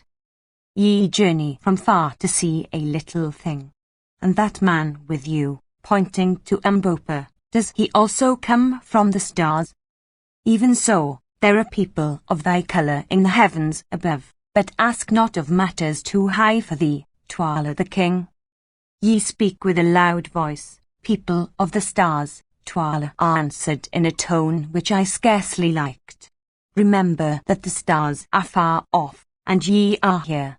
How if I make you as him whom they bore away?" I laughed out loud, though there was little laughter in my heart. "O king," I said, "be careful, walk warily over hot stones, lest thou shouldst burn thy feet, hold the spear by the handle, lest thou should cut thy hands. Touch but one hair of our heads, and destruction shall come upon thee."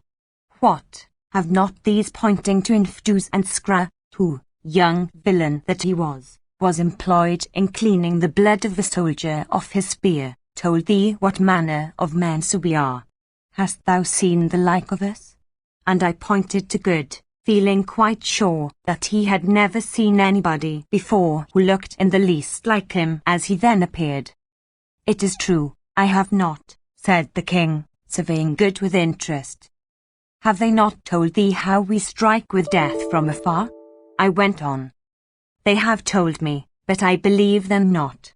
Let me see you kill. Kill me a man among those who stand yonder," and he pointed to the opposite side of the kraal, "and I will believe." "Nay," I answered, "we shed no blood of men except in just punishment. But if thou wilt see, bid thy servants drive in an ox through the kraal gates, and before he has run 20 paces I will strike him dead." "Nay," laughed the king, "kill me a man and I will believe." "Good, O king, so be it," I answered coolly. "Do thou walk across the open space, and before thy feet reach the gate thou shalt be dead, or if thou wilt not, send thy son Scra, whom at that moment it would have given me much pleasure to shoot." On hearing this suggestion, Scra uttered a sort of howl, and bolted into the hut. Tuala frowned majestically. The suggestion did not please him. "Let a young ox be driven in," he said. 2 men at once departed, running swiftly. "Now, Sir Henry," said I, "do you shoot? I want to show this ruffian that I am not the only magician of the party." Sir Henry accordingly took his express, and made ready. "I hope I shall make a good shot," he groaned. "You must," I answered. "If you miss with the first barrel, let him have the second. Sight for 150 yards, and wait till the beast turns broadside on." Then came a pause, until presently we caught sight of an ox running straight for the kraal gate. It came on through the gate, then, catching sight of the vast concourse of people, stopped stupidly, turned round and bellowed.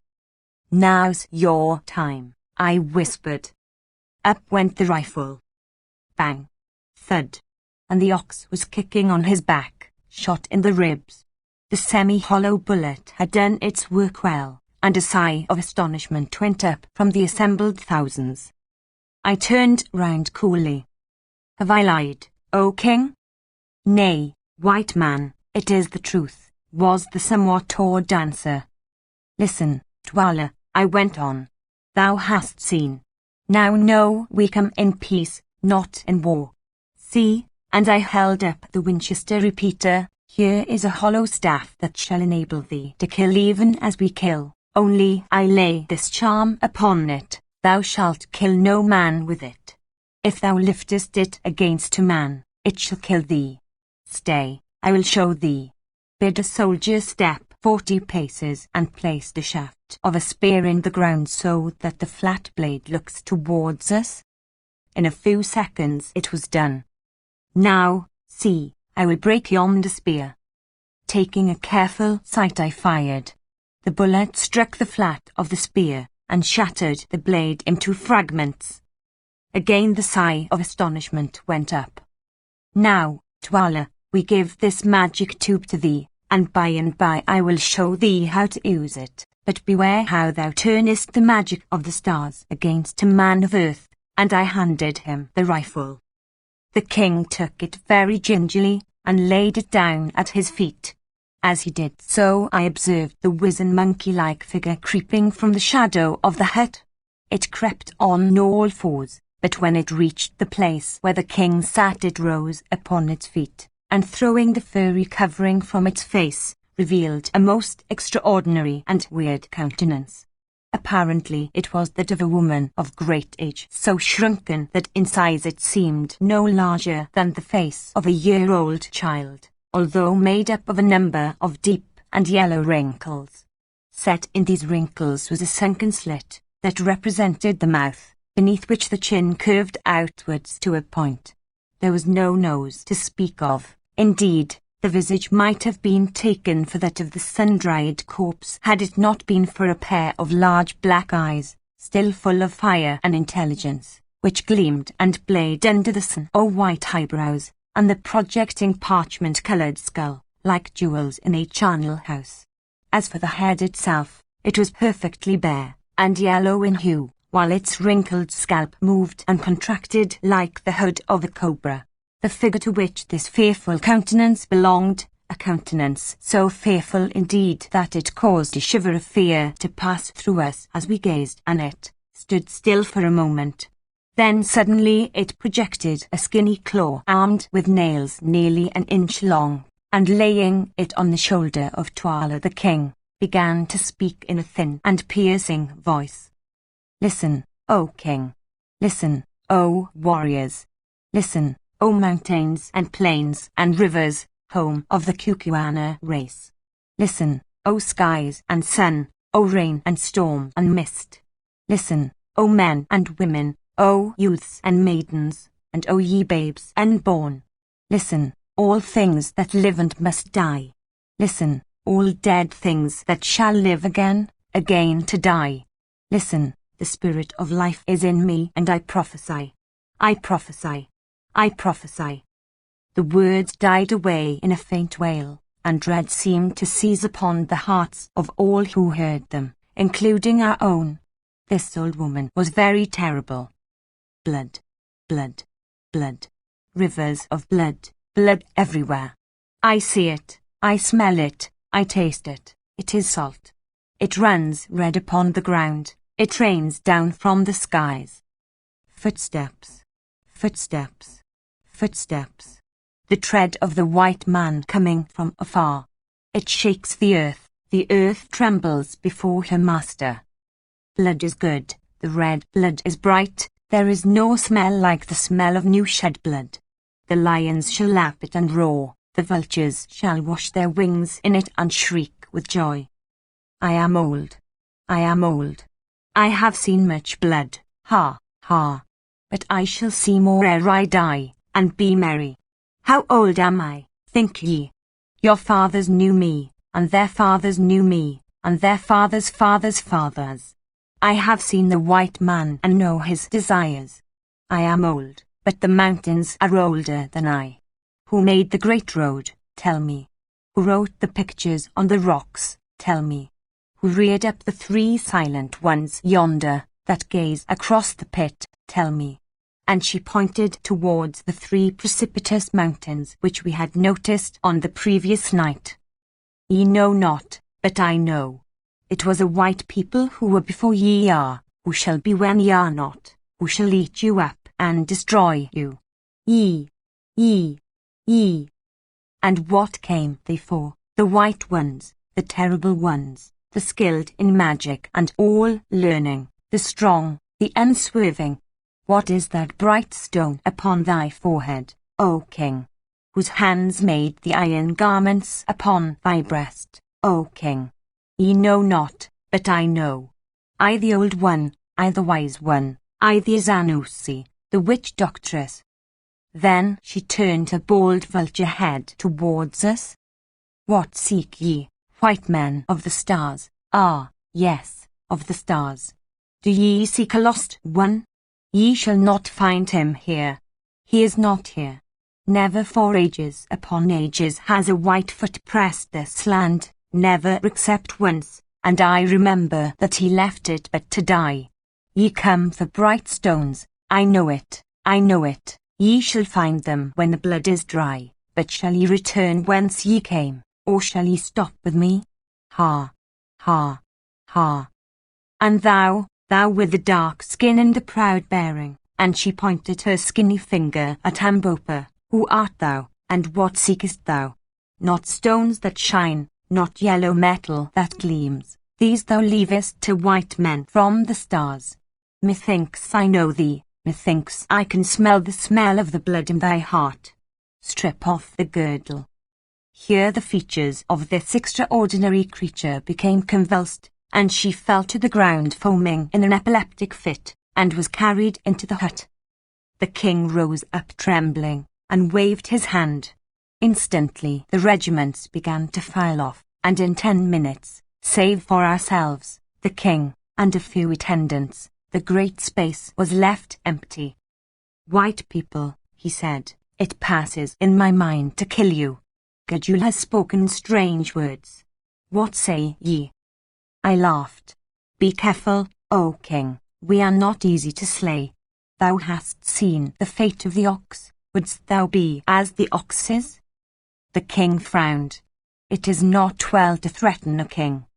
We threaten not, we speak what is true. Try to kill us, O king, and learn. The great savage put its hand to his forehead and thought. Go in peace, he said at length. Tonight is the great dance. Ye shall see it. Fear not that I shall set a snare for you. Tomorrow I will think. It is well, O king, I answered unconcernedly, and then, accompanied by Infdus, we rose and went back to our kraal. Chapter 10. The Witch Hunt. On reaching our hut I motioned to Infdus to enter with us. Now, Infdus, I said, we would speak with thee. Let my lords say on. It seems to us, Infdus, that Twala the king is a cruel man. It is so, my lords. Alas, the land cries out because of his cruelties. Tonight ye shall see. It is the great witch hunt, and many will be smelt out as wizards and slain. No man's life is safe. If the king covets a man's cattle, or a man's wife, or if he fears a man that he should excite a rebellion against him, then Gudule, whom ye saw, or some of the witch-finding women whom she has taught, will smell that man out as a wizard, and he will be killed. Many must die before the moon grows pale tonight. It is ever so. Perhaps I too shall be killed. As yet I have been spared because I am skilled in war, and am beloved by the soldiers, but I know not how long I have to live. The land groans at the cruelties of Twala the king. It is wearied of him and his red ways. Then why is it, Infdus, that the people do not cast him down? Nay, my lords, He is the king, and if he were killed Skra would reign in his place, and the heart of Skra is blacker than the heart of Twala his father.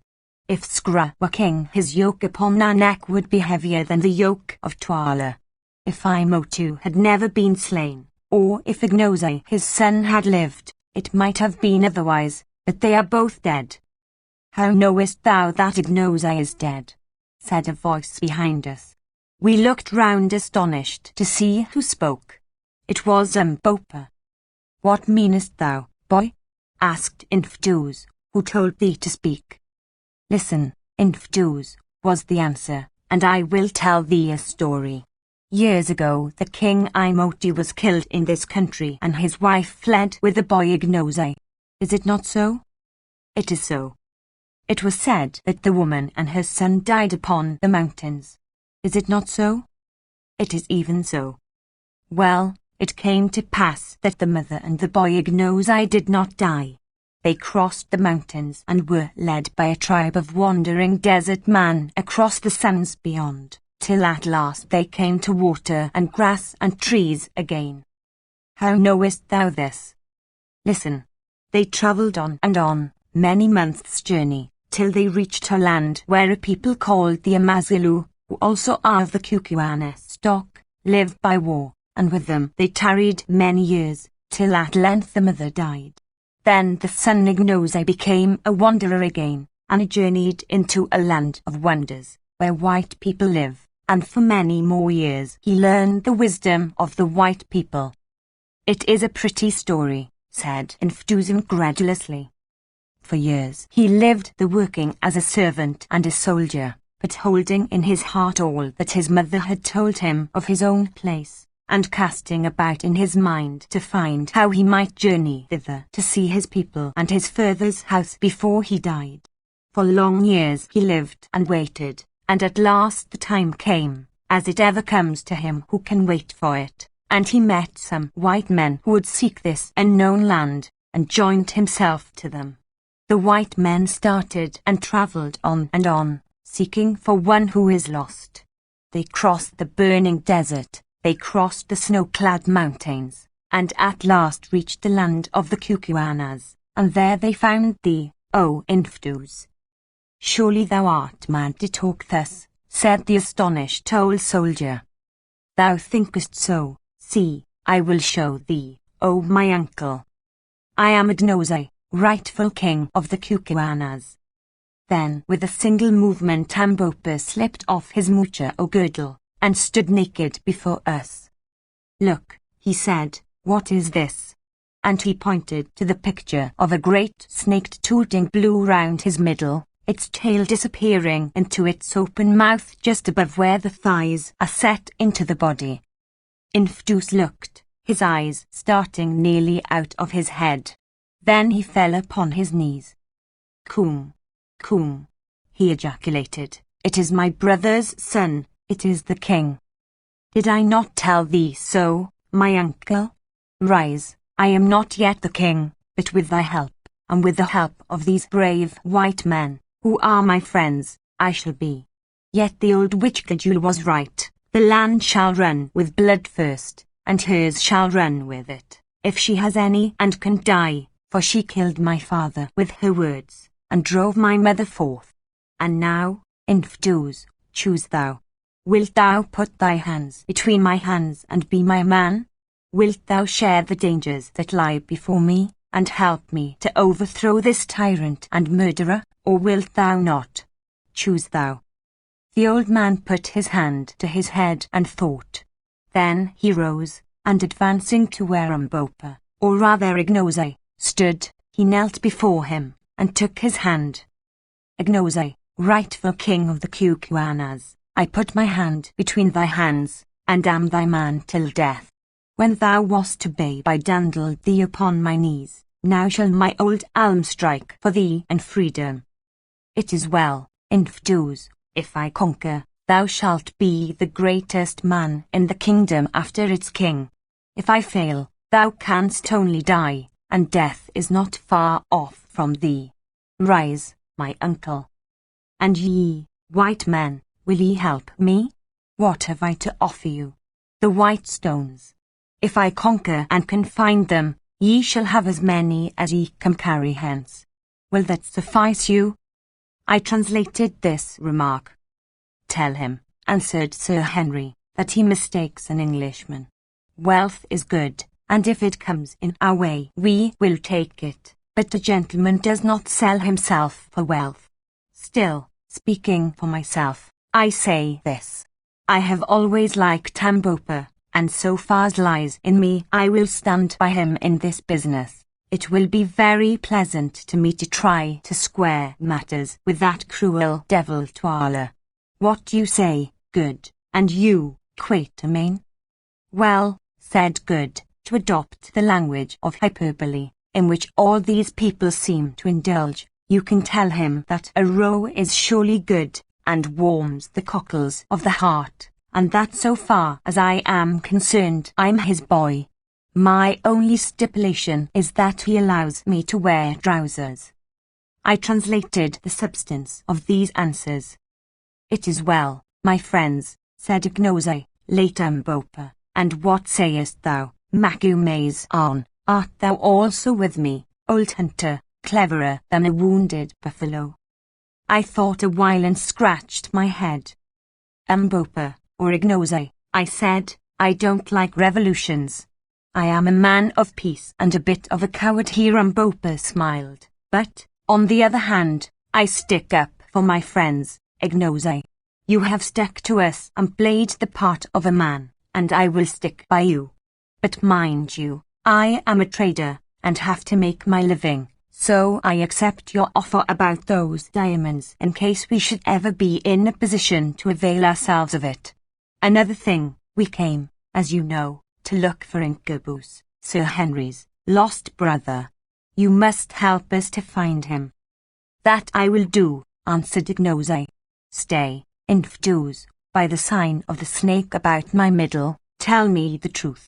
Has any white man to thy knowledge set his foot within the land?" "None, O Ignosi."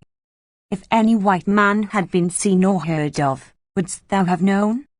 "I should certainly have known." "Thou hearest, Incubu," said Ignosi to Sir Henry, "he has not been here." "Well, well," said Sir Henry, with a sigh, "there it is. I suppose that he never got so far. Poor fellow, poor fellow. So it has all been for nothing. God's will be done." "Now for business," I put in, anxious to escape from a painful subject. "It is very well to be a king by right divine, Ignosi, but how dost thou propose to become a king indeed?" "Nay, I know not. Infdus, hast thou a plan?" "Ignosi, son of the lightning," answered his uncle, "tonight is the great dance and witch hunt. Many shall be smelt out and perish, and in the hearts of many others there will be grief and anguish and fury against the King Tuala. When the dance is over, then I will speak to some of the great chiefs, who in turn, if I can win them over, will speak to the regiments. I shall speak to the chiefs softly at first, and bring them to see that thou art indeed the king, and I think that by tomorrow's light thou shalt have 20,000 spears at thy command. And now I must go and think, and hear, and make ready. After the dance is done, if I am yet alive, and we are all alive, I will meet thee here, and we can talk. At the best there must be war." At this moment our conference was interrupted by the cry that messengers had come from the king. Advancing to the door of the hut we ordered that they should be admitted, and presently 3 men entered, each bearing a shining shirt of chain armor, and a magnificent battle-axe. "The gifts of my lord the king to the white men from the stars," said a herald who came with them. "We thank the king," I answered, "withdraw." The men went, and we examined the armor with great interest. It was the most wonderful chain work that either of us had ever seen. The whole coat fell together so closely that it formed a mass of links scarcely too big to be covered with both hands. "Do you make these things in this country, Infdus?" I asked. "They are very beautiful." "Nay, my lord, They came down to us from our forefathers. We know not who made them, and there are but few left. 7. None but those of royal blood may be clad in them. They are magic coats through which no spear can pass, and those who wear them are well nigh safe in the battle. The king is well pleased or much afraid, or he would not have sent these garments of steel. Clothe yourselves in them tonight, my lords. 7. In the sword and swords and coats of mail are still worn by Arabs, whose ancestors must have stripped them from the bodies of crusaders. Editor. The remainder of that day we spent quietly, resting and talking over the situation, which was sufficiently exciting. At last the sun went down, the 1,000 watchfires glowed out, and through the darkness we heard the tramp of many feet and the clashing of hundreds of spears, as the regiments passed to their appointed places to be ready for the great dance. Then the full moon shone out in splendour, and as we stood watching her rays, Infdus arrived, clad in his war dress, and accompanied by a guard of 20 men to escort us to the dance. As he recommended, we had already donned the shirts of chain armour which the king had sent us, putting them on under our ordinary clothing, and finding to our surprise that they were neither very heavy nor uncomfortable. These steel shirts, which evidently had been made for men of a very large stature, hung somewhat loosely upon Good and myself, but Sir Henry's fitted his magnificent frame like a glove. Then strapping our revolvers round our waists, and taking in our hands the battle-axes which the king had sent with the armour, we started. On arriving at the Great Graal, where we had that morning been received by the king, we found that it was closely packed with some 20,000 men arranged round it in regiments. These regiments were in turn divided into companies, and between each company ran a little path to allow space from the witch-finders to pass up and down. Anything more imposing than the sight that was presented by this vast and orderly concourse of armed men it is impossible to conceive. There they stood perfectly silent, and the moon poured her light upon the forest of their raised spears, upon their majestic forms, waving plumes, and the harmonious shading of their various-coloured shields. Wherever we looked were line upon line of dim faces surmounted by range upon range of shimmering spears. "Surely," I said to Infdus, "the whole army is here?" "Nay, Macumazahn," he answered, "but a third of it. 1/3 is present at this dance each year, another third is mustered outside in case there should be trouble when the killing begins. 10,000 more garrison the outposts round you, and the rest watch at the kraals in the country. Thou sayest it is a great people." "They are very silent," said Good, and indeed the intense stillness among such a vast concourse of living men was almost overpowering. "What says Bagwin?" asked Infdus. I translated. "Those over whom the shadow of death is hovering are silent," he answered grimly. "Will many be killed?" "Very many." "It seems," I said to the others, "that we are going to assist at a gladiatorial show arranged regardless of expense." Sir Henry shivered, and Good said he wished that we could get out of it. "Tell me," I asked Infdus, "are we in danger?" "I know not, my lords, I trust not, but do not seem afraid. If ye live through the night all may go well with you." The soldiers murmur against the king. All this while we had been advancing steadily towards the centre of the open space, in the midst of which were placed some stools. As we proceeded, he perceived another small party coming from the direction of the royal hut. "It is the King Dwala, Scra his son, and Gudule the old, and see, with them are those who slay," said Infdus, pointing to a little group of about a dozen gigantic and savage-looking men, armed with spears in one hand and heavy carries in the other. The king seated himself upon the centre stool, Gudule crouched at his feet, and the others stood behind him. "Greeting, white lords," Dwala cried, as we came up. "Be seated, waste not precious time. The night is all too short for the deeds that must be done. Ye come in a good hour, and shall see a glorious show. Look round, white lords, look round. And he rolled his one wicked eye from regiment to regiment. Can the stars show you such a sight as this? See how they shake in their wickedness, all those who have evil in their hearts and fear the judgment of heaven above. Begin, begin, piped Gajul in her thin piercing voice. The hyenas are hungry, they howl for food. Begin, begin. Then for a moment there was intense stillness, made horrible by a presage of what was to come. The king lifted his spear, and suddenly 20,000 feet were raised, as though they belonged to one man, and brought down with a stamp upon the earth. This was repeated 3 times, causing the solid ground to shake and tremble. Then from a far point of the circle a solitary voice began a wailing song, of which the refrain ran something as follows. What is the lot of man born of woman? Back came the answer rolling out from every throat in that vast company. Death.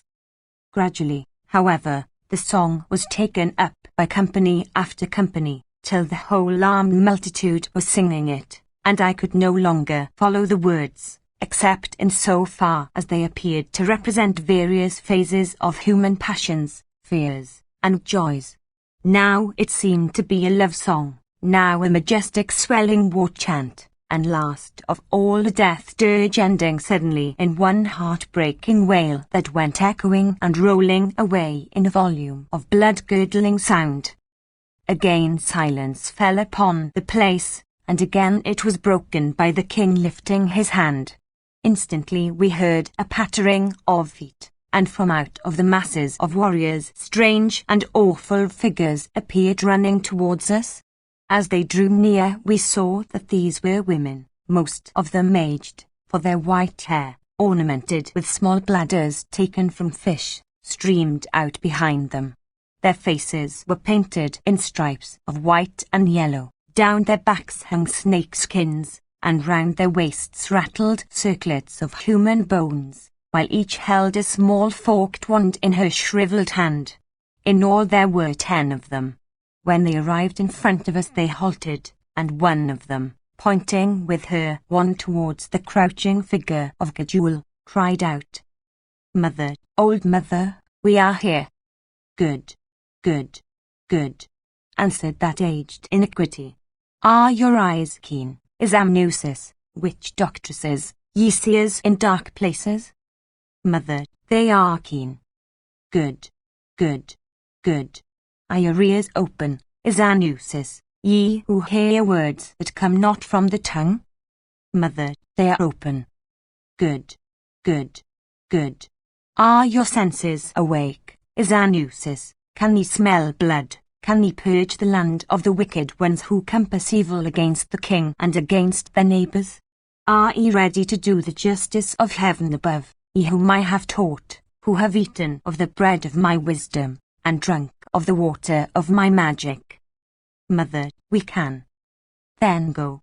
Tarry not, ye vultures. See, the slayers pointing to the ominous group of executioners behind, make sharp their spears. The white men from afar are hungry to see. Go."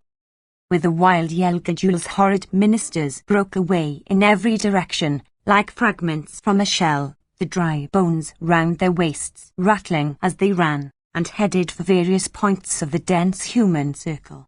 We could not watch them all, so we fixed our eyes upon the Zanussi nearest to us.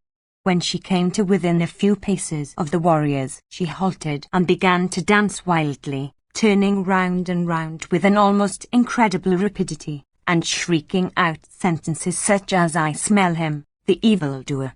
He is near, he who poisoned his mother. I hear the thoughts of him who thought evil of the king." Quicker and quicker she danced, till she lashed herself into such a frenzy of excitement that the foam flew in specks from her gnashing jaws, till her eyes seemed to start from her head, and her flesh to quiver visibly. Suddenly she stopped dead and stiffened all over, like a pointer dog when he scents game, and then with outstretched one she began to creep stealthily towards the soldiers before her. It seemed to us that as she came their stoicism gave way, and that they shrank from her. As for ourselves, we followed her movements with a horrible fascination. Presently, still creeping and crouching like a dog, the Azanusi was before them. Then she halted and pointed, and again crept on a pace or two. Suddenly the end came. With a shriek she sprang in and touched a tall warrior with her forked wand. Instantly 2 of his comrades, those standing immediately next to him, seized the doomed man, each by one arm, and advanced with him towards the king. He did not resist, but we saw that he dragged his limbs as though they were paralyzed, and that his fingers, from which the spear had fallen, were limp like those of a man newly dead. As he came, 2 of the villainous executioners stepped forward to meet him. Presently they met, and the executioners turned round, looking towards the king as though for orders. "Kill," said the king. "Kill," squeaked Gajul. "Kill," re-echoed Scra, with a hollow chuckle. Almost before the words were uttered the horrible deed was done. One man had driven his spear into the victim's heart, and to make assurance double sure, the other had dashed out his brains with a great club. "One," counted Tuala the king, just like a black Madame Defarge, as Good said, and the body was dragged a few paces away and stretched out. Hardly was the thing done before another poor wretch was brought up, like an ox to the slaughter. This time we could see, from the leopard skin cloak which he wore, that the man was a person of rank. Again the awful syllables were spoken, and the victim fell dead. 2, counted the king. And so the deadly game went on, till about 100 bodies were stretched in rows behind us. I have heard of the gladiatorial shows of the Scissors, and of the Spanish bullfights, but I take the liberty of doubting if either of them could be half so horrible as this Cucuana witch hunt. Gladiatorial shows and Spanish bullfights at any rate contributed to the public amusement, which certainly was not the case here. The most confirmed sensation monger would fight shy of sensation if he knew that it was well on the cards that he would, in his own proper person, be the subject of the next event. Once we rose and tried to remonstrate, but were sternly repressed by Tuala. "Let the law take its course, white men. These dogs are magicians and evildoers. It is well that they should die," was the only answer vouchsafed to us. About 10:30 there was a pause. The witch-finders gathered themselves together, apparently exhausted with their bloody work, and we thought that the performance was done with. But it was not so, for presently, to our surprise, the ancient woman, Gajul, rose from her crouching position, and supporting herself with a stick, staggered off into the open space. It was an extraordinary sight to see this frightful vulture-headed old creature, bent nearly double with extreme age, gather strength by degrees, until at last she rushed about almost as actively as her ill-omened pupils. To and fro she ran, chanting to herself, till suddenly she made a dash at a tall man standing in front of one of the regiments, and touched him. As she did this a sort of groan went up from the regiment which evidently he commanded. But 2 of its officers seized him all the same, and brought him up for execution. We learned afterwards that he was a man of great wealth and importance, being indeed a cousin of the king. He was slain, and Tuala counted 103.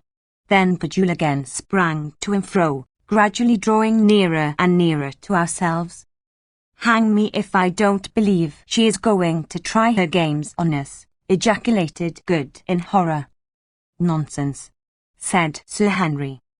As for myself, when I saw that old fiend dancing nearer and nearer, my heart positively sank into my boots. I glanced behind us at the long rows of corpses, and shivered. Nearer and nearer waltzed Gajul, looking for all the world like an animated crooked stick or comma, her horrid eyes gleaming and glowing with the most unholy lustre. Nearer she came, and yet nearer, every creature in that vast assemblage watching her movements with intense anxiety. At last she stood still and pointed. "Which is it to be?" asked Sir Henry to himself. In a moment all doubts were at rest, for the old hag had rushed in and touched Tambopa, alias Ignose, on the shoulder. "I smell him out," she shrieked. Kill him, he is full of evil, kill him, the stranger, before blood flows from him. Slay him, O king." There was a pause, of which I instantly took advantage. "O king," I called out, raising from my seat, "this man is the servant of thy guests. He is their dog. Whosoever sheds the blood of our dog sheds our blood. By the sacred law of hospitality I claim protection for him." "Gudule, mother of the witch-finders, has smelt him out. He must die, white men," was the sullen answer. "Nay, he shall not die," I replied. "He who tries to touch him shall die indeed." "Seize him," roared Twala to the executioners, who stood round red to the eyes with the blood of their victims. They advanced towards us, and then hesitated. As for Ignose, he clutched his spear, and raised it as though determined to sell his life dearly. "Stand back, ye dogs," I shouted, "if ye would see tomorrow's light. Touch one hair of his head and your king dies," and I covered Twala with my revolver. Sir Henry and Good also drew their pistols, Sir Henry pointing his at the leading executioner, who was advancing to carry out the sentence, and Good taking a deliberate aim at Gudule. Twala winced perceptibly as my barrel came in a line with his broad chest. "Well," I said, "what is it to be, Twala?" Then he spoke. "Put away your magic tubes," he said. "Ye have adjured me in the name of hospitality, and for that reason, but not from fear of what ye can do, I spare him. Go in peace." "It is well," I answered unconcernedly. "We are weary of slaughter, and would sleep. Is the dance ended?" "It is ended," Twala answered sulkily. "Let these dead dogs," pointing to the long rows of corpses, "be flung out to the hyenas and the vultures," and he lifted his spear. Instantly the regiments began to defile through the kraal gateway in perfect silence, a fatigue party only remaining behind to drag away the corpses of those who had been sacrificed. Then we rose also, and making our salaam to His Majesty, which he hardly deigned to acknowledge, we departed to our huts. "Well," said Sir Henry, as we sat down, having first lit a lamp of the sawtooth by the cucuanas, of which the wick is made from the fibre of a species of palm leaf, and the oil from clarified hippopotamus fat, "well, I feel uncommonly inclined to be sick. If I had any doubts about helping Mbopa to rebel against that infernal blackguard, putting Good, they are gone now. It was as much as I could do to sit still while that slaughter was going on. I tried to keep my eyes shut, but they would open just at the wrong time. I wonder where Infduz is. Mbopa, my friend, you ought to be grateful to us. Your skin came near to having an air hole made in it." "I am grateful, Bagwan," was Mbopa's answer, when I had translated, "and I shall not forget. As for Infduz, he will be here by and by. We must wait." So we lit our pipes and waited. Chapter 11. We give a sign. For a long while, 2 hours, I should think, we sat there in silence, being too much overwhelmed by the recollection of the horrors we had seen to talk. At last, just as we were thinking of turning in, for the night drew nigh to dawn, we heard a sound of steps. Then came the challenge of a sentry posted at the kraal gate, which apparently was answered, though not in an audible tone, for the steps still advanced, and in another second Infduz had entered the hut, followed by some half-dozen stately-looking chiefs. "My lords," he said, "I have come according to my word.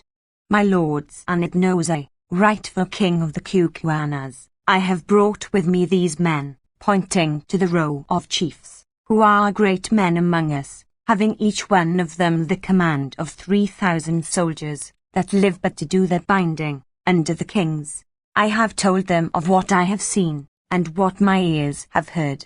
Now let them also behold the sacred snake around thee, and hear thy story, Ignosi, that they may say whether or no they will make cause with thee against Twala the king.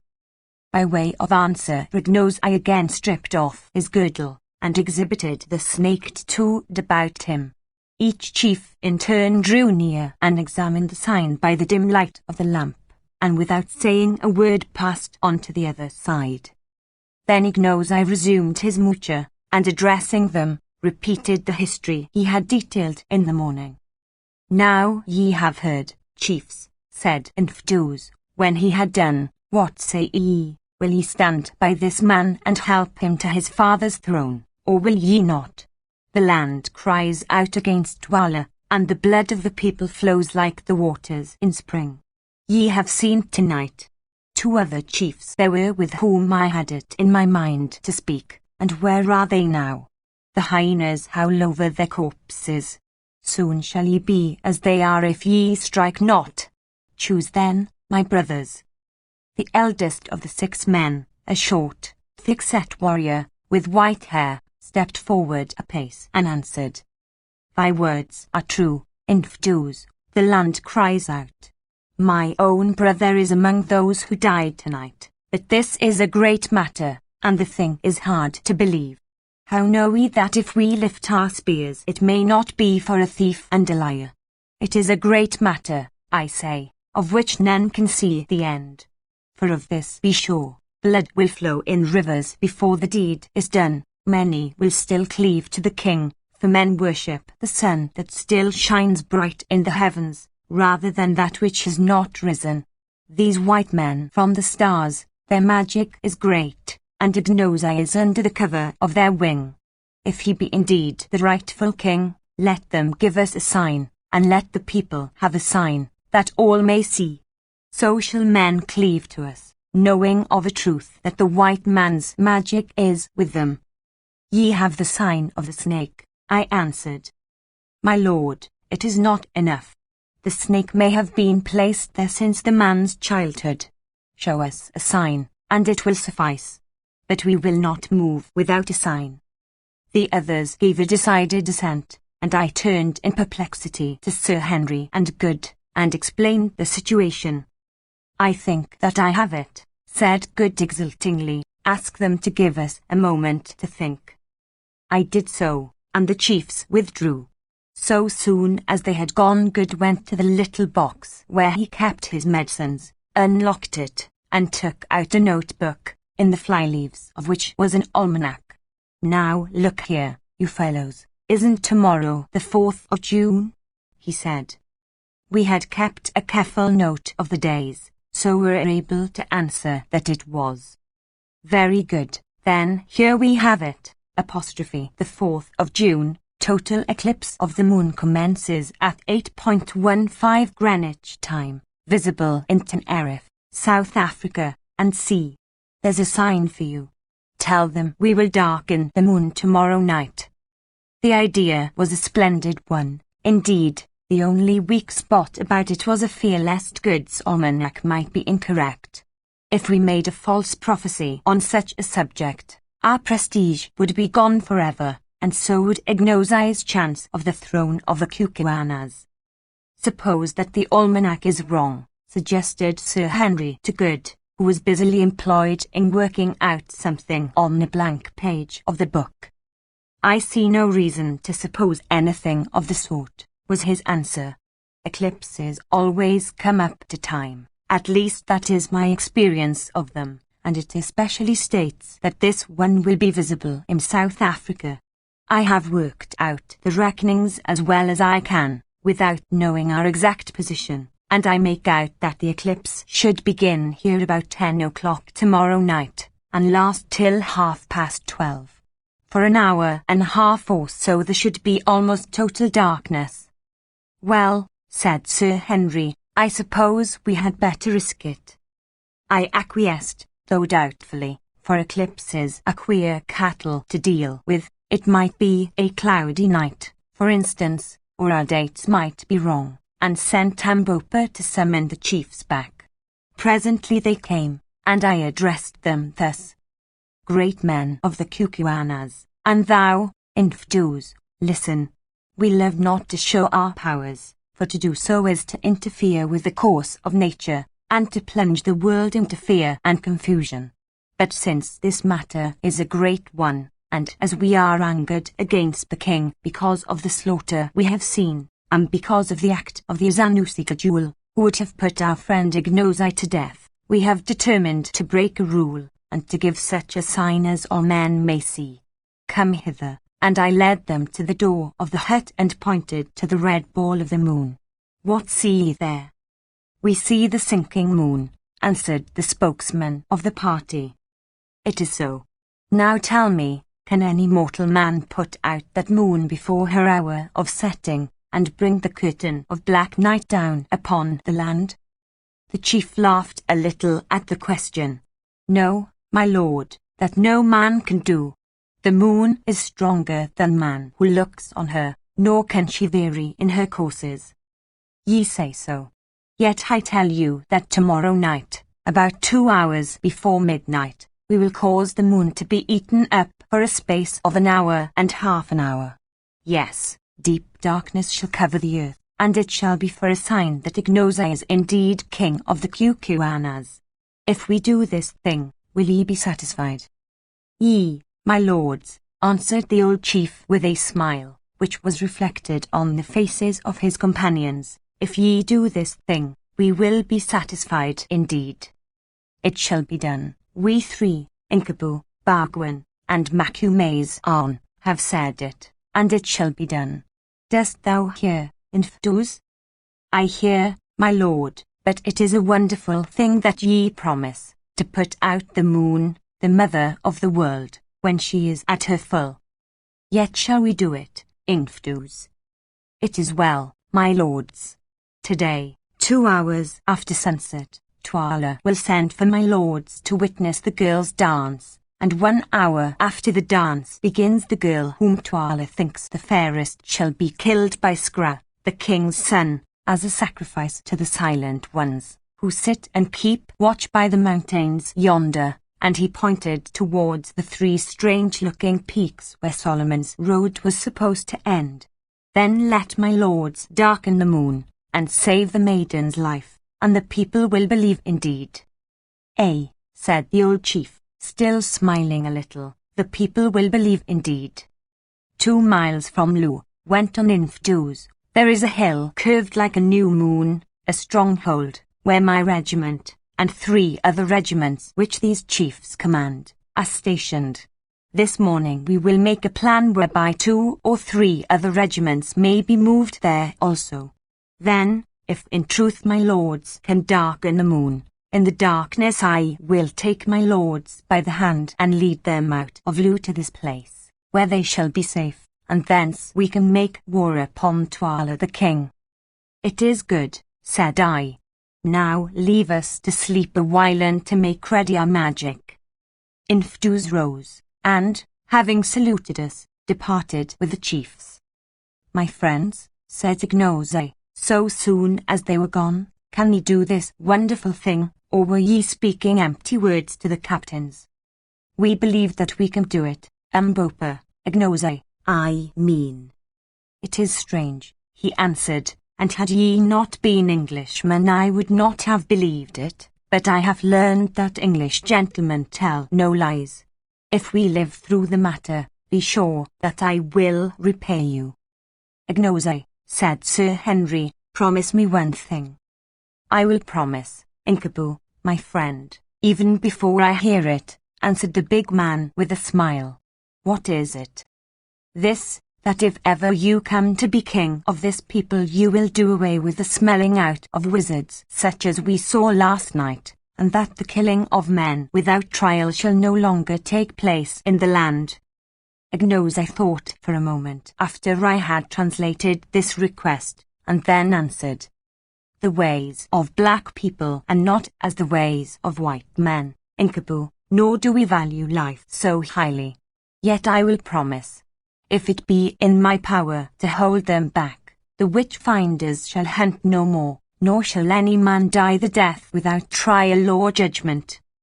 "That's a bargain, then," said Sir Henry, "and now let us get a little rest." Thoroughly wearied out, we were soon sound asleep, and slept till Ignose woke us about 11 o'clock. Then we rose, washed, and ate a hearty breakfast. After that we went outside the hut and walked about, amusing ourselves with examining the structure of the Kukuana huts and observing the customs of the women. "I hope that eclipse will come off," said Sir Henry presently. "If it does not, it will soon be all up with us," I answered mournfully, "for so sure as we are living men some of those chiefs will tell the whole story to the king, and then there will be another sort of eclipse, and one that we shall certainly not like." Returning to the hut we ate some dinner, and passed the rest of the day in receiving visits of ceremony and curiosity. At length the sun set, and we enjoyed a couple of hours of such quiet as our melancholy forebodings would allow to us. Finally, about 8:30, a messenger came from Tuala to bid us to the great annual dance of girls which was about to be celebrated. Hastily we put on the chain shirts that the king had sent us, and taking our rifles and ammunition with us, so as to have them handy in case we had to fly, as suggested by Infidus, we started boldly enough, though with inward fear and trembling. The great space in front of the king's kraal bore a very different appearance from that which it had presented on the previous evening. In place of the grim ranks of serried warriors were company after company of Kukuana girls, not overdressed, so far as clothing went, but each crowned with a wreath of flowers, and holding a palm leaf in one hand and a white arama lily in the other. In the centre of the open moonlit space sat Tuala the king, with old Gajul at his feet, attended by Infidus, the boyskra, and 12 guards. There were also present about a score of chiefs, amongst whom I recognized most of our friends of the night before. Tuala greeted us with much apparent cordiality, though I saw him fix his one eye viciously on Mbopa. "Welcome, white men from the stars," he said. "This is another sight from that which your eyes gazed on by the light of last night's moon, but it is not so good a sight. Girls are pleasant, and were it not for such as these," and he pointed round him, "we should none of us be here this day, but men are better. Kisses and the tender words of women are sweet, but the sound of the clashing of the spears of warriors, and the smell of men's blood, are sweeter far. Would ye have wives from among our people, white men? If so, choose the fairest here, and ye shall have them, as many as ye will." And he paused for an answer. As the prospect did not seem to be without attractions for Good, who, like most sailors, is of a susceptible nature, being elderly and wise, foreseeing the endless complications that anything of the sort would involve, for women bring trouble so surely as the night follows the day, I put in a hasty answer. "Thanks to thee, O king, but we white men wed only with white women like ourselves. Your maidens are fair, but they are not for us." The king laughed. "It is well. In Ireland there is a proverb which runs, 'Women's eyes are always bright, whatever the colour,' and another that says, 'Love her who is present, for be sure she who is absent is false to thee,' but perhaps these things are not so in the stars. In a land where men are white all things are possible. So be it, white men, the girls will not go begging. Welcome again, and welcome, too, thou black one. If Gajul here had won her way, thou wouldst have been stiff and cold by now. It is lucky for thee that thou too camest from the stars, ha, ha. I can kill thee before thou killest me, O king, was Ignose's calm answer, and thou shalt be stiff before my limbs cease to bend." Tuala started. "Thou speakest boldly, boy," he replied angrily. "Presume not too far. He may well be bold in whose lips are truth. The truth is a sharp spear which flies home and misses not. It is a message from the stars, O king." Tuala scowled, and his one eye gleamed fiercely, but he said nothing more. "Let the dance begin," he cried, and then the flower-crowned girls sprang forward in companies, singing a sweet song and waving the delicate palms and white lilies. On they danced, looking faint and spiritual in the soft, sad light of the risen moon, now whirling round and round, now meeting in mimic warfare, swaying, eddying here and there, coming forward, falling back in an ordered confusion delightful to witness. At last they paused, and a beautiful young woman sprang out of the ranks and began to pirouette in front of us with a grace and vigour which would have put most ballet girls to shame. At length she retired exhausted, and another took her place, then another and another, but none of them, either in grace, skill, or personal attractions, came up to the first. When the chosen girls had all danced, the king lifted his hand. "Which deem me the fairest, white men?" he asked. "The first," said I unthinkingly.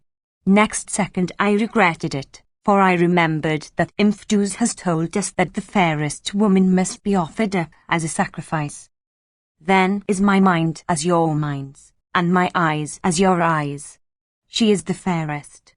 And a sorry thing it is for her, for she must die." "Must die," piped out Gajul, casting a glance of her quick eyes in the direction of the poor girl, who, as yet ignorant of the awful fate in store for her, was standing some 10 yards off in front of a company of maidens, engaged in nervously picking a flower from her wreath to pieces, petal by petal. "Why, O king," said I, restraining my indignation with difficulty, "the girl has danced well, and pleased us. She is fair too. It would be hard to reward her with death." Tuala laughed as he answered, "It is our custom, and the figures who sit in stone yonder," and he pointed towards the 3 distant peaks, "must have their due. Did I fail to put the fairest girl to death today, misfortune would fall upon me and my house.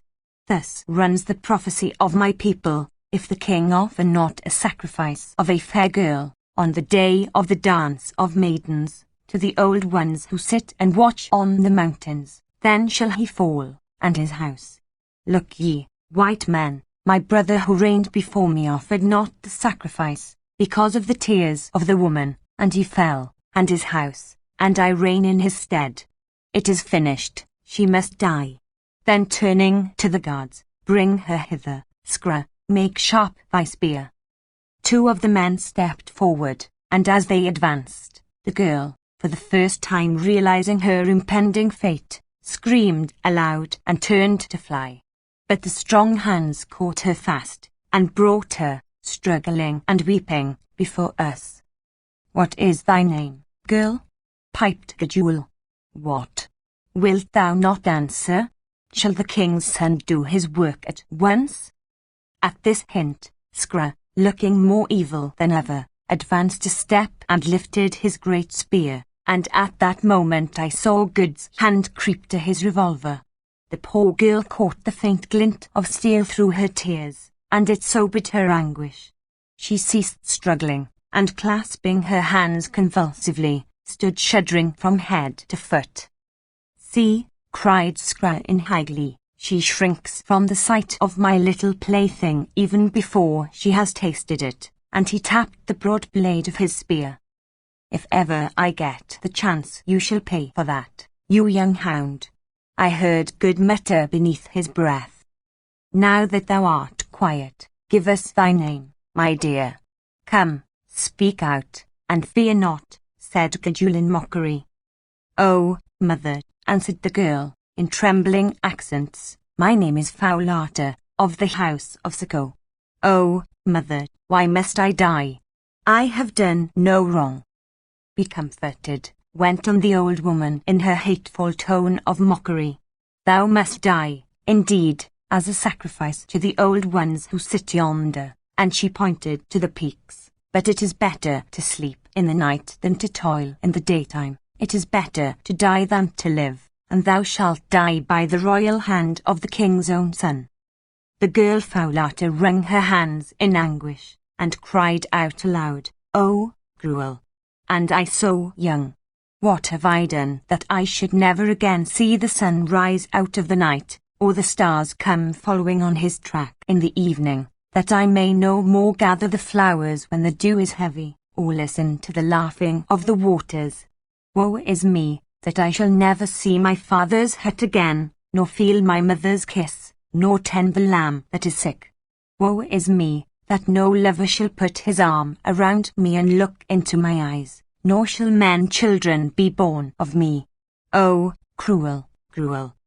And again she wrung her hands and turned her tear-stained flower-crowned face to heaven, looking so lovely in her despair, for she was indeed a beautiful woman, that assuredly the sight of her would have melted the hearts of any less cruel than were the three fiends before us. Prince Arthur's appeal to the ruffians who came to blind him was not more touching than that of this savage girl. But it did not move Gudule or Gudule's master, though I saw signs of pity among the guards behind, and on the faces of the chiefs, and as for Good, he gave a fierce snort of indignation, and made a motion as though to go to her assistance. With all a woman's quickness, the doomed girl interpreted what was passing in his mind, and by a sudden movement flung herself before him, and clasped his beautiful white legs with her hands. "Oh, white further from the stars," she cried, "throw over me the mantle of thy protection. Let me creep into the shadow of thy strength, that I may be saved. Oh, keep me from these cruel men and from the mercies of Gudule." "All right, my hearty, I'll look after you," sang out Good in nervous Saxon. "Come, get up, there's a good girl," and he stooped and caught her hand. Tuala turned and motioned to his son, who advanced with his spear lifted. "Now's your time," whispered Sir Henry to me. "What are you waiting for?" "I am waiting for that eclipse," I answered. "I have had my eye on the moon for the last half hour, and I never saw it look healthier." "Well, you must risk it now, or the girl will be killed." Tuala is losing patience. Recognizing the force of the argument, and having cast one more despairing look at the bright face of the moon, for never did the most ardent astronomer with a theory to prove await a celestial event with such anxiety, I stepped with all the dignity that I could command between the prostrate girl and the advancing spear of Scra. "King," I said, "it shall not be. We will not undo this thing. Let the girl go in safety." Tuala rose from his seat in wrath and astonishment, and from the chiefs and serried ranks of maidens who had closed in slowly upon us in anticipation of the tragedy came a murmur of amazement. "Shall not be. Thou white dog, that yappest at the lion in his cave, shall not be. Art thou mad? Be careful, lest this chicken's fate overtake thee, and those with thee. How canst thou save her or thyself? Who art thou that thou sittest thyself between me and my will? Back, I say. Scra, kill her. Ho, guards. Seize these men." At his cry armed men ran swiftly from behind the hut, where they had evidently been placed beforehand. Sir Henry, Good, and Umbope arranged themselves alongside of me, and lifted their rifles. "Stop!" I shouted boldly, though at the moment my heart was in my boots. "Stop! We, the white men from the stars, say that it shall not be. Come but one pace nearer, and we will put out the moon like the wind-blown lamp, as we who dwell in her house can do, and plunge the land in darkness. Dare to disobey, and ye shall taste of our magic." My threat produced an effect. The men halted, and Scra stood still before us, his spear lifted. Hear him, piped Gudule, Hear the liar who says that he will put out the moon like a lamp. Let him do it, and the girl shall be spared. Yes, let him do it, or die by the girl, he and those with him. I glanced up at the moon despairingly, and now to my intense joy and relief saw that we, or rather the almanac, had made no mistake. On the edge of the great orb lay a faint rim of shadow, while a smoky hue grew and gathered upon its bright surface. Never shall I forget that superb moment of relief. Then I lifted my hand solemnly towards the sky, an example which Sir Henry and Good followed, and quoted a line or two from the Ingoldsby Legends at it in the most impressive tones that I could command. Sir Henry followed suit with a verse out of the Old Testament, and something about Balbus building a wall, in Latin, whilst Good addressed the Queen of Night in a volume of the most classical bad language which he could think of. Slowly the penumbra, the shadow of a shadow, crept on over the bright surface, and as it crept I heard deep gasps of fear rising from the multitude around. "Look, O King!" I cried. "Look, Gajul! Look, chiefs and people and women, and see if the white men from the stars keep their word, or if they be but empty liars. The moon grows black before your eyes, soon there will be darkness, darkness in the hour of the full moon. Ye have asked for a sign, it is given to you. Grow dark, O moon. Withdraw thy light, thou pure and holy one. Bring the proud heart of usurping murderers to the dust, and eat up the world with shadows." A groan of terror burst from the onlookers. Some stood petrified with dread, others threw themselves upon their knees and cried aloud. As for the king, he sat still and turned pale beneath his dusky skin. Only Gajul kept her courage. "It will pass," she cried. "I have often seen the like before. No man can put out the moon. Lose not heart, sit still, the shadow will pass." "Wait, and ye shall see," I replied, hopping with excitement. "O moon, moon, moon, wherefore art thou so cold and fickle?" This appropriate quotation was from the pages of a popular romance that I chanced to have read recently, though now I come to think of it, it was ungrateful of me to abuse the Lady of the Heavens, who was showing herself to be the truest of friends to us, however she may have behaved to the impassioned lover in the novel. Then I added, "Keep it up, Good. I can't remember any more poetry. Curse away, there's a good fellow." Good responded nobly to this tax upon his inventive faculties. Never before had I the faintest conception of the breadth and depth and height of a naval officer's objurgatory powers. For 10 minutes he went on in several languages without stopping, and he scarcely ever repeated himself. Meanwhile the dark ring crept on, while all that great assembly fixed their eyes upon the sky and stared in fascinated silence. Strange and unholy shadows encroached upon the moonlight. An ominous quiet filled the place. Everything grew still as death. Slowly, and in the midst of this most solemn silence, the minutes sped away, and while they sped the full moon passed deeper and deeper into the shadow of the earth, as the inky segment of its circle slit in awful majesty across the lunar craters. The great pale orb seemed to draw near and to grow in size.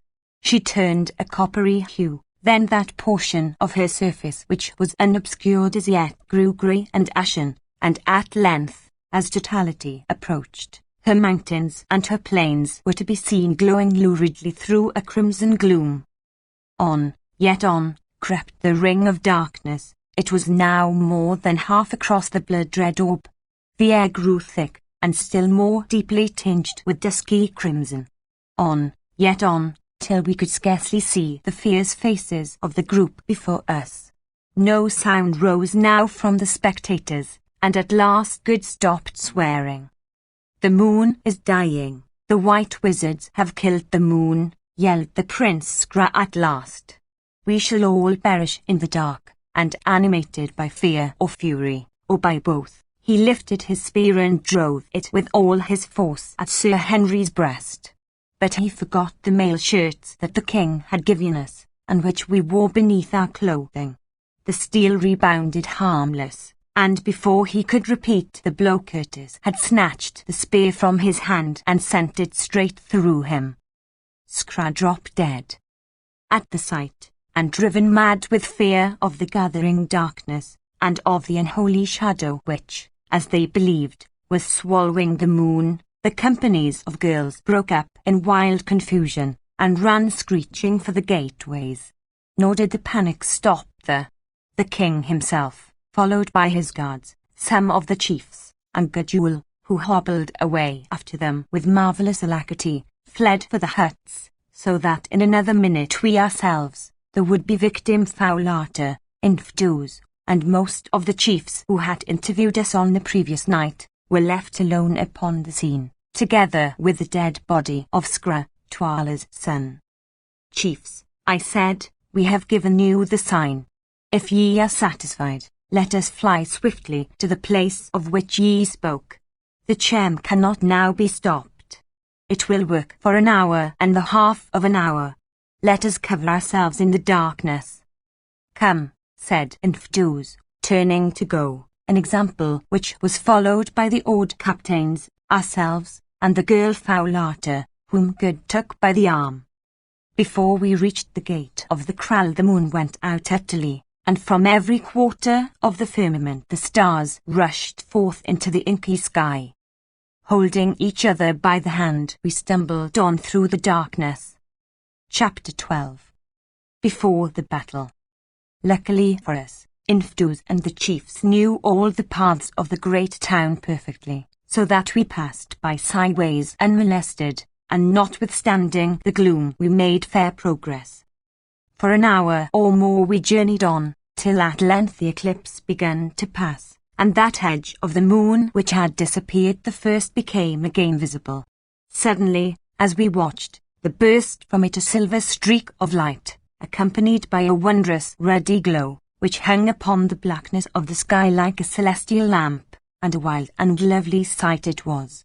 In another 5 minutes the stars began to fade, and there was sufficient light to see our whereabouts. We then discovered that we were clear of the town of Loo, and approaching a large flat-topped hill, measuring some 2 miles in circumference. This hill, which is of a formation common in South Africa, is not very high. Indeed, its greatest elevation is scarcely more than 200 feet, but it is shaped like a horseshoe, and its sides are rather precipitous and strewn with boulders. On the grass tableland at its summit is ample camping ground, which had been utilized as a military cantonment of no mean strength. Its ordinary garrison was 1 regiment of 3,000 men, but as we toiled up the steep side of the mountain in the returning moonlight we perceived that there were several of such regiments encamped there. Reaching the tableland at last, we found crowds of men roused from their sleep, shivering with fear and huddled up together in the utmost consternation at the natural phenomenon which they were witnessing. Passing through these without a word, we gained a hut in the centre of the ground, where we were astonished to find 2 men waiting, laden with our few goods and chattels, which of course we had been obliged to leave behind in our hasty flight. I sent for them, explained Infdus, and also for these, and he lifted up Good's long-lost trousers. With an exclamation of rapturous delight Good sprang at them, and instantly proceeded to put them on. "Surely my lord will not hide his beautiful white legs," exclaimed Infdus regretfully. But Good persisted, and once only did the Kukuana people get the chance of seeing his beautiful legs again. Good is a very modest man. Henceforward they had to satisfy their aesthetic longings with his 1 whisker, his transparent eye, and his movable teeth. Still gazing with fond remembrance at Good's trousers, Infdus next informed us that he had commanded the regiments to muster so soon as the day broke, in order to explain to them fully the origin and circumstances of the rebellion which was decided on by the chiefs, and to introduce to them the rightful heir to the throne, Ignosi. Accordingly, when the sun was up, the troops, in all some 20,000 men, and the flower of the Kukuana army, were mustered on a large open space, to which we went. The men were drawn up in 3 sides of a dense square, and presented a magnificent spectacle. We took our station on the open side of the square, and were speedily surrounded by all the principal chiefs and officers. These, after silence had been proclaimed, Infdus proceeded to address. He narrated to them in vigorous and graceful language, for, like most Kukuanas of high rank, he was a born orator, the history of Ignosi's father, and of how he had been basely murdered by Twala the king, and his wife and child driven out to starve. Then he pointed out that the people suffered and groaned under Twala's cruel rule, instancing the proceedings of the previous night, when, under pretence of their being evildoers, many of the noblest in the land had been dragged forth and wickedly done to death.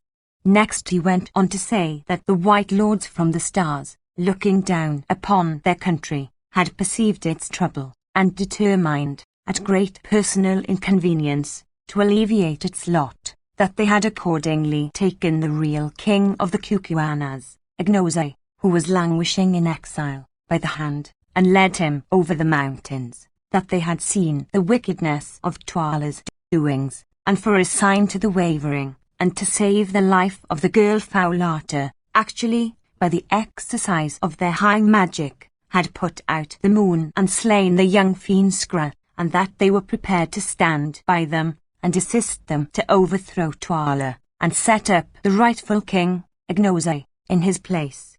He finished his discourse amidst a murmur of approbation. Then Ignosi stepped forward and began to speak. Having reiterated all that Infdus his uncle had said, he concluded a powerful speech in these words. O chiefs, captains, soldiers, and people, ye have heard my words. Now must ye make choice between me and him who sits upon my throne, the uncle who killed his brother, and hunted his brother's child forth to die in the cold on the night. That I am indeed the king, these pointing to the chiefs, can tell you, for they have seen the snake about my middle. If I were not the king, would these white men be on my side with all their magic? Tremble, chiefs, captains, soldiers, and people. Is not the darkness they have brought upon the land to confound Twala and cover our flight, darkness even in the hour of the full moon, yet before your eyes? It is, answered the soldiers. I am the king, I say to you, I am the king, went on Ignosi, drawing up his great stature to its full, and lifting his broad-bladed battle-axe above his head. If there be any man among you who says that it is not so, let him stand forth, and I will fight him now, and his blood shall be a red token that I tell you true. Let him stand forth, I say, and he shook the great axe till it flashed in the sunlight. As nobody seemed inclined to respond to this heroic version of Dilly, come and be killed, our late henchman proceeded with his address. I am indeed the king, and should ye stand by my side in the battle, if I win the day, ye shall go with me to victory and honour. I will give you oxen and wives, and ye shall take place of all the regiments, and if ye fall, I will fall with you. And behold, I give you this promise, that when I sit upon the seat of my fathers, bloodshed shall cease in the land. No longer shall ye cry for justice to find slaughter, no longer shall the witch-finder hunt you out so that ye may be slain without a cause. No man shall die save he who offends against the laws. The eating up of your kraals shall cease, each one of you shall sleep secure in his own hut and fear naught, and justice shall walk blindfold throughout the land. Have ye chosen, chiefs, captains, soldiers, and people? We have chosen, O king, came back the answer. It is well.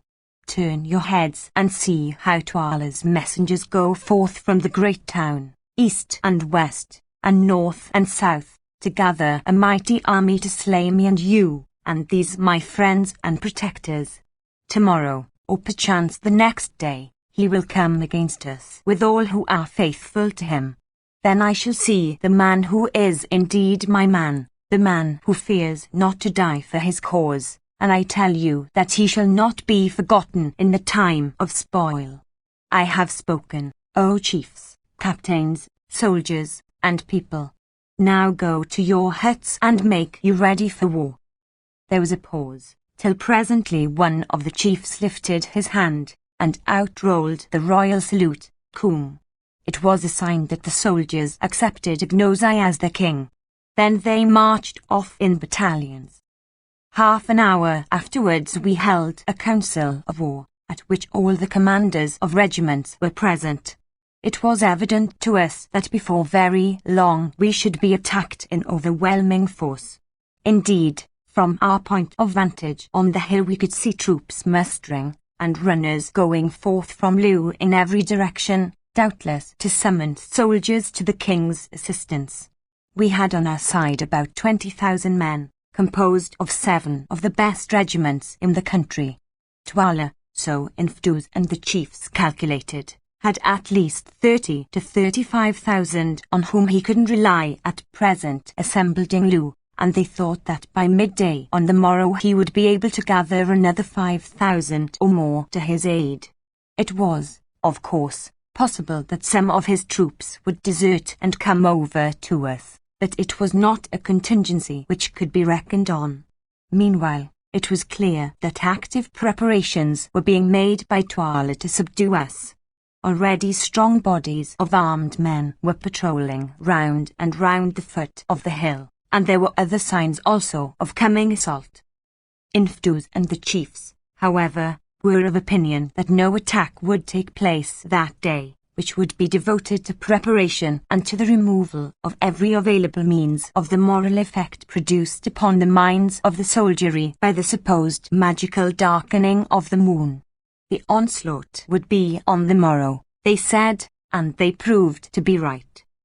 Meanwhile, we set to work to strengthen the position in all ways possible. Almost every man was turned out, and in the course of the day, which seemed far too short, much was done. The paths up the hill, that was rather a sanatorium than a fortress, being used generally as the camping place of regiments suffering from recent service in unhealthy portions of the country, were carefully blocked with masses of stones, and every other approach was made as impregnable as time would allow. Piles of boulders were collected at various spots to be rolled down upon an advancing enemy. Stations were appointed to the different regiments, and all preparation was made which our joint ingenuity could suggest. Just before sundown, as we rested after our toil, we perceived a small company of men advancing towards us from the direction of Loo, one of whom bore a palm leaf in his hand for a sign that he came as a herald. As he drew near, Ignozai, Infdus, 1 or 2 chiefs and ourselves went down to the foot of the mountain to meet him. He was a gallant-looking fellow, wearing the regulation leopard skin cloak.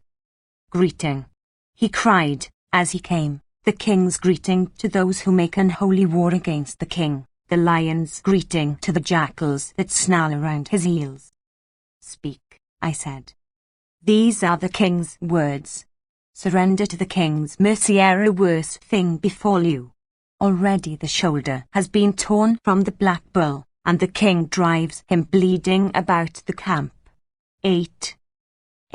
This cruel custom is not confined to the Kukuanas, but is by no means uncommon amongst African tribes on the occasion of the outbreak of war or any other important public event. A.Q. "What are Twala's terms?" I asked from curiosity. "His terms are merciful, worthy of a great king. These are the words of Twala, the one-eyed, the mighty, the husband of 1,000 wives, lord of the Kukuanas, keeper of the great road, Solomon's road, beloved of the strange ones who sit in silence at the mountains yonder, the 3 witches, calf of the black cow, elephant whose tread shakes the earth, terror of the evildoer, ostrich whose feet devour the desert, huge one, black one, wise one, king from generation to generation. These are the words of Tuala. I will have mercy and be satisfied with a little blood. 1 in every 10 shall die, the rest shall go free, but the white man in Gabu, who slew Scry my son, and the black man his servant, who pretends to my throne, and Infdus my brother, who brews rebellion against me, these shall die by torture as an offering to the silent ones. Such are the merciful words of Tuala. After consulting with the others a little, I answered him in a loud voice, so that the soldiers might hear, thus: Go back, thou dog, to Tuala, who sent thee, and say that we, Ignose, veritable king of the Kukuanas, Inkabu, Bagwan, and Macumays on, the wise ones from the stars, who make dark the moon, Infdus, of the royal house, and the chiefs, captains, and people here gathered, make answer and say, that we will not surrender, that before the sun has gone down twice, Tuala's corpse shall stiffen at Tuala's gate, and Ignose, whose further Tuala slew, shall reign in his stead. Now go, ere we whip thee away, and beware how thou dost lift a hand against such as we are. The herald laughed loudly. Ye frighten not men with such swelling words, he cried out. Show yourselves as bold tomorrow, O ye who darkened the moon. Be bold, fight, and be merry, before the crows pick your bones till they are whiter than your faces. Farewell, perhaps we may meet in the fight. Fly not to the stars, but wait for me, I pray, white men. With this shaft of sarcasm he retired, and almost immediately the sun sank. That night was a busy one, for weary as we were, so far as was possible by the moonlight, all preparations for the morrow's fight were continued, and messengers were constantly coming and going from the place where we sat in council. At last, about an hour after midnight, everything that could be done was done, and the camp, save for the occasional challenge of a sentry, sank into silence. Sir Henry and I, accompanied by Ignose and one of the chiefs, descended the hill and made a round of the pickets. As we went, suddenly, from all sorts of unexpected places, spears gleamed out in the moonlight, only to vanish again when we uttered the password. It was clear to us that none were sleeping at their posts. Then we returned, picking our way warily through thousands of sleeping warriors, many of whom were taking their last earthly rest. The moonlight flickering along their spears played upon their features and made them ghastly. The chilly night wind tossed their tall and hearse-like plumes. That they lay in wild confusion, with arms outstretched and twisted limbs, their stern, stalwart forms looking weird and unhuman in the moonlight. How many of these do you suppose will be alive at this time tomorrow? Asked Sir Henry. I shook my head and looked again at the sleeping men, and to my tired and yet excited imagination it seemed as though death had already touched them. My mind's eye singled out those who were sealed to slaughter, and there rushed in upon my heart a great sense of the mystery of human life, and an overwhelming sorrow at its futility and sadness. Tonight these thousands slept their healthy sleep. Tomorrow they, and many others with them, ourselves perhaps among them, would be stiffening in the cold, their wives would be widows, their children fatherless, and their place know them no more forever. Only the old moon would shine on serenely, the night wind would stir the grasses, and the wide earth would take its rest, even as it did eons before we were, and will do eons after we have been forgotten. Yet man dies not whilst the world, at once his mother and his monument, remains. His name is lost, indeed, but the breath he breathed still stirs the pine tops on the mountains. The sound of the words he spoke yet echoes on through space. The thoughts his brain gave birth to we have inherited today. His passions are our cause of life. The joys and sorrows that he knew are our familiar friends. The end from which he fled aghast will surely overtake us also. Truly the universe is full of ghosts, not sheeted churchyard spectres, but the inextinguishable elements of individual life, which having once been, can never die, though they blend and change again forever. All sorts of reflections of this nature passed through my mind, for as I grow older I regret to say that a detestable habit of thinking seems to be getting a hold of me, while I stood and stared at those grim yet fantastic lines of warriors, sleeping, as their saying goes, upon their spears. Curtis, I said, I am in a condition of pitiable fear. Sir Henry stroked his yellow beard and laughed, as he answered, I have heard you make that sort of remark before, Quatermain. Well, I mean it now. Do you know, I very much doubt if one of us will be alive tomorrow night. We shall be attacked in overwhelming force, and it is quite a chance if we can hold this place. We'll give a good account of some of them, at any rate. Look here, Quatermain, this business is nasty, and one with which, properly speaking, we ought not to be mixed up, but we are in for it, so we must make the best of our job. Speaking personally, I had rather be killed fighting than any other way, and now that there seems little chance of our finding my poor brother, it makes the idea easier to me. But fortune favours the brave, and we may succeed.